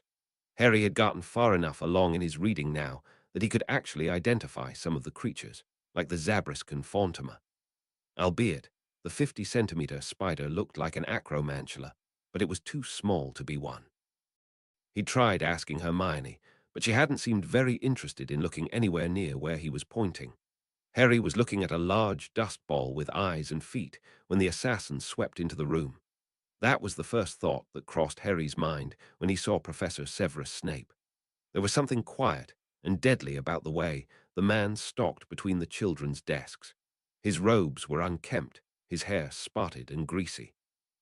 There was something about him that seemed reminiscent of Lucius, although the two of them looked nothing remotely alike, and you got the impression that where Lucius would kill you with flawless elegance, this man would simply kill you. "Sit down," said Professor Severus Snape. Now, Harry and a few other children who had been standing around talking to each other scrambled for desks. Harry had planned on ending up next to Hermione, but somehow he found himself sitting down in the nearest empty desk next to Justin Finch-Fletchley. It was a double session, Ravenclaw and Hufflepuff, which put him 2 desks to the left of Hermione. Severus seated himself behind the teacher's desk, and without the slightest transition or introduction said, "Hannah Abbott." "Here," said Hannah in a somewhat trembling voice. "Susan Bones, present." And so it went, no one daring to say a word in edgewise until, "Ah, yes, Harry Potter, our new celebrity. The celebrity is present, sir." Half the class flinched, and some of the smarter ones suddenly looked like they wanted to run out the door while the classroom was still there. Severus smiled in an anticipatory sort of way and called the next name on his list. Harry gave a mental sigh. That had happened way too fast for him to do anything about it. Oh well. Clearly this man already didn't like him, for whatever reason. And when Harry thought about it, better by far that this potions professor should pick on him rather than, say, Neville or Hermione. Harry was a lot better able to defend himself. Yep, probably all for the best. When full attendance had been taken, Severus swept his gaze over the full class. His eyes were as empty as a night sky without stars. "You are here," Severus said in a quiet voice which the students at back strained to hear, "to learn the subtle science and exact art of potion-making. As there is little foolish wand-waving here, many of you will hardly believe this is magic. I don't expect you will really understand the beauty of the softly simmering cauldron with its shimmering fumes, the delicate power of liquids that creep through human veins." This in a rather caressing, gloating tone, bewitching the mind, ensnaring the senses. This was just getting creepier and creepier. "I can teach you how to bottle fame, brew glory, even stop a death, if you aren't as great a pack of fools as I usually have to teach." Severus somehow seemed to notice the look of skepticism on Harry's face, or at least his eyes suddenly jumped to where Harry was sitting. "Potter," snapped the potions professor, "what would I get if I added powdered root of asphodel to an infusion of wormhood?" Harry blinked. "Was that in magical drafts and potions?" he said. "I just finished reading it, and I don't remember anything which used wormhood." Hermione's hand went up, and Harry shot her a glare which caused her to raise her hand even higher. "Tut, tut," Severus said silkily. "Fame clearly isn't everything." "Really," Harry said, "but you just told us you'd teach us how to bottle fame. Say, how does that work exactly? You drink it and turn into a celebrity." 3/4 of the class flinched. Hermione's hand was dropping slowly back down. Well, that wasn't surprising. She might be his rival, but she wasn't the sort of girl who would play along after it became clear that the professor was deliberately trying to humiliate him. Harry was trying hard to keep control of his temper. The first rejoinder that had crossed his mind was abracadabra. "Let's try again," said Severus. "Potter, where would you look if I told you to find me a bezoar?" "It's not in the textbook either," Harry said. "But in one Muggle book, I read that a trichinobezoar is a mass of solidified hair found in a human stomach, and Muggles used to believe it would cure any poison." "Wrong," Severus said. "A bezoar is found in the stomach of a goat. It is not made of hair, and it will cure most poisons, but not all." "I didn't say it would. I said that was what I read in one Muggle book. No one here is interested in your pathetic Muggle books. Final try." "What is the difference, Potter, between monk's blood and wolfsbane?"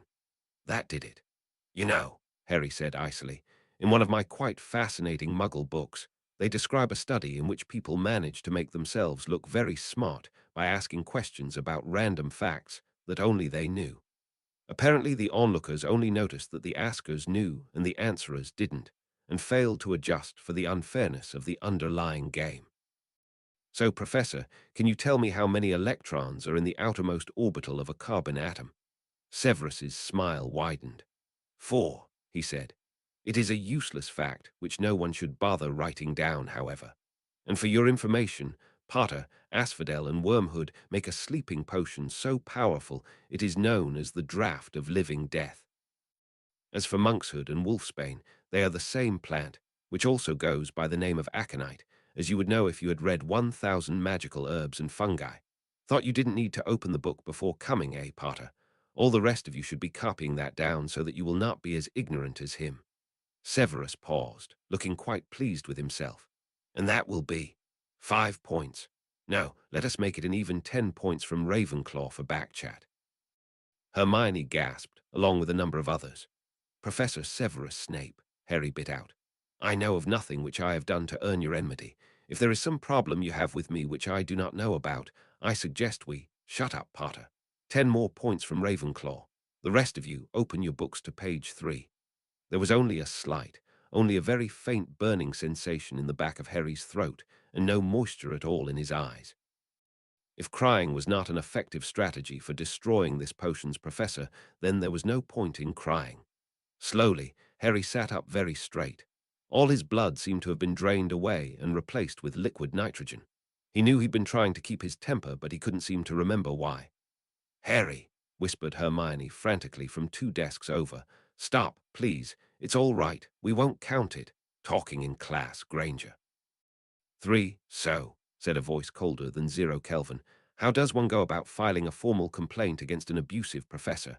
Does one talk to the deputy headmistress, write a letter to the board of governors? Would you care to explain how it works? The class was utterly frozen. Detention for 1 month, Potter, Severus said, smiling even more broadly. I decline to recognize your authority as a teacher, and I will not serve any detention you give. People stopped breathing. Severus's smile vanished. Then you will be— his voice stopped short. Expelled, were you about to say? Harry, on the other hand, was now smiling thinly. But then you seem to doubt your ability to carry out the threat, or fear the consequences if you did.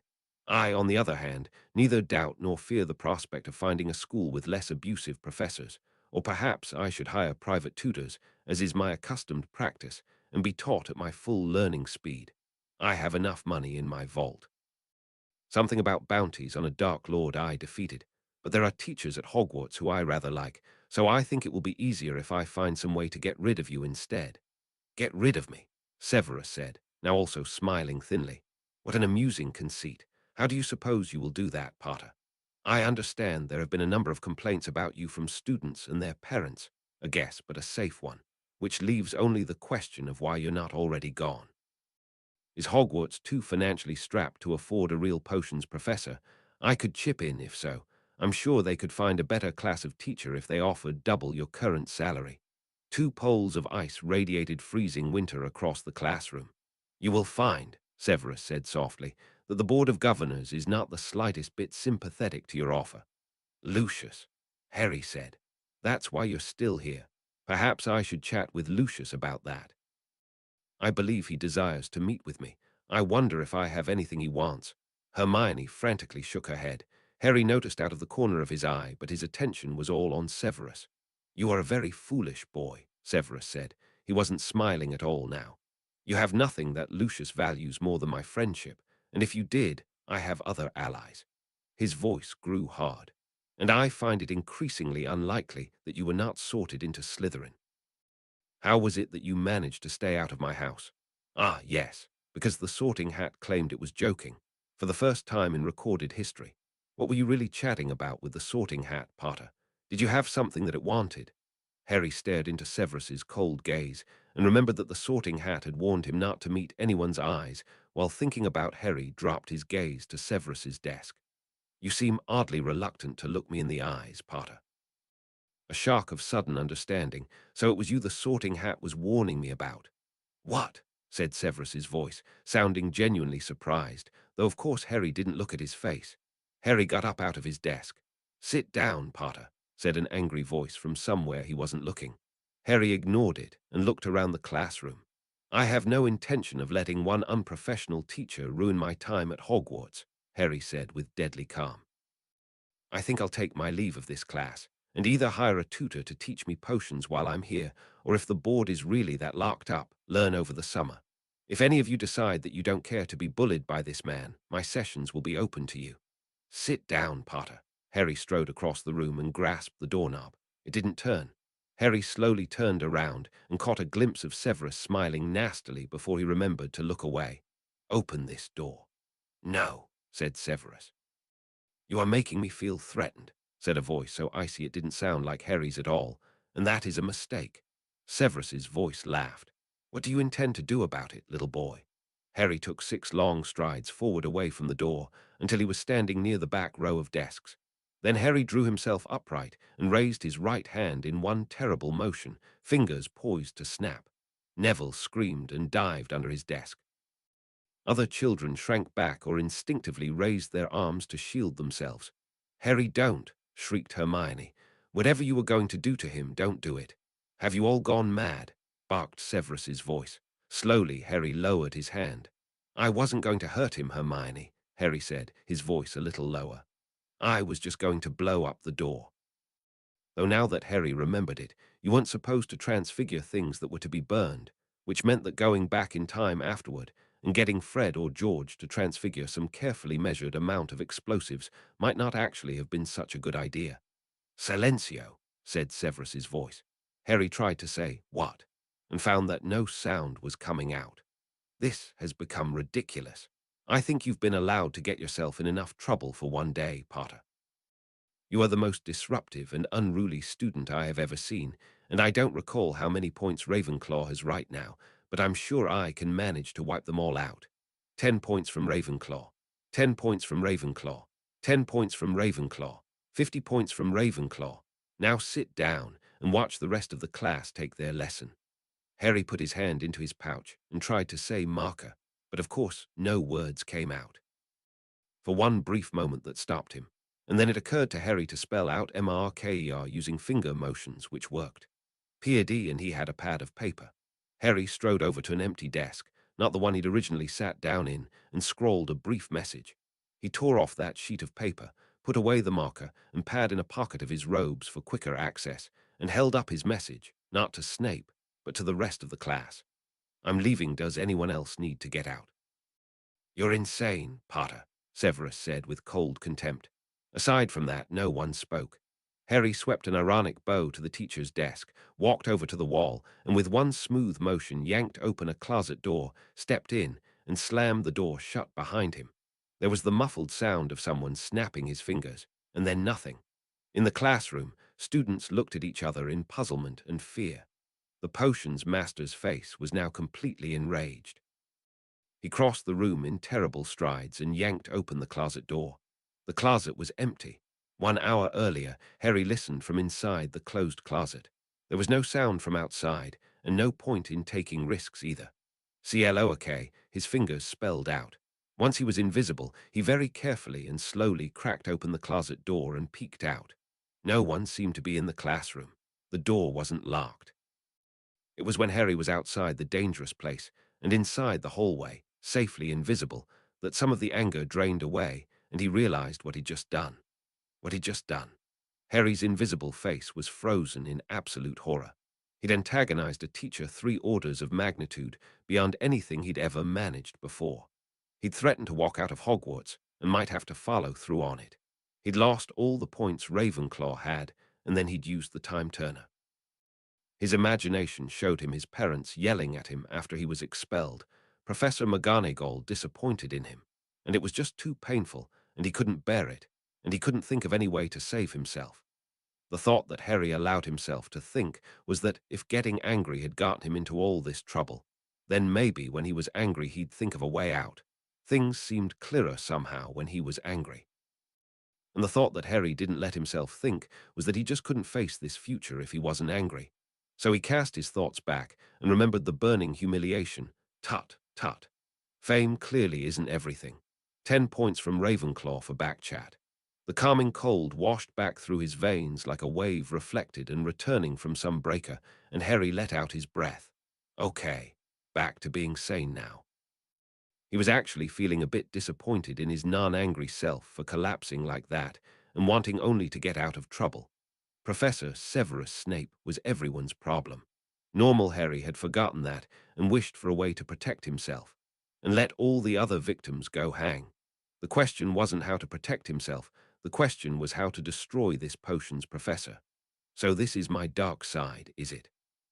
Bit of a prejudiced term that. My light side seems more selfish and cowardly, not to mention confused and panicky. And now that he was thinking clearly, it was equally clear what to do next. He'd already given himself an extra hour to prepare, and could get up to 5 hours more if required. Minerva McGonagall waited in the headmaster's office. Dumbledore sat in his padded throne behind his desk, dressed in 4 layers of formal lavender robes. Minerva sat in a chair before him, opposite Severus in another chair. Facing the 3 of them was an empty wooden stool. They were waiting for Harry Potter. Harry, Minerva thought despairingly, you promised you wouldn't bite any teachers. And in her mind she could see very clearly the reply, Harry's angry face and his outraged response. I said I wouldn't bite anyone who didn't bite me first. There was a knock at the door. Come in, Dumbledore called.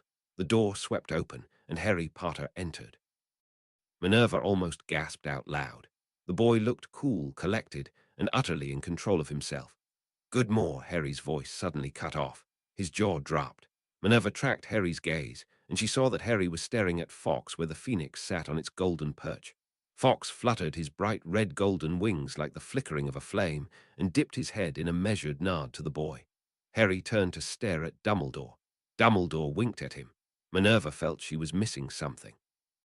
Sudden uncertainty crossed Harry's face. His coolness wavered. Fear showed in his eyes, then anger, and then the boy was calm again. A chill went down Minerva's spine. Something was not right here.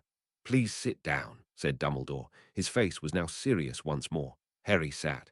So, Harry, said Dumbledore, I've heard one report of this day from Professor Snape.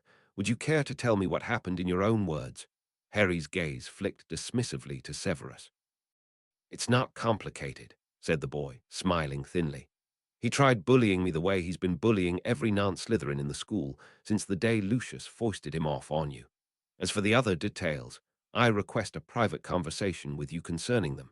A student who is reporting abusive behavior from a professor can hardly be expected to speak frankly in front of that same professor, after all. This time Minerva couldn't stop herself from gasping out loud. Severus simply laughed. And the headmaster's face grew grave. Mr. Potter, the headmaster said, one does not speak of a Hogwarts professor in such terms. I fear that you labor under a terrible misapprehension. Professor Severus Snape has my fullest confidence and serves Hogwarts at my own behest, not Lucius Malfoy's. There was silence for a few moments. When the boy spoke again, his voice was icy. Am I missing something here? Quite a number of things, Mr. Potter, said the headmaster. You should understand, to start with, that the purpose of this meeting is to discuss how to discipline you for the events of this morning. This man has terrorized your school for years.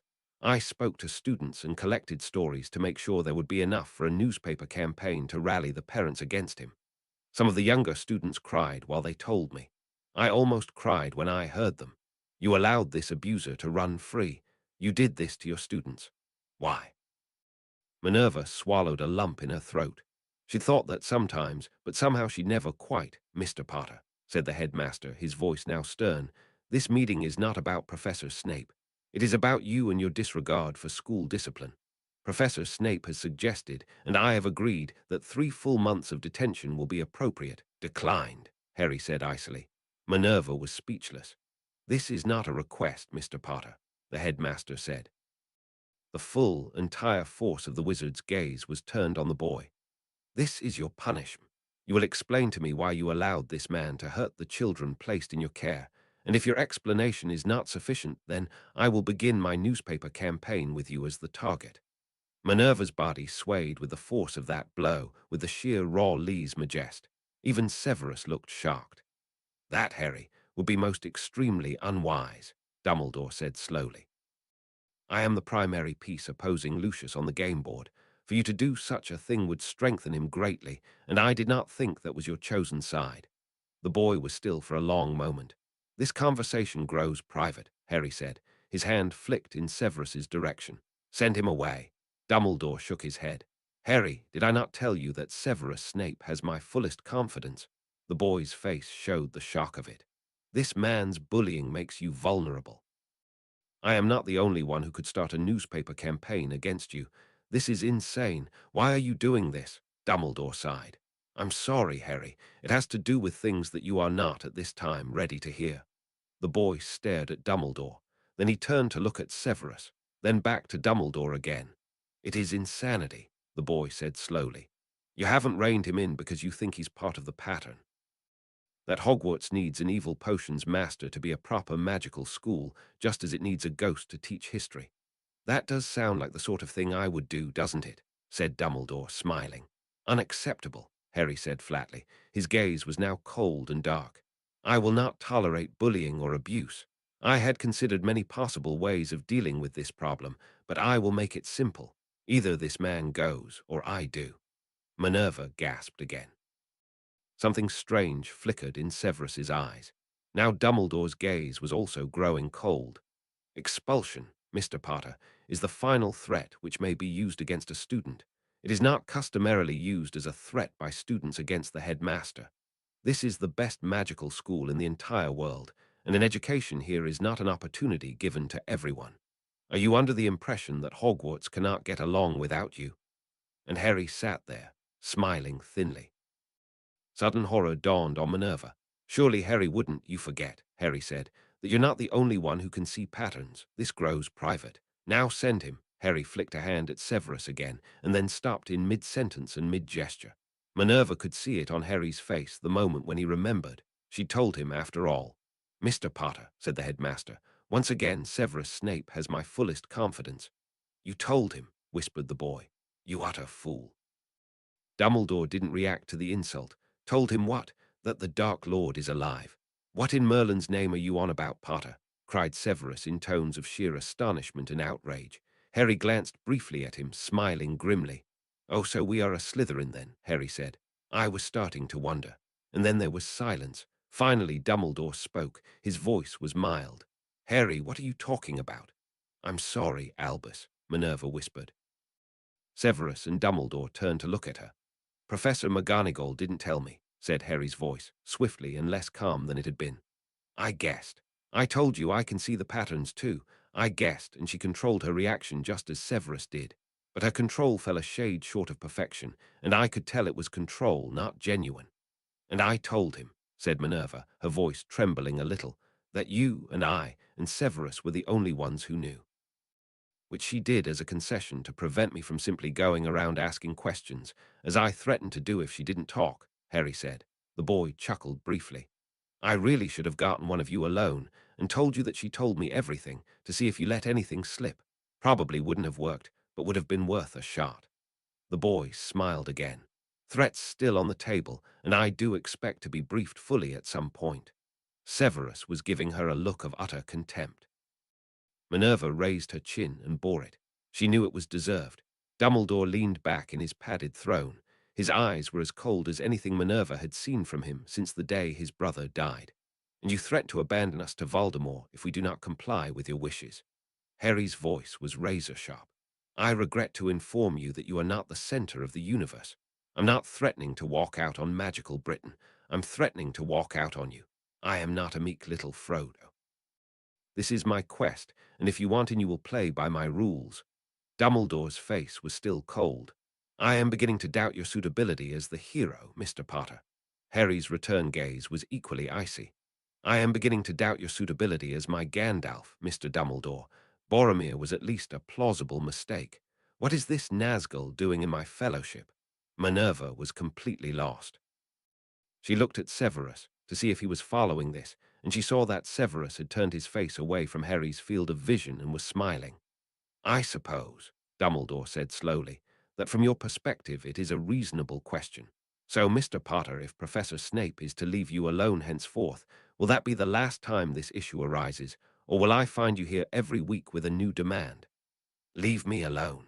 Harry's voice was outraged. I am not his only victim, and certainly not the most vulnerable. Have you forgotten how defenseless children are, how much they hurt? Henceforth Severus will treat every student of Hogwarts with appropriate and professional courtesy, or you will find another potions master, or you will find another hero. Dumbledore started laughing. Full-throated, warm, humorous laughter, as if Harry had just performed a comic dance in front of him. Minerva didn't dare move. Her eyes flickered, and she saw that Severus was equally motionless. Harry's visage grew even colder.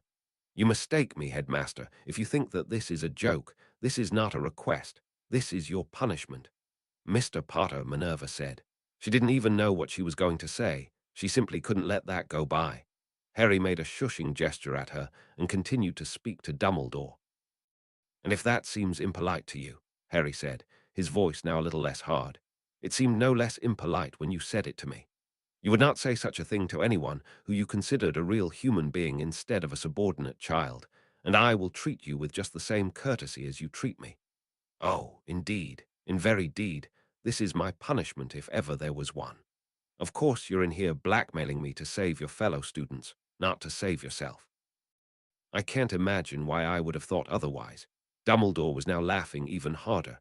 He pounded his fist on the desk 3 times. Harry's gaze grew uncertain. His face turned toward her, addressing her for the first time. "Excuse me," Harry said. His voice seemed to be wavering. "Does he need to take his medication or something?" Minerva had no idea what she could possibly say. "Well," said Dumbledore. He wiped away tears that had formed in his eyes. "Pardon me. I'm sorry for the interruption. Please continue with the blackmail." Harry opened his mouth, then closed it again. He now seemed a little unsteady. He's also to stop reading students' minds. "Minerva," Severus said, his voice deadly. "You sorting hat warned me," said Harry. "What? Can't say anything else. Anyway, I think that's it. I'm done." Silence. "Now what?" Minerva said, when it became apparent that no one else was going to say anything. "Now what?" Dumbledore echoed. "Why, now the hero wins, of course." "What?" said Severus, Minerva, and Harry. "Well, he certainly seems to have backed us into a corner," Dumbledore said, smiling happily. "But Hogwarts does need an evil potions master, or it just wouldn't be a proper magical school, now would it? So how about if Professor Snape is only awful towards students in their 5th year and higher?" "What?" said all 3 of them again. "If it's the most vulnerable victims about whom you're concerned." "Maybe you're right, Harry. Maybe I have forgotten over the decades what it's like to be a child. So let's compromise. Severus will continue to unfairly award points to Slytherin and impose lax discipline on his house, and he will be awful to non-Slytherin students in their 5th year and higher. To others, he will be scary, but not abusive. He will promise to only read minds when the safety of a student requires it. Hogwarts will have its evil potions master, and the most vulnerable victims, as you put it, will be safe." Minerva McGonagall was as shocked as she'd ever been in her life. She glanced uncertainly at Severus, whose face had been left completely neutral, as though he couldn't decide what sort of expression he ought to be wearing. "I suppose that is acceptable," Harry said. His voice sounded a bit odd. "You can't be serious," Severus said, his voice as expressionless as his face. "I am very much in favor of this," Minerva said slowly. She was so much in favor that her heart was pounding wildly beneath her robes. But what could we possibly tell the students? They might not have questioned this while Severus was being awful to everyone, but Harry can tell the other students that he discovered a terrible secret of Severus's and did a bit of blackmail, said Dumbledore. "It's true, after all. He discovered that Severus was reading minds, and he certainly did blackmail us." "This is insanity," exploded Severus. "Be-wah-ha-ha," said Dumbledore. Said Harry uncertainly. "And if anyone asks me why 5th years and above got shafted, I wouldn't blame them for being irate, and that part wasn't exactly my idea." "Tell them," said Dumbledore, "that it wasn't you who suggested the compromise, that it was all you could get, and then refused to say anything more. That, too, is true. There's an art to it. You'll pick it up with practice." Harry nodded slowly. "And the points he took from Ravenclaw, they must not be given back." It was Minerva who said it. Harry looked at her. "I'm sorry, Mr. Potter," she said. She was sorry, but it had to be done. "There must be some consequences for your misbehavior, or this school will fall to pieces." Harry shrugged. "Acceptable," he said flatly. "But in the future, Severus will not strike at my house connections by taking points from me, nor will he waste my valuable time with detentions. Should he feel that my behavior requires correction, he may communicate his concerns to Professor McGonagall." "Harry," Minerva said, "will you continue to submit to school discipline, or are you to be above the law now, as Severus was?" Harry looked at her. Something warm touched his gaze, briefly before it was quashed. "I will continue to be an ordinary student to every member of the staff who is not insane or evil, provided that they do not come under pressure from others who are." Harry glanced briefly at Severus, then turned back to Dumbledore. "Leave Minerva alone, and I'll be a regular Hogwarts student in her presence. No special privileges or immunities." "Beautiful," Dumbledore said sincerely. spoken like a true hero. And, she said, Mr. Potter must publicly apologize for his actions of today. Harry gave her another look. This one was a bit skeptical. The discipline of the school has been gravely injured by your actions, Mr. Potter, Minerva said. It must be restored.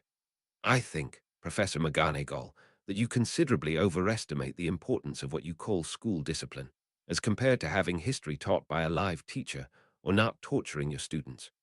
Maintaining the current status hierarchy and enforcing its rules seems ever so much more wise and moral and important when you are on the top, and doing the enforcing than when you are on the bottom, and I can cite studies to this effect if required. I could go on for several hours about this point, but I will leave it at that. Minerva shook her head. Mr. Potter, you underestimate the importance of discipline because you are not in need of it yourself, she paused. That hadn't come out right, and Severus, Dumbledore, and even Harry were giving her strange looks. To learn, I mean. Not every child can learn in the absence of authority, and it is the other children who will be hurt, Mr. Potter, if they see your example as one to be followed. Harry's lips curved into a twisted smile. The first and last resort is the truth. The truth is that I shouldn't have gotten angry, I shouldn't have disrupted the class, I shouldn't have done what I did, and I set a bad example for everyone. The truth is also that Severus Snape behaved in a fashion unbecoming a Hogwarts professor, and that from now on he will be more mindful of the injured feelings of students in their 4th year and under. The two of us could both get up and speak the truth. I could live with that. In your dreams, Potter, spat Severus. After all, said Harry, smiling grimly, if the students see that rules are for everyone, for professors too, not just for poor helpless students who get nothing but suffering out of the system, why, the positive effects on school discipline should be tremendous. There was a brief pause, and then Dumbledore chuckled. Minerva is thinking that you're righter than you have any right to be. Harry's gaze jerked away from Dumbledore, down to the floor. Are you reading her mind? Common sense is often mistaken for legilimency, said Dumbledore. I shall talk over this matter with Severus, and no apology will be required from you unless he apologizes as well. And now I declare this matter concluded, at least until lunchtime. He paused. Although, Harry, I'm afraid that Minerva wished to speak with you about an additional matter, and that is not the result of any pressure on my part. Minerva, if you would. Minerva rose from her chair and almost fell. There was too much adrenaline in her blood. Her heart was beating too fast. Fawkes, said Dumbledore, accompany her, please. I don't, she started to say. Dumbledore shot her a look, and she fell silent. The phoenix soared across the room like a smooth tongue of flame leaping out and landed on her shoulder. She felt the warmth through her robes, all through her body. Please follow me, Mr. Potter, she said, firmly now, and they left through the door. They stood on the rotating stairs, descending in silence. Minerva didn't know what to say. She didn't know this person who stood beside her, and Fawkes began to croon. It was tender and soft, like a fireplace would sound if it had melody, and it washed over Minerva's mind, easing, soothing, gentling what it touched. What is that? Harry whispered beside her. His voice was unstable, wobbling, changing pitch.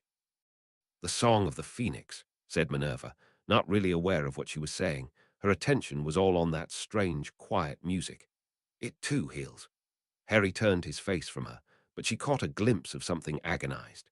The descent seemed to take a very long time, or maybe it was only that the music seemed to take a very long time, and when they stepped out through the gap where a gargoyle had been, she was holding Harry's hand firmly in hers.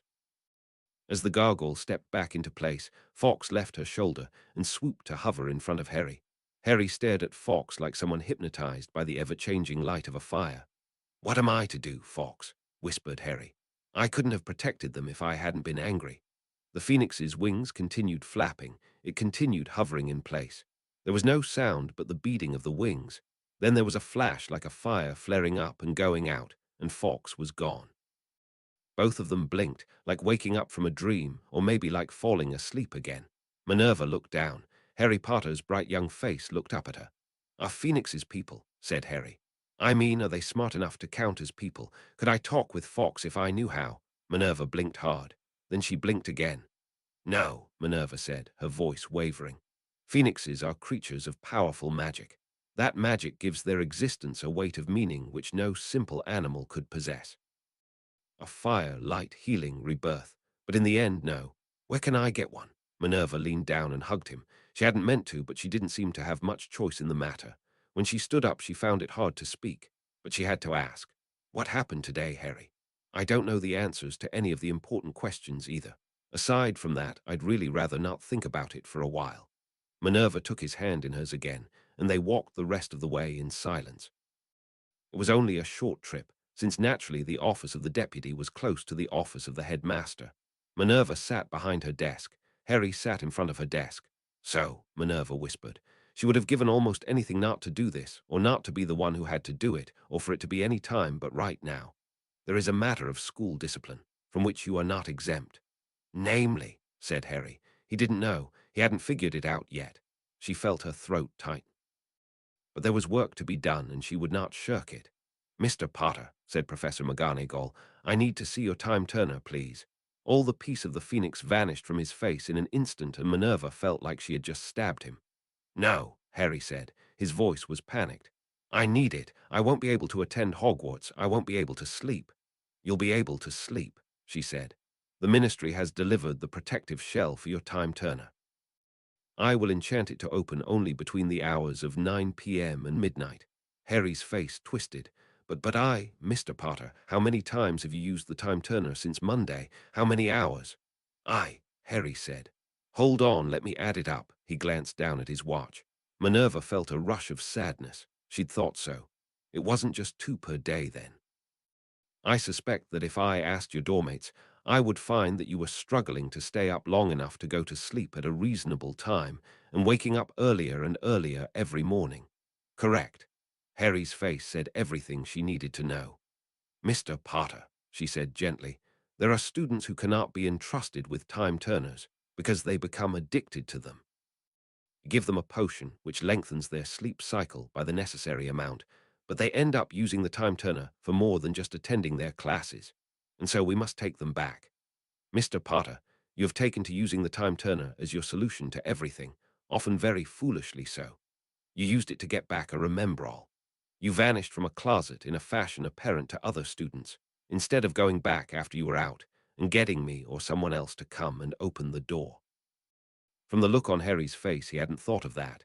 "And more importantly," she said, "you should have simply sat in Professor Snape's class and watched and left at the end of class, as you would have done if you had not possessed a time-turner. There are some students who cannot be entrusted with time-turners, Mr. Potter. You are one of them. I am sorry. But I need it," Harry blurted. "What if there are Slytherins threatening me and I have to escape? It keeps me safe. Every other student in this castle runs the same risk, and I assure you that they survive. No student has died in this castle for 50 years. Mr. Potter, you will hand over your time-turner and do so now." Harry's face twisted in agony, but he drew out the time-turner from under his robes and gave it to her. From her desk, Minerva drew out one of the protective shells that had been sent to Hogwarts. She snapped the cover into place around the time-turner's turning hourglass, and then she laid her wand on the cover to complete the enchantment. "This isn't fair," Harry shrieked. "I saved half of Hogwarts from Professor Snape today. Is it right that I be punished for it? I saw the look on your face. You hated what he was doing." Minerva didn't speak for a few moments. She was enchanting. When she finished and looked up, she knew that her face was stern. Maybe it was the wrong thing to do. And then again, maybe it was the right thing to do. There was an obstinate child in front of her, and that didn't mean the universe was broken. "Fair, Mr. Potter," she snapped. "I have had to file 2 reports with the Ministry on public use of a time-turner in 2 successive days. Be extremely grateful you were allowed to retain the time-turner, even in restricted form. The headmaster made a flu call to plead with them personally, and if you were not the boy who lived, even that would not have sufficed." Harry gaped at her. She knew that he was seeing the angry face of Professor McGonagall. Harry's eyes filled up with tears. "I'm sorry," he whispered, voice now choked and broken. "I'm sorry to have disappointed you." "I'm sorry too, Mr. Potter," she said sternly, and handed him the newly restricted time-turner. "You may go." Harry turned and fled from her office, sobbing. She heard his feet pattering away down the hall, and then the sound cut off as the door swung closed. "I'm sorry too, Harry," she whispered to the quiet room. "I'm sorry too." 15 minutes into lunch hour. No one was speaking to Harry. Some of the Ravenclaws were shooting him looks of anger, others of sympathy. A few of the youngest students even had looks of admiration, but no one was talking to him. Even Hermione hadn't tried to come over. Fred and George had gingerly stepped near. They hadn't said anything. The offer was clear, and its optionality. Harry had told them that he would come over when dessert started, no earlier. They had nodded and quickly walked away. It was probably the utterly expressionless look on Harry's face that was doing it. The others probably thought he was controlling anger or dismay.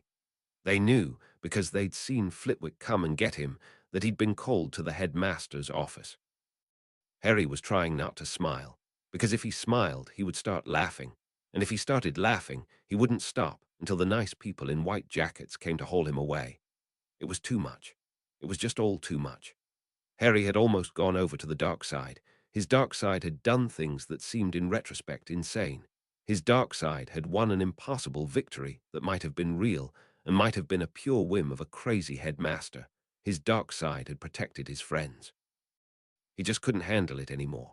He needed Fox to sing to him again. He needed to use the time turner to go off and take a quiet hour to recover, but that wasn't an option anymore, and the loss was like a hole in his existence. But he couldn't think about that, because then he might start laughing. 20 minutes. All the students who were going to eat lunch had arrived. Almost none had departed. The tapping of a spoon rang through the great hall. "If I may have your attention, please," Dumbledore said. "Harry Potter has something he would like to share with us." Harry took a deep breath and got up. He walked over to the head table with every eye staring at him.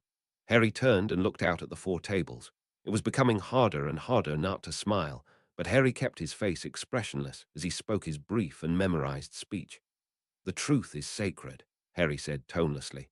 "One of my most treasured possessions is a button which reads, 'Speak the truth, even if your voice trembles.' This, then, is the truth. Remember that. I am not saying it because I am being forced to say it. I am saying it because it is true.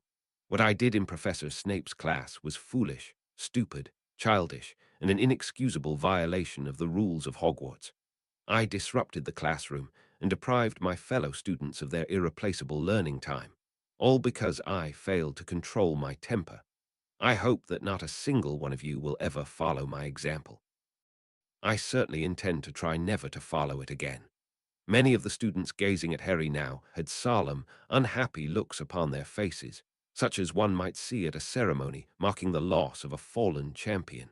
At the younger parts of the Gryffindor table, the look was almost universal, until Harry raised his hand. He did not raise it high. That might have appeared peremptory. He certainly did not raise it towards Severus.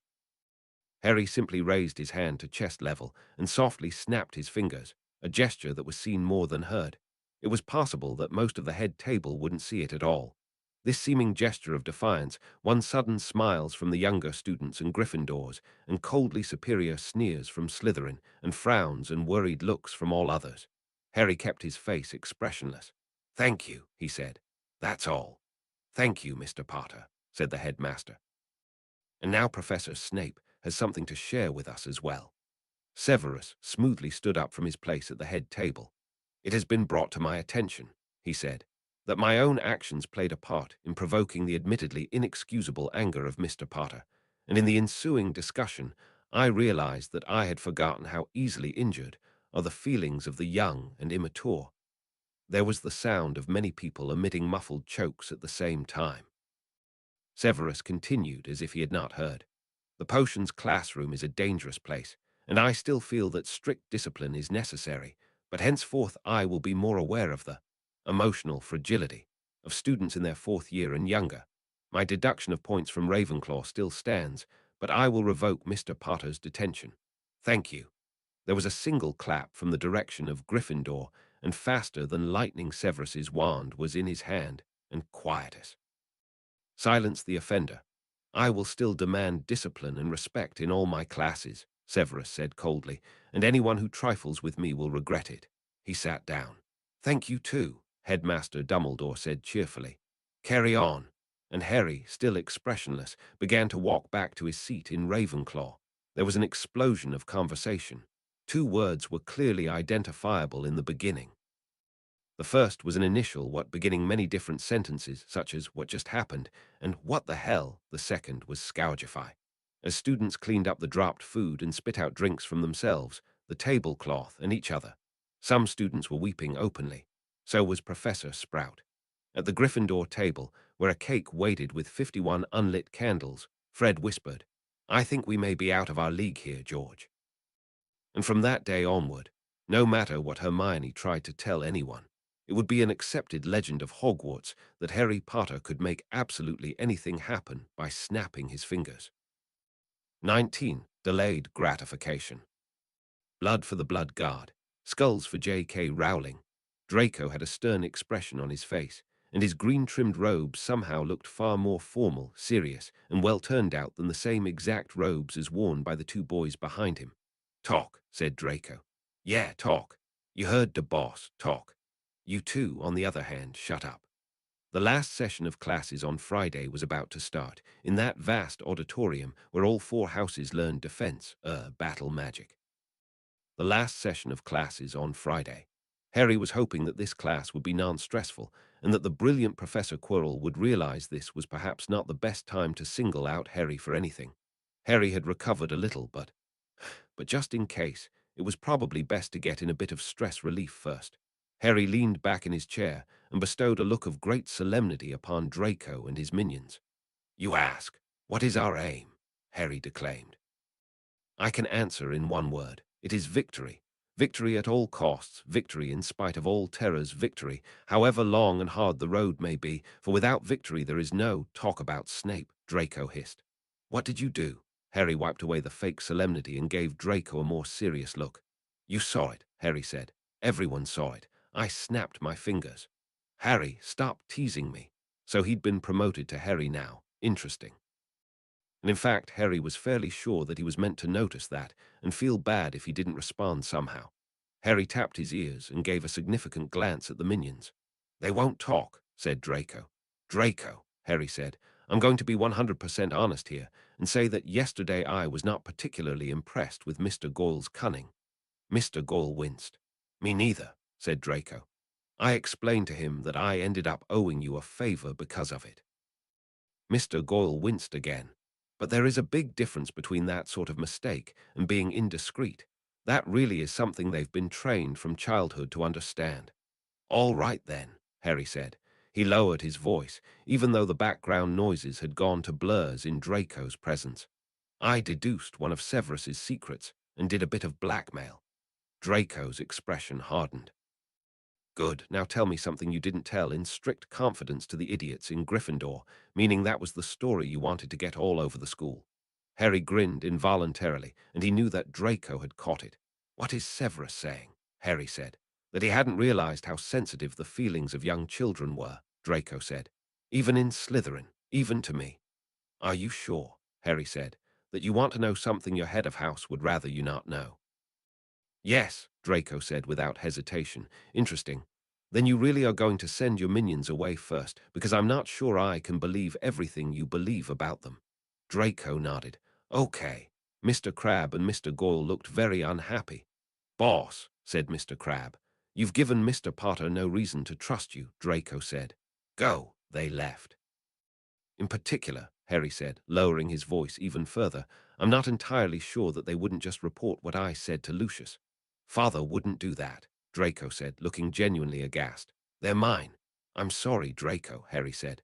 "I'm just not sure I can believe everything you believe about your father. Imagine it was your secret and me telling you my father wouldn't do that." Draco nodded slowly. "You're right. I'm sorry, Harry. It was wrong of me to ask it of you." "How did I get this promoted? Shouldn't he hate me now?" Harry had the feeling he was looking at something exploitable. He just wished his brain wasn't so exhausted. Ordinarily, he would have loved to try his hand at some complicated plotting. "Anyway," Harry said, "trade. I tell you a fact that isn't on the grapevine and does not go on the grapevine, and in particular does not go to your father, and in return you tell me what you and Slytherin think about the whole business. Deal." Now to make this as vague as possible, something that wouldn't hurt much even if it did get out. What I said was true.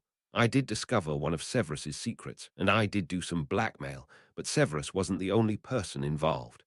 "I knew it," Draco said exultantly. Harry's stomach sank. He had apparently said something very significant, and he did not know why. This was not a good sign. "All right," Draco said. He was grinning widely now. So here's what the reaction was like in Slytherin. First, all the idiots were like, "We hate Harry Potter. Let's go beat him up." Harry choked. "What is wrong with the Sorting Hat? That's not Slytherin, it's Gryffindor. Not all children are prodigies," Draco said, though he was smiling in a sort of nasty conspiratorial way, as though to suggest that he privately agreed with Harry's opinion.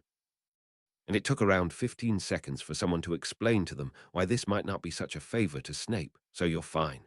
Anyway, after that was the second wave of idiots, the ones who were saying, "Looks like Harry Potter was just another do-gooder after all." "And then," Harry said, smiling even though he had no idea why that was stupid. "And then the actual smart people started talking. It's obvious that you found a way to put a lot of pressure on Snape. And while that could be more than one thing, the obvious next thought is that it has something to do with Snape's unknown hold over Dumbledore. Am I right?"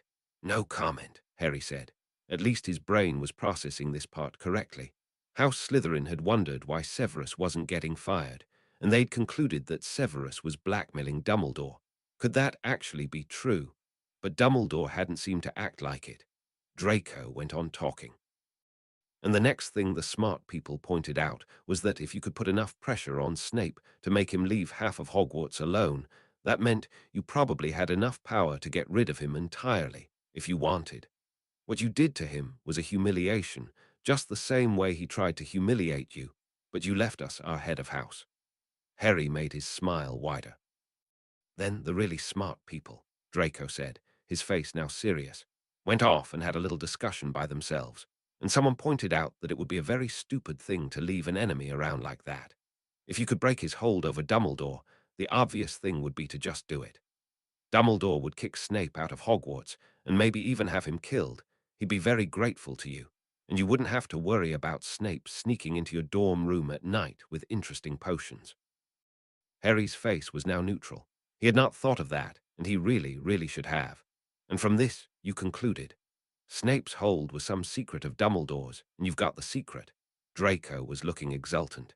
It can't be powerful enough to destroy Dumbledore entirely, or Snape would have used it by now.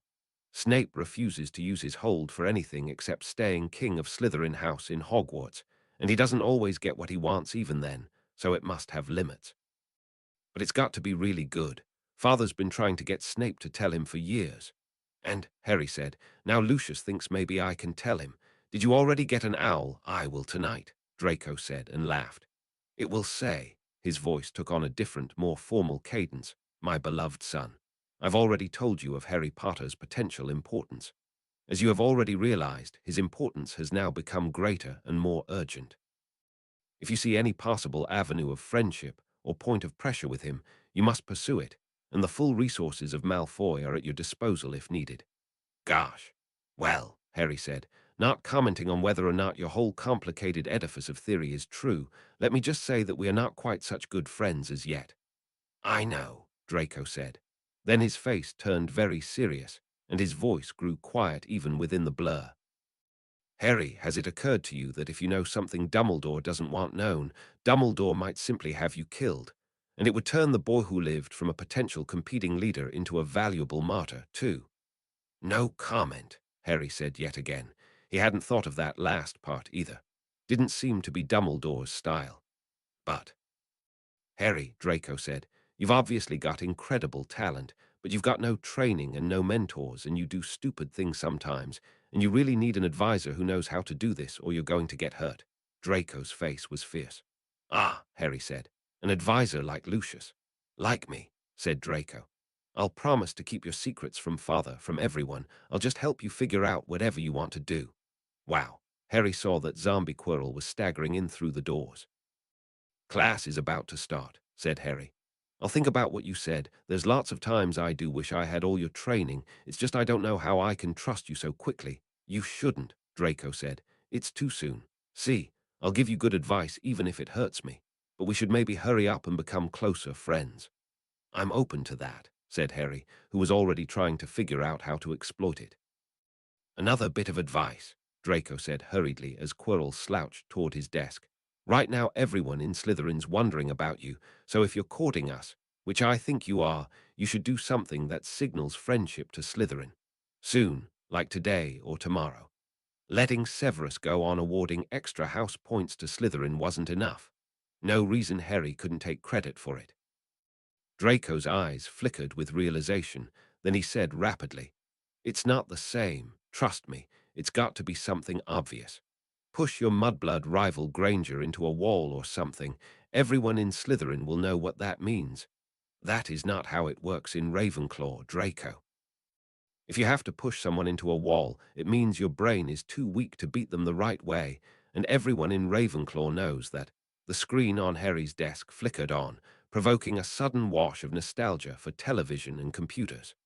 "Ahem," said Professor Quirrell's voice, seeming to speak personally to Harry out of the screen. "Please take your seats." The children were all seated and staring at the repeater screens on their desks, or looking down directly at the great white marble stage where Professor Quirrell stood, leaning on his desk atop the small dais of darker marble. "Today," said Professor Quirrell, "I had planned to teach you your first defensive spell, a small shield that was the ancestor of today's Protego. But on second thought, I have changed today's lesson plan in the light of recent events." Professor Quirrell's gaze searched the rows of seats. Harry winced from where he was sitting in the back row. He had a feeling he knew who was about to be called on. "Draco, of the noble and most ancient house of Malfoy," said Professor Quirrell. "Hugh." "Yes, Professor," said Draco. His voice was amplified, seeming to come from the repeater screen on Harry's desk, which showed Draco's face as he spoke. Then the screen shifted back to Professor Quirrell, who said, "Is it your ambition to become the next Dark Lord?" "That's an odd question, Professor," said Draco. "I mean, who'd be dumb enough to admit it?" A few students laughed, but not many. "Indeed," said Professor Quirrell. "So while there's no point in asking any of you, it would not surprise me in the slightest if there were a student or two in my classes who harbored ambitions of being the next Dark Lord. After all, I wanted to be the next Dark Lord when I was a young Slytherin." This time, the laughter was much more widespread. "Well, it is the House of the Ambitious, after all," Professor Quirrell said, smiling. "I didn't realize until later that what I really enjoyed was battle magic, and that my true ambition was to become a great fighting wizard and someday teach at Hogwarts. In any case, when I was 13 years old, I read through the historical sections of the Hogwarts library, scrutinizing the lives and fates of past Dark Lords, and I made a list of all the mistakes that I would never make when I was a Dark Lord." Harry giggled before he could stop himself. "Yes, Mr. Potter, very amusing. So, Mr. Potter, can you guess what was the very first item on that list?" "Great. Never use a complicated way of dealing with an enemy when you can just abracadabra them." "The term, Mr. Potter, is Avada Kedavra." Professor Quirrell's voice sounded a bit sharp for some reason. "And no, that was not on the list I made at age 13. Would you care to guess again?" Never brag to anyone about your evil master plan." Professor Quirrell laughed. Now that was number 2. "My, Mr. Potter, have we been reading the same books?" There was more laughter, with an undertone of nervousness. Harry clenched his jaw tightly shut and said nothing. A denial would accomplish nothing. But no, the first item was, "I will not go around provoking strong, vicious enemies." The history of the world would be very different if Mornelith Falconsbane or Hitler had grasped that elementary point.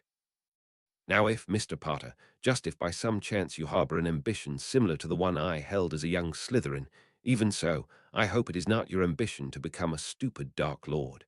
"Professor Quirrell," Harry said, gritting his teeth, "I am a Ravenclaw, and it is not my ambition to be stupid, period. I know that what I did today was dumb, but it wasn't dark. I was not the one who threw the first punch in that fight. You, Mr. Potter, are an idiot. But then so was I at your age. Thus I anticipated your answer and altered today's lesson plan accordingly. Mr. Gregory Goyle, if you would come forward, please." There was a surprised pause in the classroom. Harry hadn't been expecting that.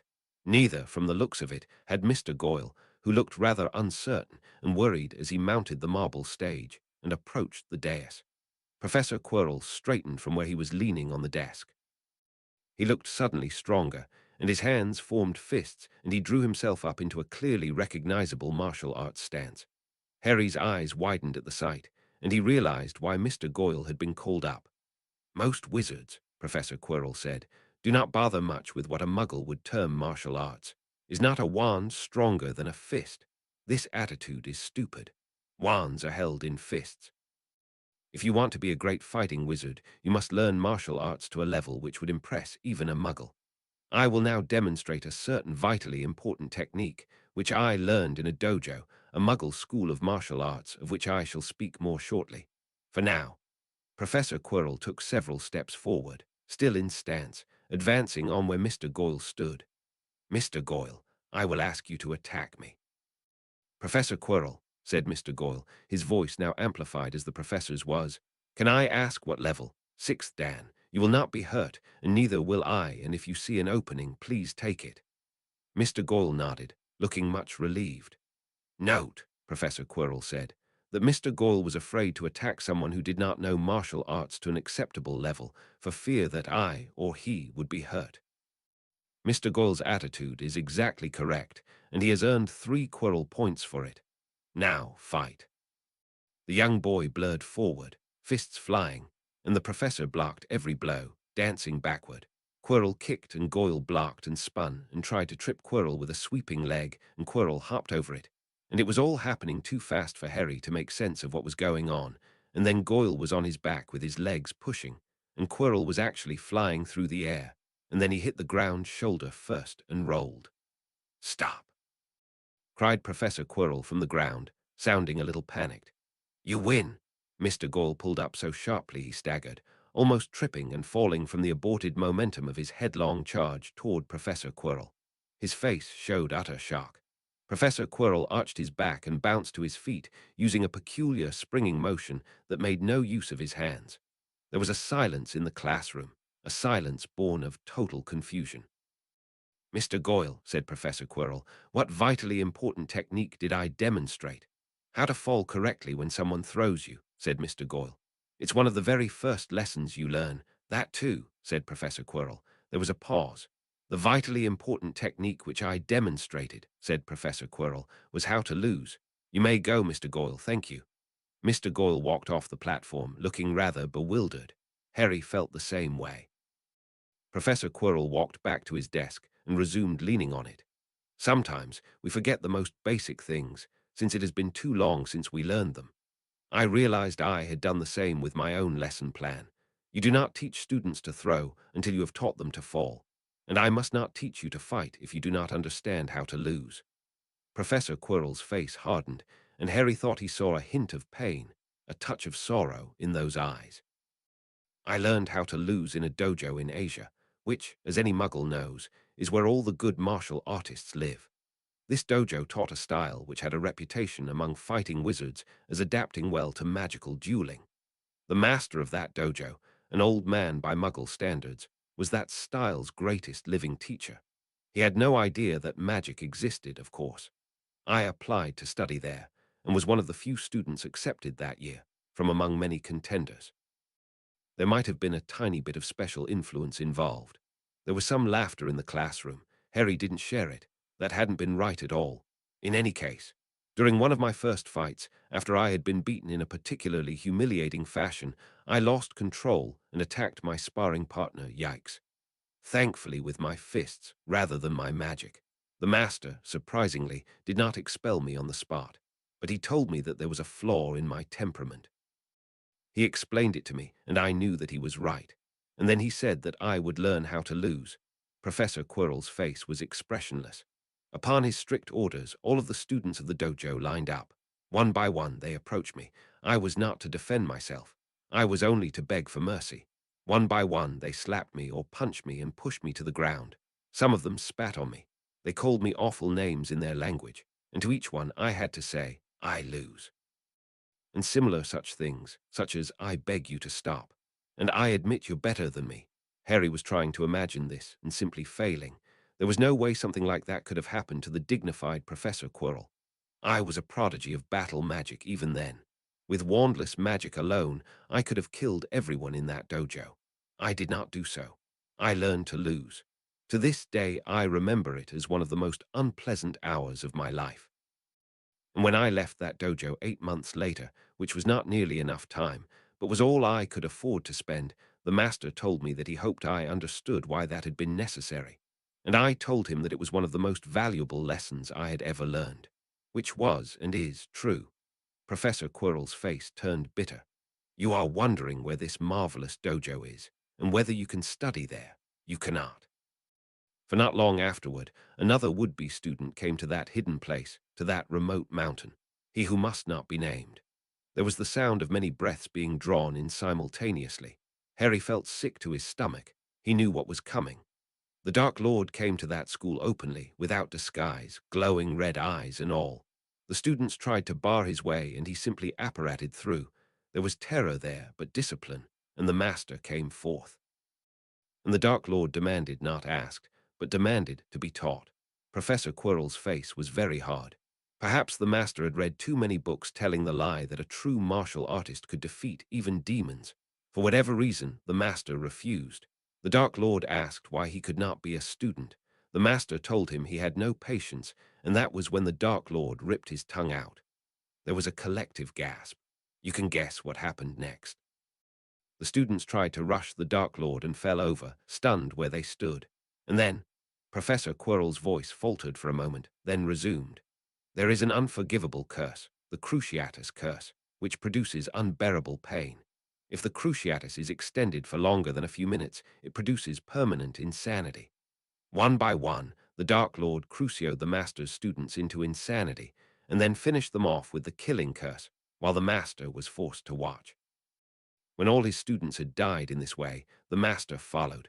I learned this from the single surviving student whom the Dark Lord had left alive to tell the tale, and who had been a friend of mine. Professor Quirrell turned away, and when he turned back a moment later, he once again seemed calm and composed. Dark wizards cannot keep their tempers, Professor Quirrell said quietly. It is a nearly universal flaw of the species, and anyone who makes a habit of fighting them soon learns to rely on it. Understand that the Dark Lord did not win that day. His goal was to learn martial arts, and yet he left without a single lesson. The Dark Lord was foolish to wish that story retold. It did not show his strength, but rather an exploitable weakness. Professor Quirrell's gaze focused on a single child in the classroom. Harry Potter, Professor Quirrell said. Yes, Harry said, his voice hoarse. What precisely did you do wrong today, Mr. Potter? Harry felt like he was going to throw up. I lost my temper. That is not precise, said Professor Quirrell. I will describe it more exactly. There are many animals which have what are called dominance contests. They rush at each other with horns, trying to knock each other down, not gore each other. They fight with their paws, with claws sheathed. But why with their claws sheathed? Surely, if they used their claws, they would stand a better chance of winning. But then their enemy might unsheathe their claws as well, and instead of resolving the dominance contest with a winner and a loser, both of them might be severely hurt. Professor Quirrell's gaze seemed to come straight out at Harry from the repeater screen. What you demonstrated today, Mr. Potter, is that, unlike those animals who keep their claws sheathed and accept the results, you do not know how to lose a dominance contest. When a Hogwarts professor challenged you, you did not back down. When it looked like you might lose, you unsheathed your claws, heedless of the danger. You escalated, and then you escalated again. It started with a slap at you from Professor Snape, who was obviously dominant over you. Instead of losing, you slapped back and lost 10 points from Ravenclaw. Soon you were talking about leaving Hogwarts. The fact that you escalated even further in some unknown direction, and somehow won at the end, does not change the fact that you are an idiot. I understand, Harry said. His throat was dry. That had been precise, frighteningly precise. Now that Professor Quirrell had said it, Harry could see in hindsight that it was an exactly accurate description of what had happened. When someone's model of you was that good, you had to wonder whether they were right about other things too, like your intent to kill. The next time, Mr. Potter, that you choose to escalate a contest rather than lose, you may lose all the stakes you place on the table.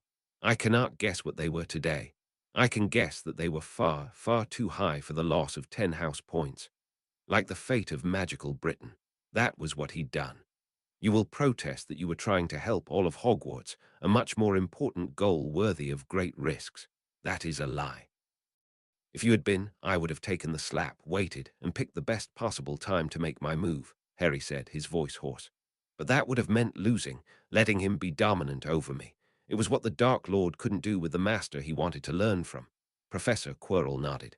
I see that you have understood perfectly. And so, Mr. Potter, today you are going to learn how to lose. I, I will not hear any objections, Mr. Potter. It is evident both that you need this and that you are strong enough to take it. I assure you that your experience will not be so harsh as what I went through, though you may well remember it as the worst 15 minutes of your young life. Harry swallowed. Professor Quirrell, he said in a small voice, can we do this some other time? No, Professor Quirrell said simply. You are 5 days into your Hogwarts education, and already this has happened. Today is Friday. Our next defense class is on Wednesday. Saturday, Sunday, Monday, Tuesday, Wednesday. No, we do not have time to wait. There were a few laughs at this, but very few. Please consider it an order from your professor, Mr. Potter. What I would like to say is that otherwise I will not teach you any offensive spells, because I would then hear that you had severely hurt or even killed someone. Unfortunately, I am told that your fingers are already powerful weapons. Do not snap them at any time during this lesson. More scattered laughter, sounding rather nervous. Harry felt like he might cry. Professor Quirrell, if you do anything like what you talked about, it's going to make me angry, and I really would rather not get angry again today. The point is not to avoid getting angry, Professor Quirrell said, his face looking grave. Anger is natural. You need to learn how to lose even when you are angry, or at least pretend to lose so that you can plan your vengeance. As I did with Mr. Gall today, unless, of course, any of you think he really is better. I'm not, shouted Mr. Gall from his desk, sounding a little frantic. I know you didn't really lose. Please don't plan any vengeances. Harry felt sick to his stomach. Professor Quirrell didn't know about his mysterious dark side. Professor, we really need to talk about this after class. We will, Professor Quirrell said in the tones of a promise. After you learn how to lose. His face was serious. It should go without saying that I will exclude anything which could injure you or even cause you significant pain. The pain will come from the difficulty of losing, instead of fighting back and escalating the battle until you win. Harry's breath was coming in short, panicky pants. He was more frightened than he'd been after leaving the potions classroom. Professor Quirrell, he managed to say, I don't want you to get fired over this. I will not be, Professor Quirrell said, if you tell them afterward that it was necessary, and this I trust you to do.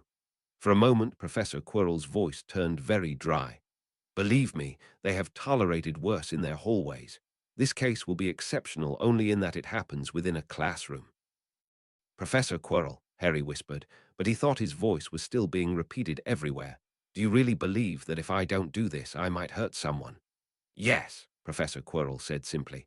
Then, Harry felt nauseous. I'll do it. Professor Quirrell turned to regard the Slytherins. So, with the full approval of your teacher, and in such a fashion that Snape cannot be blamed for your actions. Do any of you wish to show your dominance over the boy who lived? Shove him around, push him to the ground, hear him beg for your mercy. 5 hands went up. Everyone with your hand raised, you're an absolute idiot. What part of pretending to lose did you not understand? If Harry Potter does become the next Dark Lord, he will hunt you down and kill you after he graduates. The 5 hands dropped abruptly back to their desks.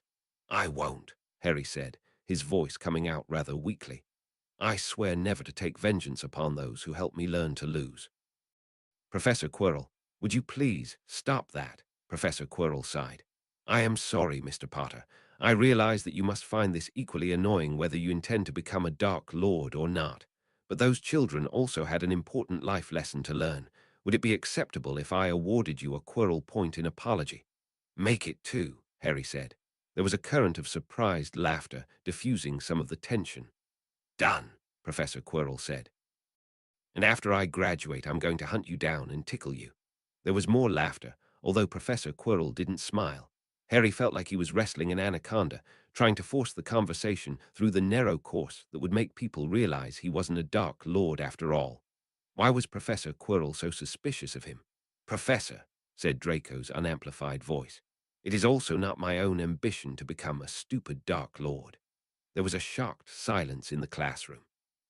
You don't have to do this. Harry almost blurted out loud, but checked himself in time.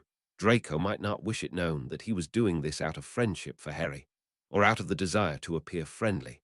Calling that a desire to appear friendly made Harry feel small and mean. If Draco had intended to impress him, it was working perfectly.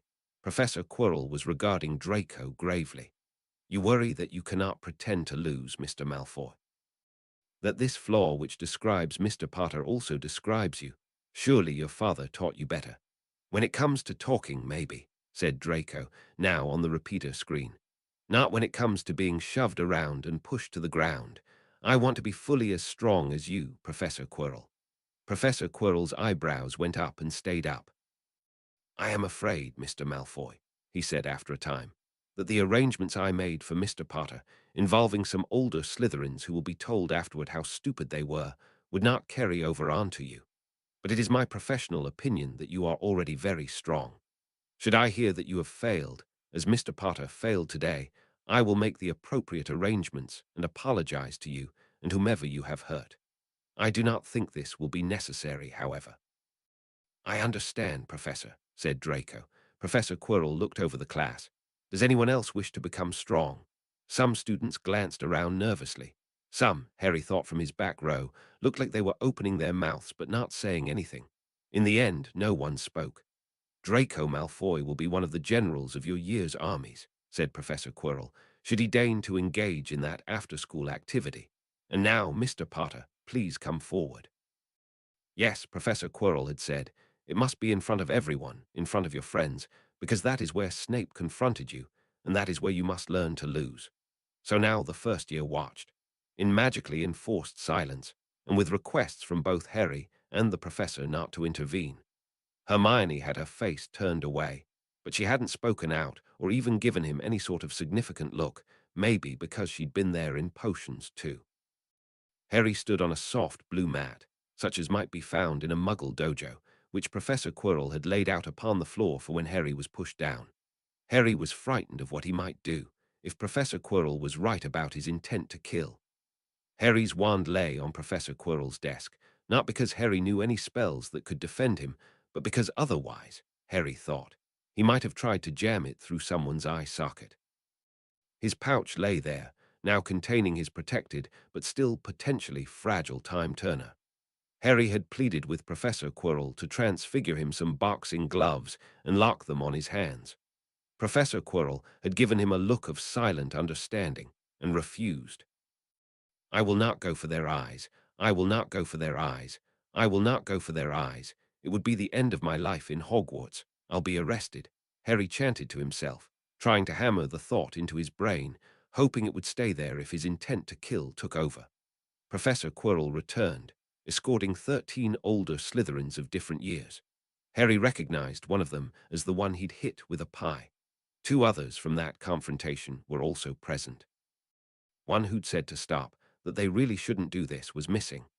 I repeat, Professor Quirrell said, sounding very stern, Potter is not to be really hurt. Any and all accidents will be treated as deliberate. Do you understand? The older Slytherins nodded, grinning. Then please feel free to take the boy who lived down a few pegs, Professor Quirrell said, with a twisted smile that only the first years understood. By some form of mutual consent, the pie target was at the front of the group. Potter, said Professor Quirrell, meet Mr. Peregrine Derek. He is better than you and he is about to show you that. Derek strode forward, and Harry's brain screamed discordantly. He must not run away. He must not fight back. Derek stopped an arm's length away from Harry. Harry wasn't angry yet, just frightened. And that meant he beheld a teenage boy fully half a meter taller than himself, with clearly defined muscles, facial hair, and a grin of terrible anticipation. Ask him not to hurt you, Professor Quirrell said. Perhaps if he sees that you're pathetic enough, he'll decide that you're boring and go away. There was laughter from the watching older Slytherins. Please, Harry said, his voice faltering, don't hurt me. That didn't sound very sincere, said Professor Quirrell. Derek's smile widened. The clumsy imbecile was looking very superior and Harry's blood temperature was dropping. Please don't hurt me, Harry tried again.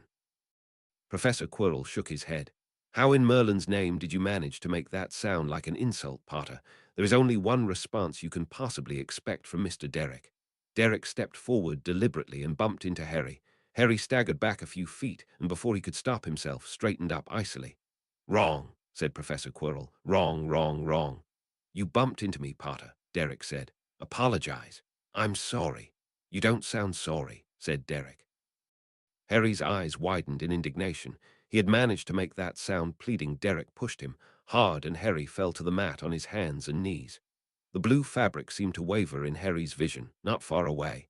He was beginning to doubt Professor Quirrell's real motives in teaching this so-called lesson. A foot rested on Harry's buttocks, and a moment later Harry was pushed hard to the side, sending him sprawling on his back. Derek laughed. "This is fun," he said. All he had to do was say it was over, and report the whole thing to the headmaster's office. That would be the end of this defense professor and his ill-fated stay at Hogwarts, and Professor McGonagall would be angry about that, but an image of Professor McGonagall's face flashed before his eyes. She didn't look angry, just sad. "Now tell him that he's better than you, Potter," said Professor Quirrell's voice. "You're better than me." Harry started to raise himself, and Derek put a foot on his chest and shoved him back down to the mat. The world was becoming transparent as crystal. Lines of action and their consequences stretched out before him in utter clarity. The fool wouldn't be expecting him to strike back. A quick hit in the groin would stun him long enough for "Try again," said Professor Quirrell, and with a sudden sharp motion Harry rolled and sprang to his feet and whirled on where stood his real enemy. The defense professor, Professor Quirrell, said, "You have no patience." Harry faltered.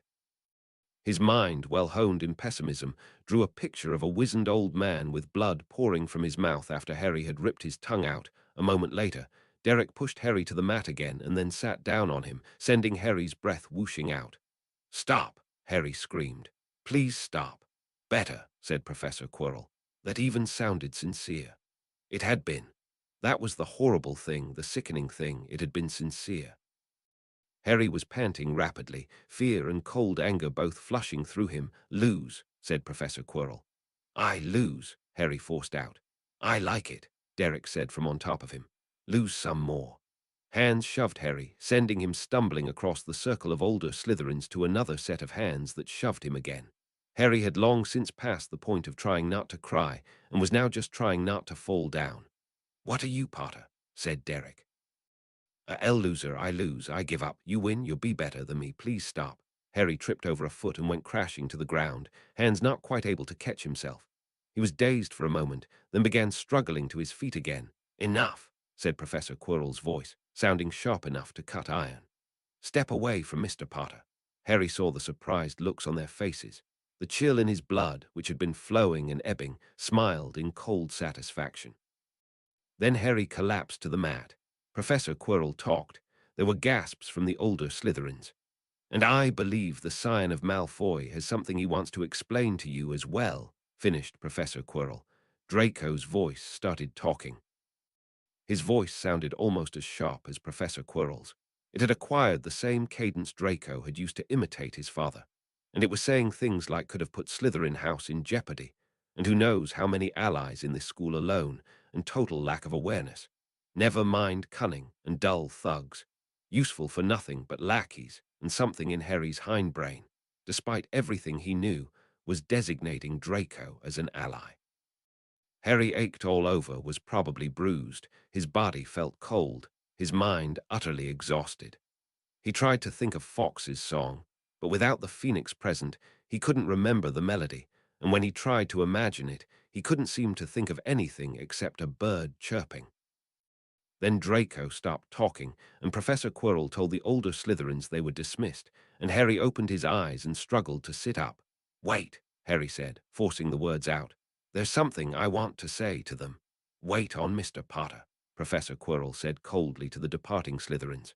Harry swayed to his feet. He was careful not to look in the direction of his classmates.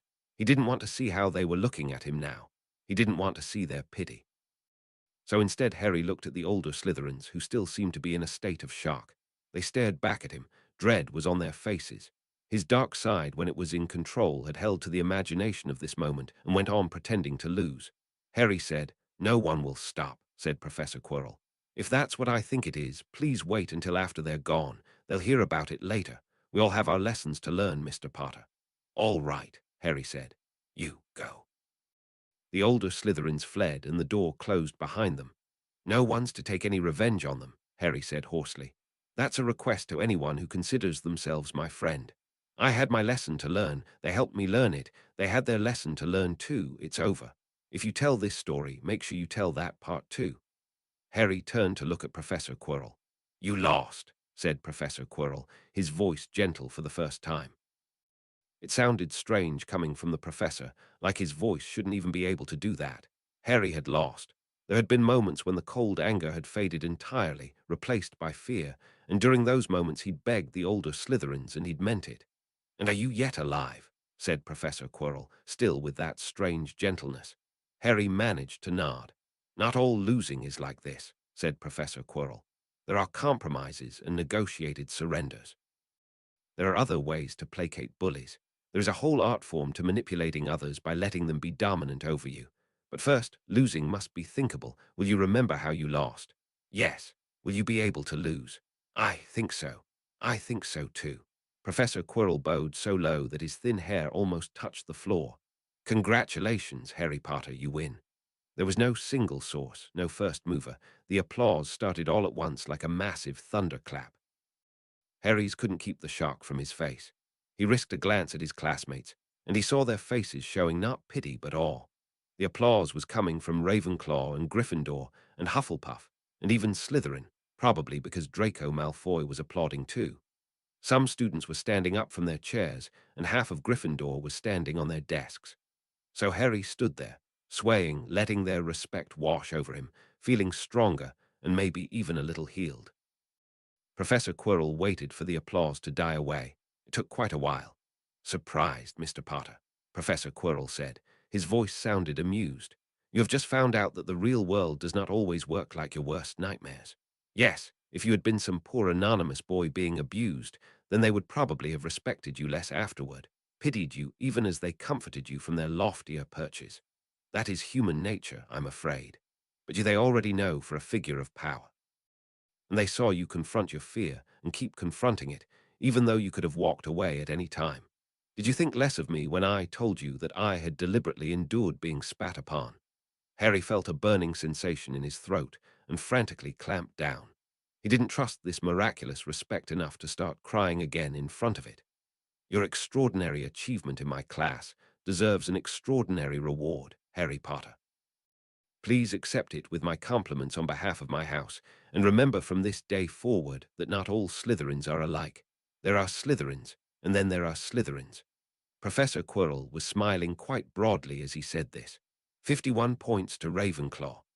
There was a shocked pause, and then pandemonium broke out among the Ravenclaw students, howling and whistling and cheering.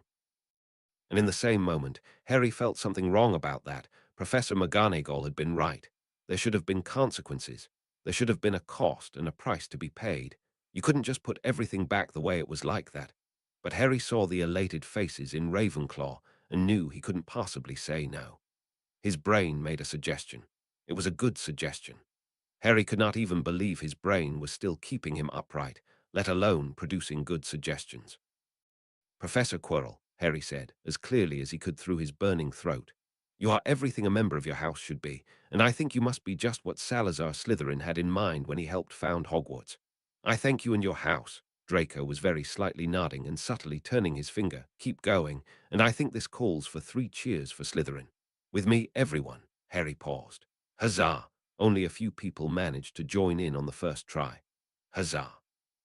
This time most of Ravenclaw was in on it. "Huzzah!" That was almost all of Ravenclaw, a scattering of Hufflepuffs, and around a quarter of Gryffindor. Draco's hand moved into a small, quick thumbs-up gesture. Most of the Slytherins had expressions of sheer shock. A few were staring at Professor Quirrell in wonder.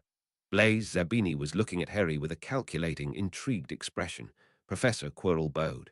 "Thank you, Harry Potter," he said, still with that broad smile. He turned to the class. "Now, believe it or not, we still have half an hour left in this session, and that is enough to introduce the simple shield. Mr. Potter, of course, is going off and taking a well-earned rest." "I can, idiot," Professor Quirrell said fondly. The class was already laughing.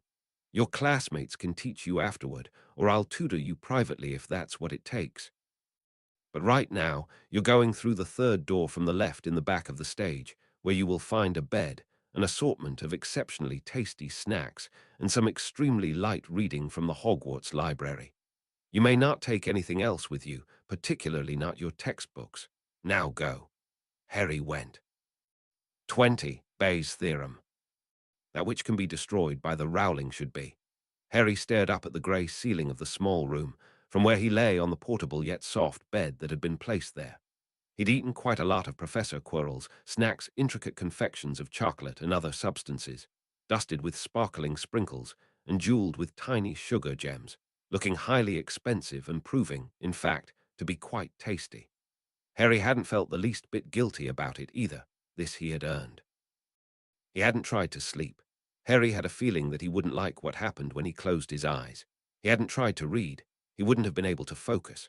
Funny how Harry's brain just seemed to keep on running and running, never shutting down no matter how tired it got.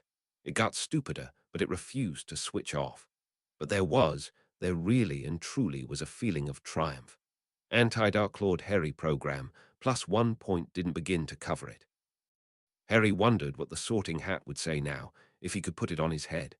No wonder Professor Quirrell had accused Harry of heading down the path of a Dark Lord. Harry had been too slow on the uptake. He should have seen the parallel right away, understand that the Dark Lord did not win that day. His goal was to learn martial arts, and yet he left without a single lesson. Harry had entered the potions class with the intent to learn potions. He'd left without a single lesson. And Professor Quirrell had heard and understood with frightening precision and reached out and yanked Harry off that path, the path that led to his becoming a copy of you-know-who. There was a knock at the door. "Classes are over," said Professor Quirrell's quiet voice. Harry approached the door and found himself suddenly nervous. Then the tension diminished as he heard Professor Quirrell's footsteps moving away from the door. What on earth is that about? Is it what's going to get him fired eventually? Harry opened the door and saw that Professor Quirrell was now waiting several body lengths away. Does Professor Quirrell feel it too? They walked across the now deserted stage to Professor Quirrell's desk, which Professor Quirrell leaned on, and Harry, as before, stopped short of the dais. "So," Professor Quirrell said.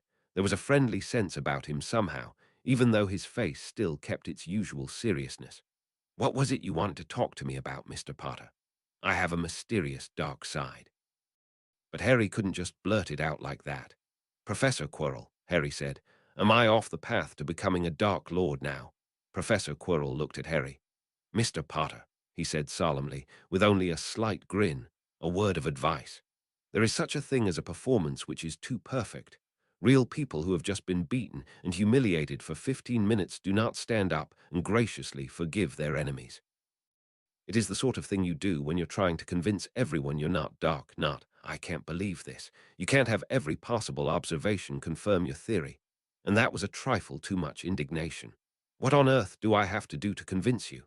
To convince me that you harbor no ambitions of becoming a Dark Lord," said Professor Quirrell, now looking outright amused. "I suppose you could just raise your right hand." "What?" Harry said blankly. "But I can raise my right hand whether or not Harry stopped, feeling rather stupid. "Indeed," said Professor Quirrell. "You can just as easily do it either way. There is nothing you can do to convince me, because I would know that was exactly what you were trying to do. And if we are to be even more precise, then while I suppose it is barely possible that perfectly good people exist even though I have never met one, it is none the less improbable that someone would be beaten for 15 minutes and then stand up and feel a great surge of kindly forgiveness for his attackers. On the other hand, it is less improbable that a young child would imagine this as the role to play in order to convince his teacher and classmates that he is not the next Dark Lord. Import of an act lies not in what that act resembles on the surface, Mr. Potter, but in the states of mind which make that act more or less probable." Harry blinked. He just had the dichotomy between the representativeness heuristic and the Bayesian definition of evidence explained to him by a wizard. "But then again," said Professor Quirrell, "anyone can want to impress their friends. That need not be dark. So without it being any kind of admission, Mr. Potter, tell me honestly, what thought was in your mind at the moment when you forbade any vengeance? Was that thought a true impulse to forgiveness, or was it an awareness of how your classmates would see the act? Sometimes we make our own phoenix song. But Harry didn't say it out loud. It was clear that Professor Quirrell wouldn't believe him and would probably respect him less for trying to utter such a transparent lie. After a few moments of silence, Professor Quirrell smiled with satisfaction. "Believe it or not, Mr. Potter," said the professor, "you need not fear me for having discovered your secret. I am not going to tell you to give up on becoming the next Dark Lord. If I could turn back the hands of time and somehow remove that ambition from the mind of my child self, the self of this present time would not benefit from the alteration. For as long as I thought that was my goal, it drove me to study and learn and refine myself and become stronger. We become what we are meant to be by following our desires wherever they lead. That is the insight of Salazar. Ask me to show you to the library section, which holds those same books I read as a 13-year-old, and I will happily lead the way." "For the love of crap," Harry said, and sat down on the hard marble floor, and then lay back on the floor, staring up at the distant arches of the ceiling. It was as close as he could come to collapsing in despair without hurting himself. "Still too much indignation," observed Professor Quirrell. Harry wasn't looking, but he could hear the suppressed laughter in the voice. Then Harry realized. "Actually, I think I know what's confusing you here," Harry said. "That was what I wanted to talk to you about, in fact. Professor Quirrell, I think that what you're seeing is my mysterious dark side." There was a pause. "Your dark side." Harry sat up.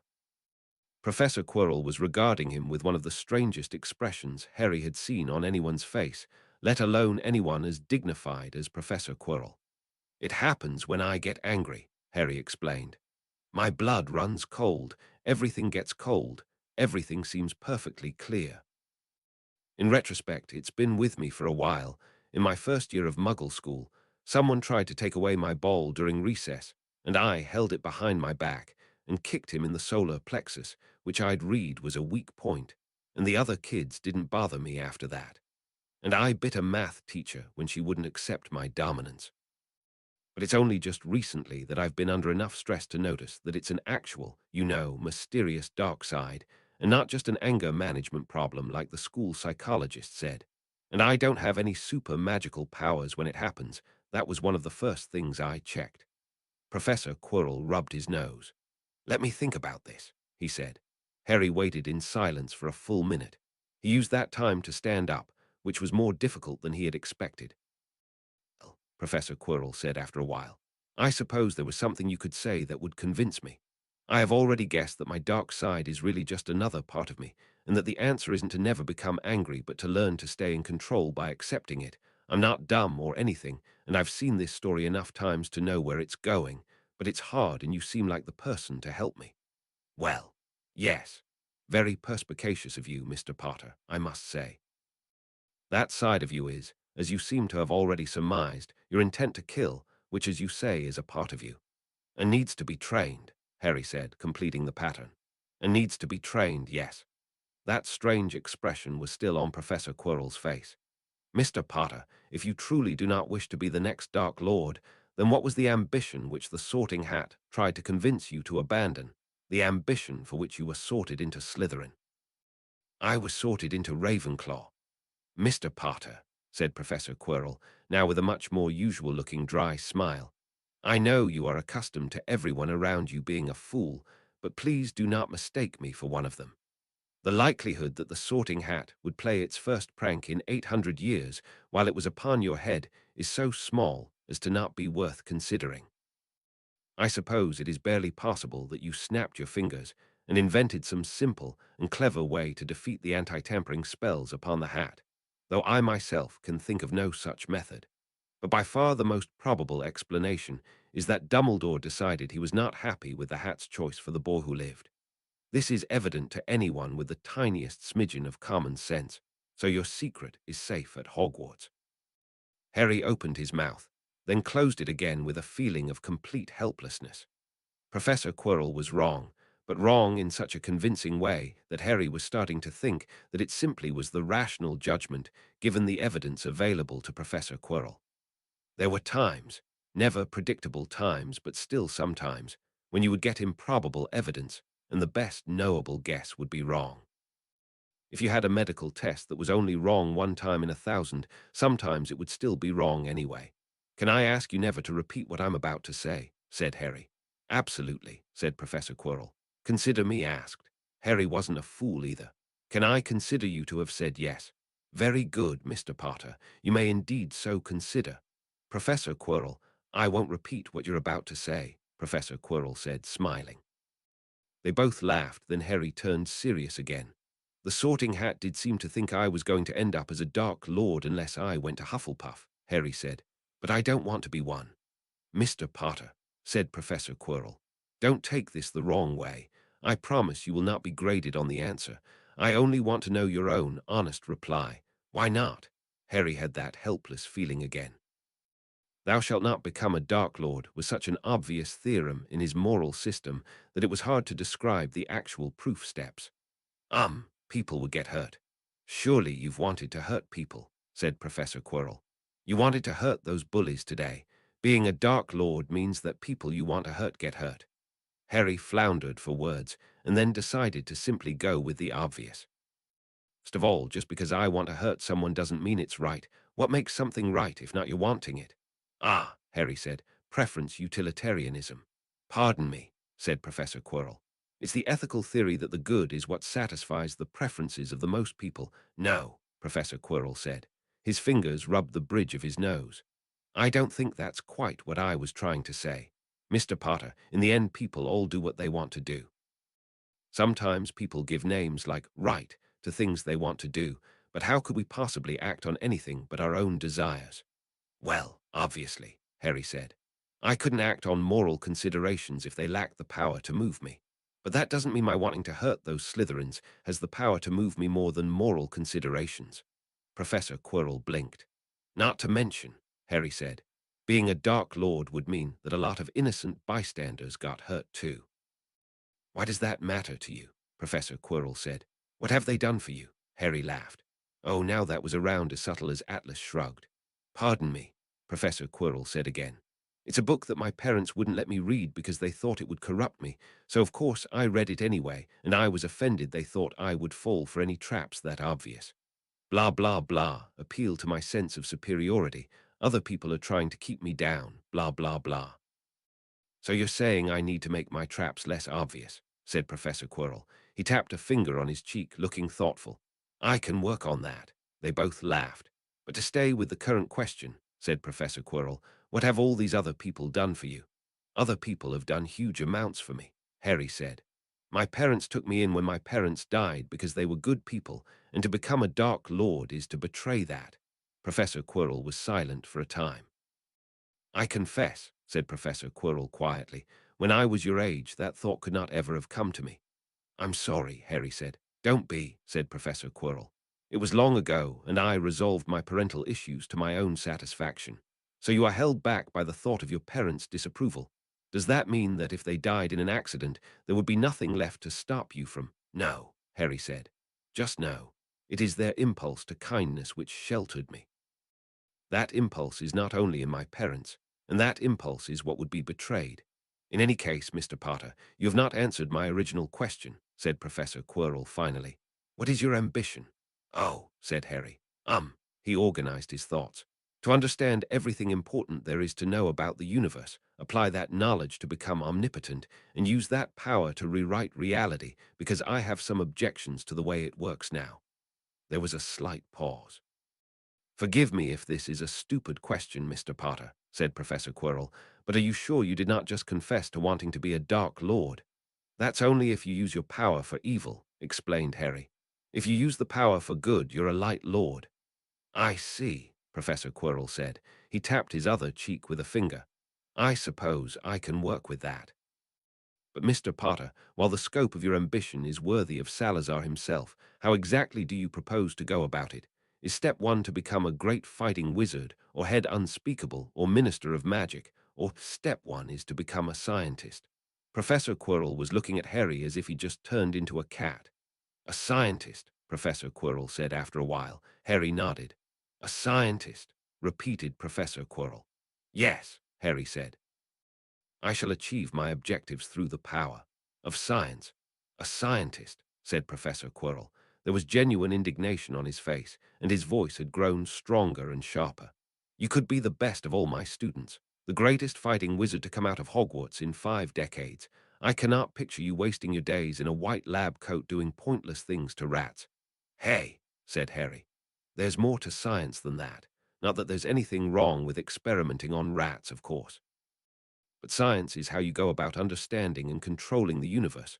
"Fool," said Professor Quirrell, in a voice of quiet, bitter intensity. "You're a fool, Harry Potter." He passed a hand over his face, and when that hand had passed, his face was calmer. "Or more likely you have not yet found your true ambition. May I strongly recommend that you try to become a Dark Lord instead.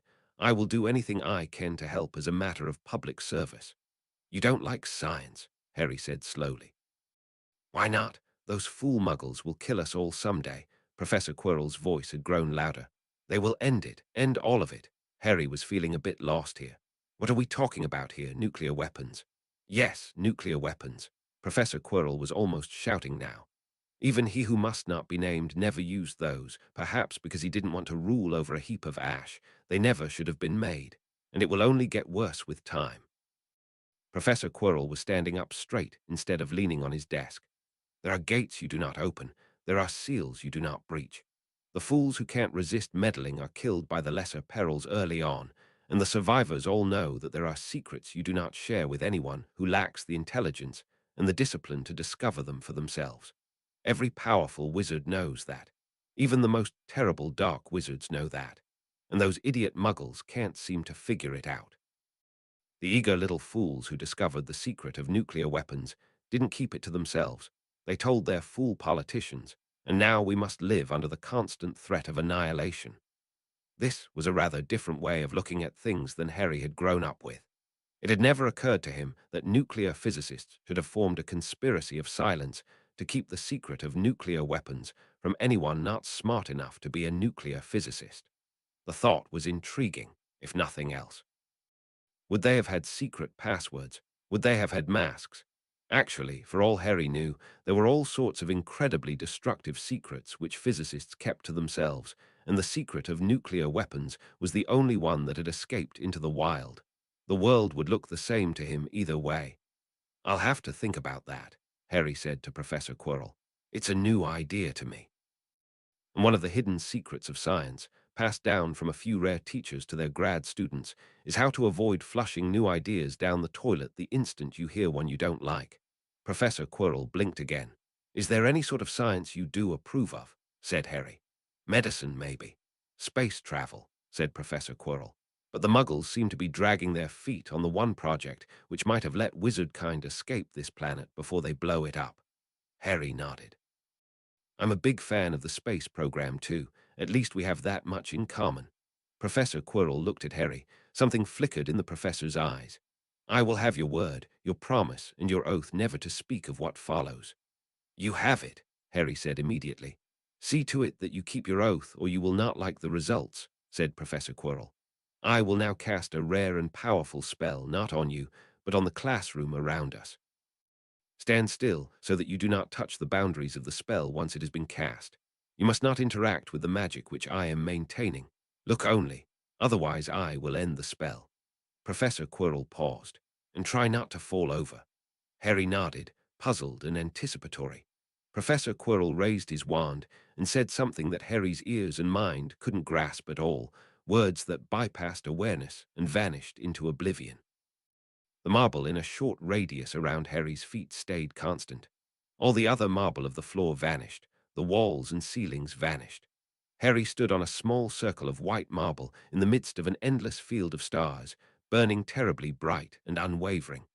There was no earth, no moon, no sun that Harry recognized. Professor Quirrell stood in the same place as before, floating in the midst of the starfield. The Milky Way was already visible as a great wash of light, and it grew brighter as Harry's vision adjusted to the darkness. The sight wrenched at Harry's heart like nothing he had ever seen.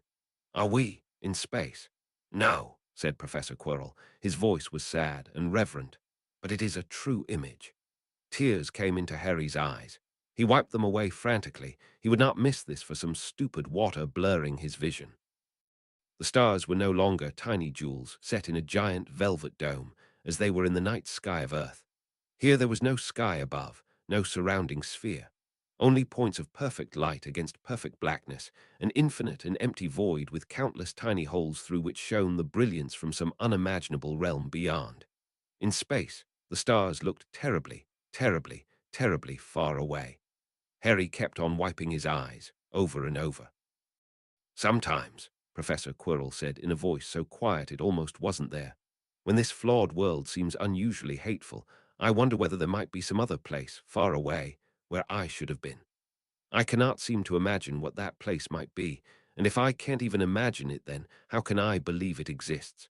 And yet the universe is so very, very wide, and perhaps it might exist anyway. But the stars are so very, very far away. It would take a long, long time to get there, even if I knew the way. And I wonder what I would dream about if I slept for a long, long time. Though it felt like sacrilege, Harry managed a whisper. Please let me stay here a while. Professor Quirrell nodded, where he stood unsupported against the stars. It was easy to forget the small circle of marble on which you stood, and your own body, and become a point of awareness which might have been still, or might have been moving. With all distances incalculable, there was no way to tell. There was a time of no time, and then the stars vanished and the classroom returned. I'm sorry, said Professor Quirrell, but we're about to have company.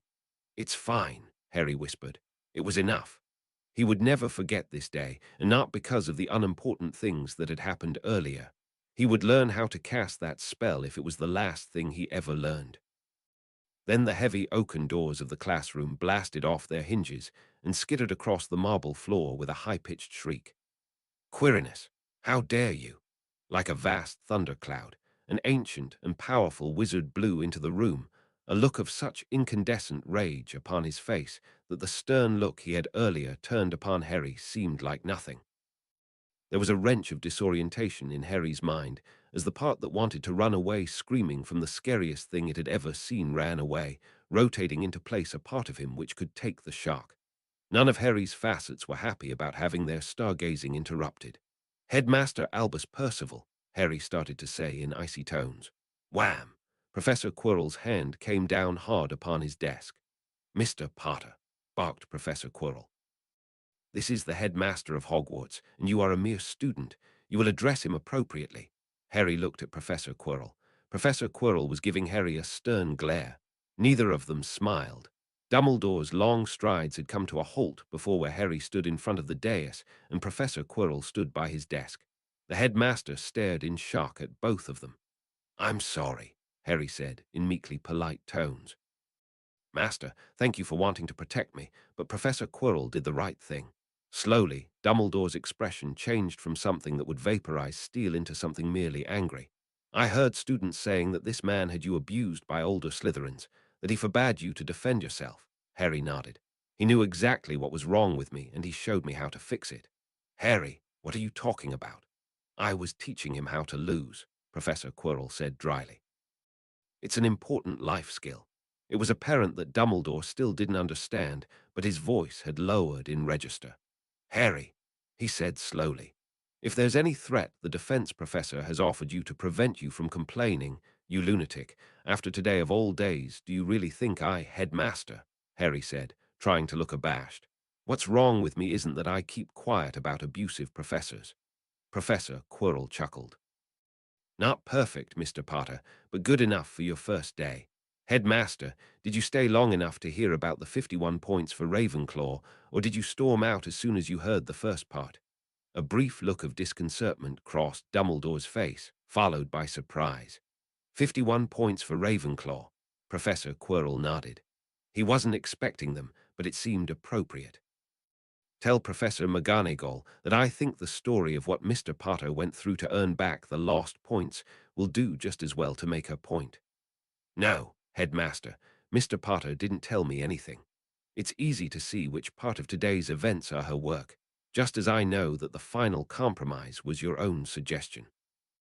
Though I wonder how on earth Mr. Potter was able to gain the upper hand over both Snape and you, and then Professor McGonagall was able to gain the upper hand over him. Somehow Harry managed to control his face. Was it that obvious to a real Slytherin? Dumbledore came closer to Harry, scrutinizing. Your color looks a little off, Harry, the old wizard said. He peered closely at Harry's face. What did you have for lunch today? What? Harry said, his mind wobbling in sudden confusion.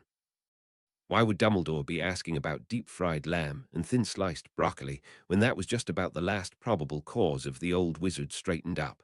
Never mind, then. I think you're fine. Professor Quirrell coughed, loudly and deliberately. Harry looked at the professor and saw that Professor Quirrell was staring sharply at Dumbledore. Ahem, Professor Quirrell said again. Dumbledore and Professor Quirrell locked eyes, and something seemed to pass between them. If you don't tell him, Professor Quirrell said then, I will, even if you fire me for it. Dumbledore sighed and turned back to Harry. I apologize for invading your mental privacy, Mr. Potter, the headmaster said formally. I had no purpose except to determine if Professor Quirrell had done the same. What? The confusion lasted just exactly as long as it took Harry to understand what had just happened. You. Gently, Mr. Potter, said Professor Quirrell. His face was hard, however, as he stared at Dumbledore.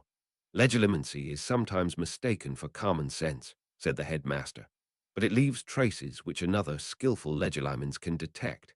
That was all I looked for, Mr. Potter, and I asked you an irrelevant question to ensure you wouldn't think about anything important while I looked.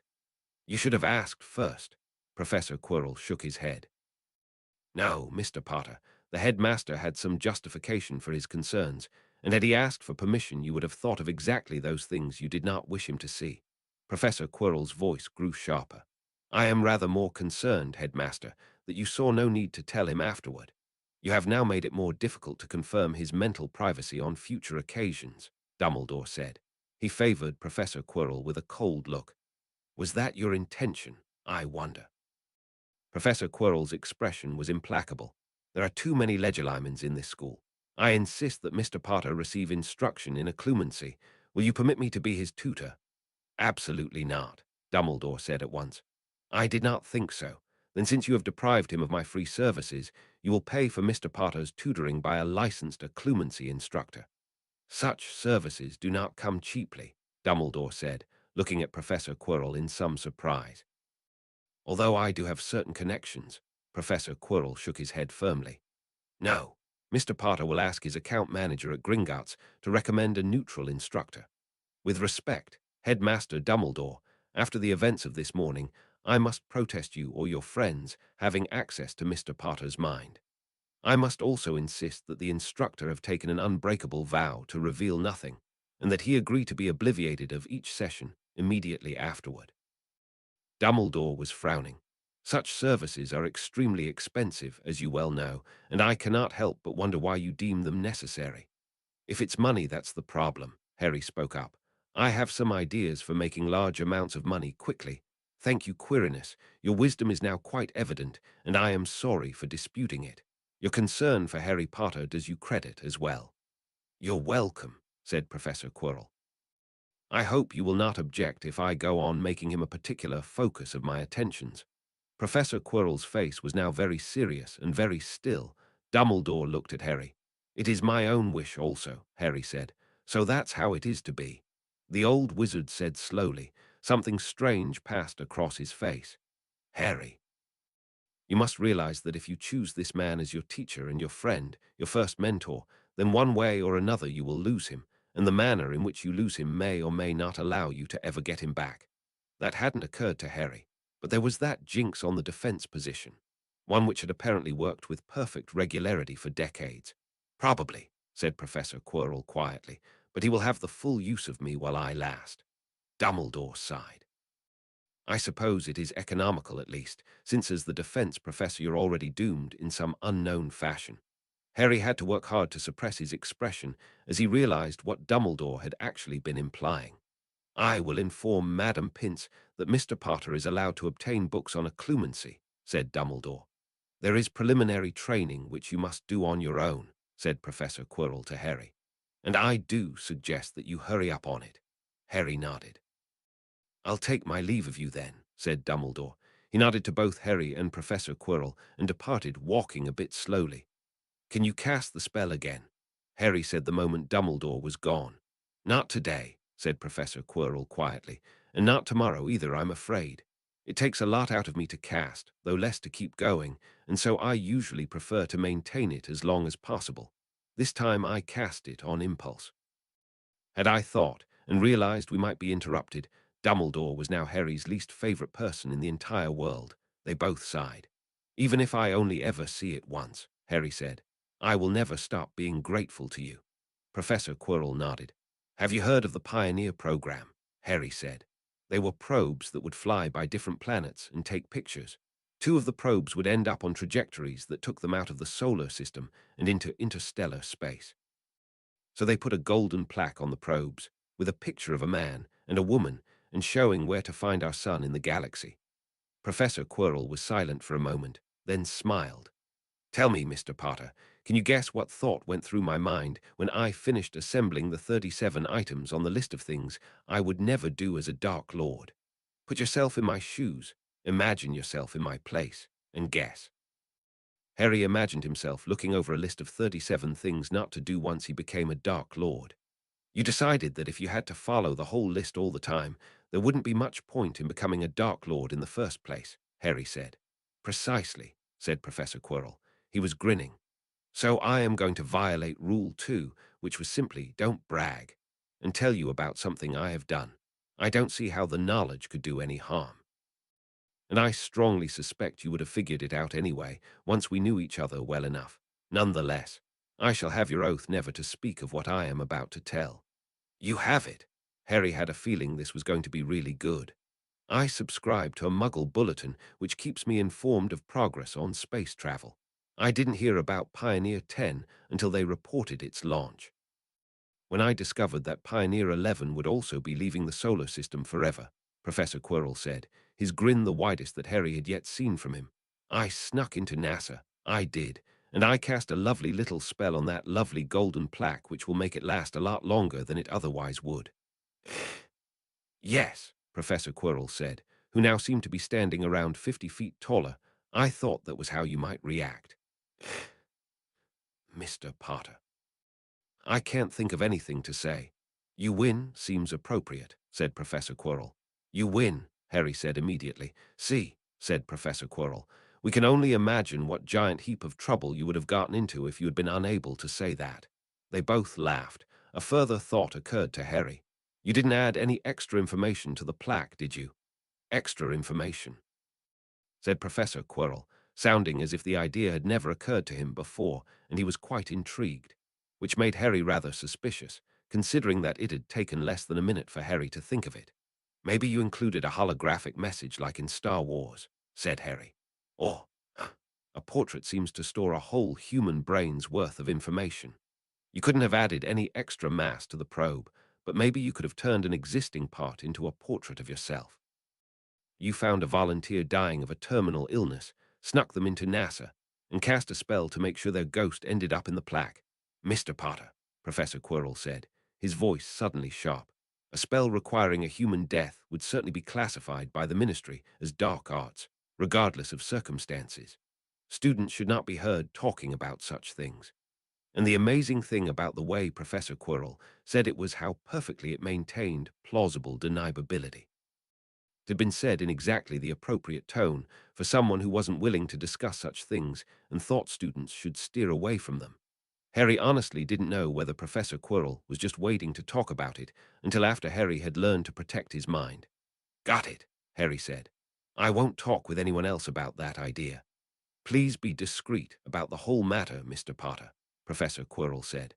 I prefer to go through my life without attracting public notice. You will find nothing in the newspapers about Quirinus Quirrell until I decided it was time for me to teach defense at Hogwarts. That seemed a little sad, but Harry understood. Then Harry realized the implications. So just how much awesome stuff have you done that no one else knows about? Oh, some, said Professor Quirrell. But I think that's quite enough for today, Mr. Potter. I confess I am feeling a bit tired. I understand. And thank you for everything. Professor Quirrell nodded, but he was leaning harder on his desk. Harry quickly took his leave.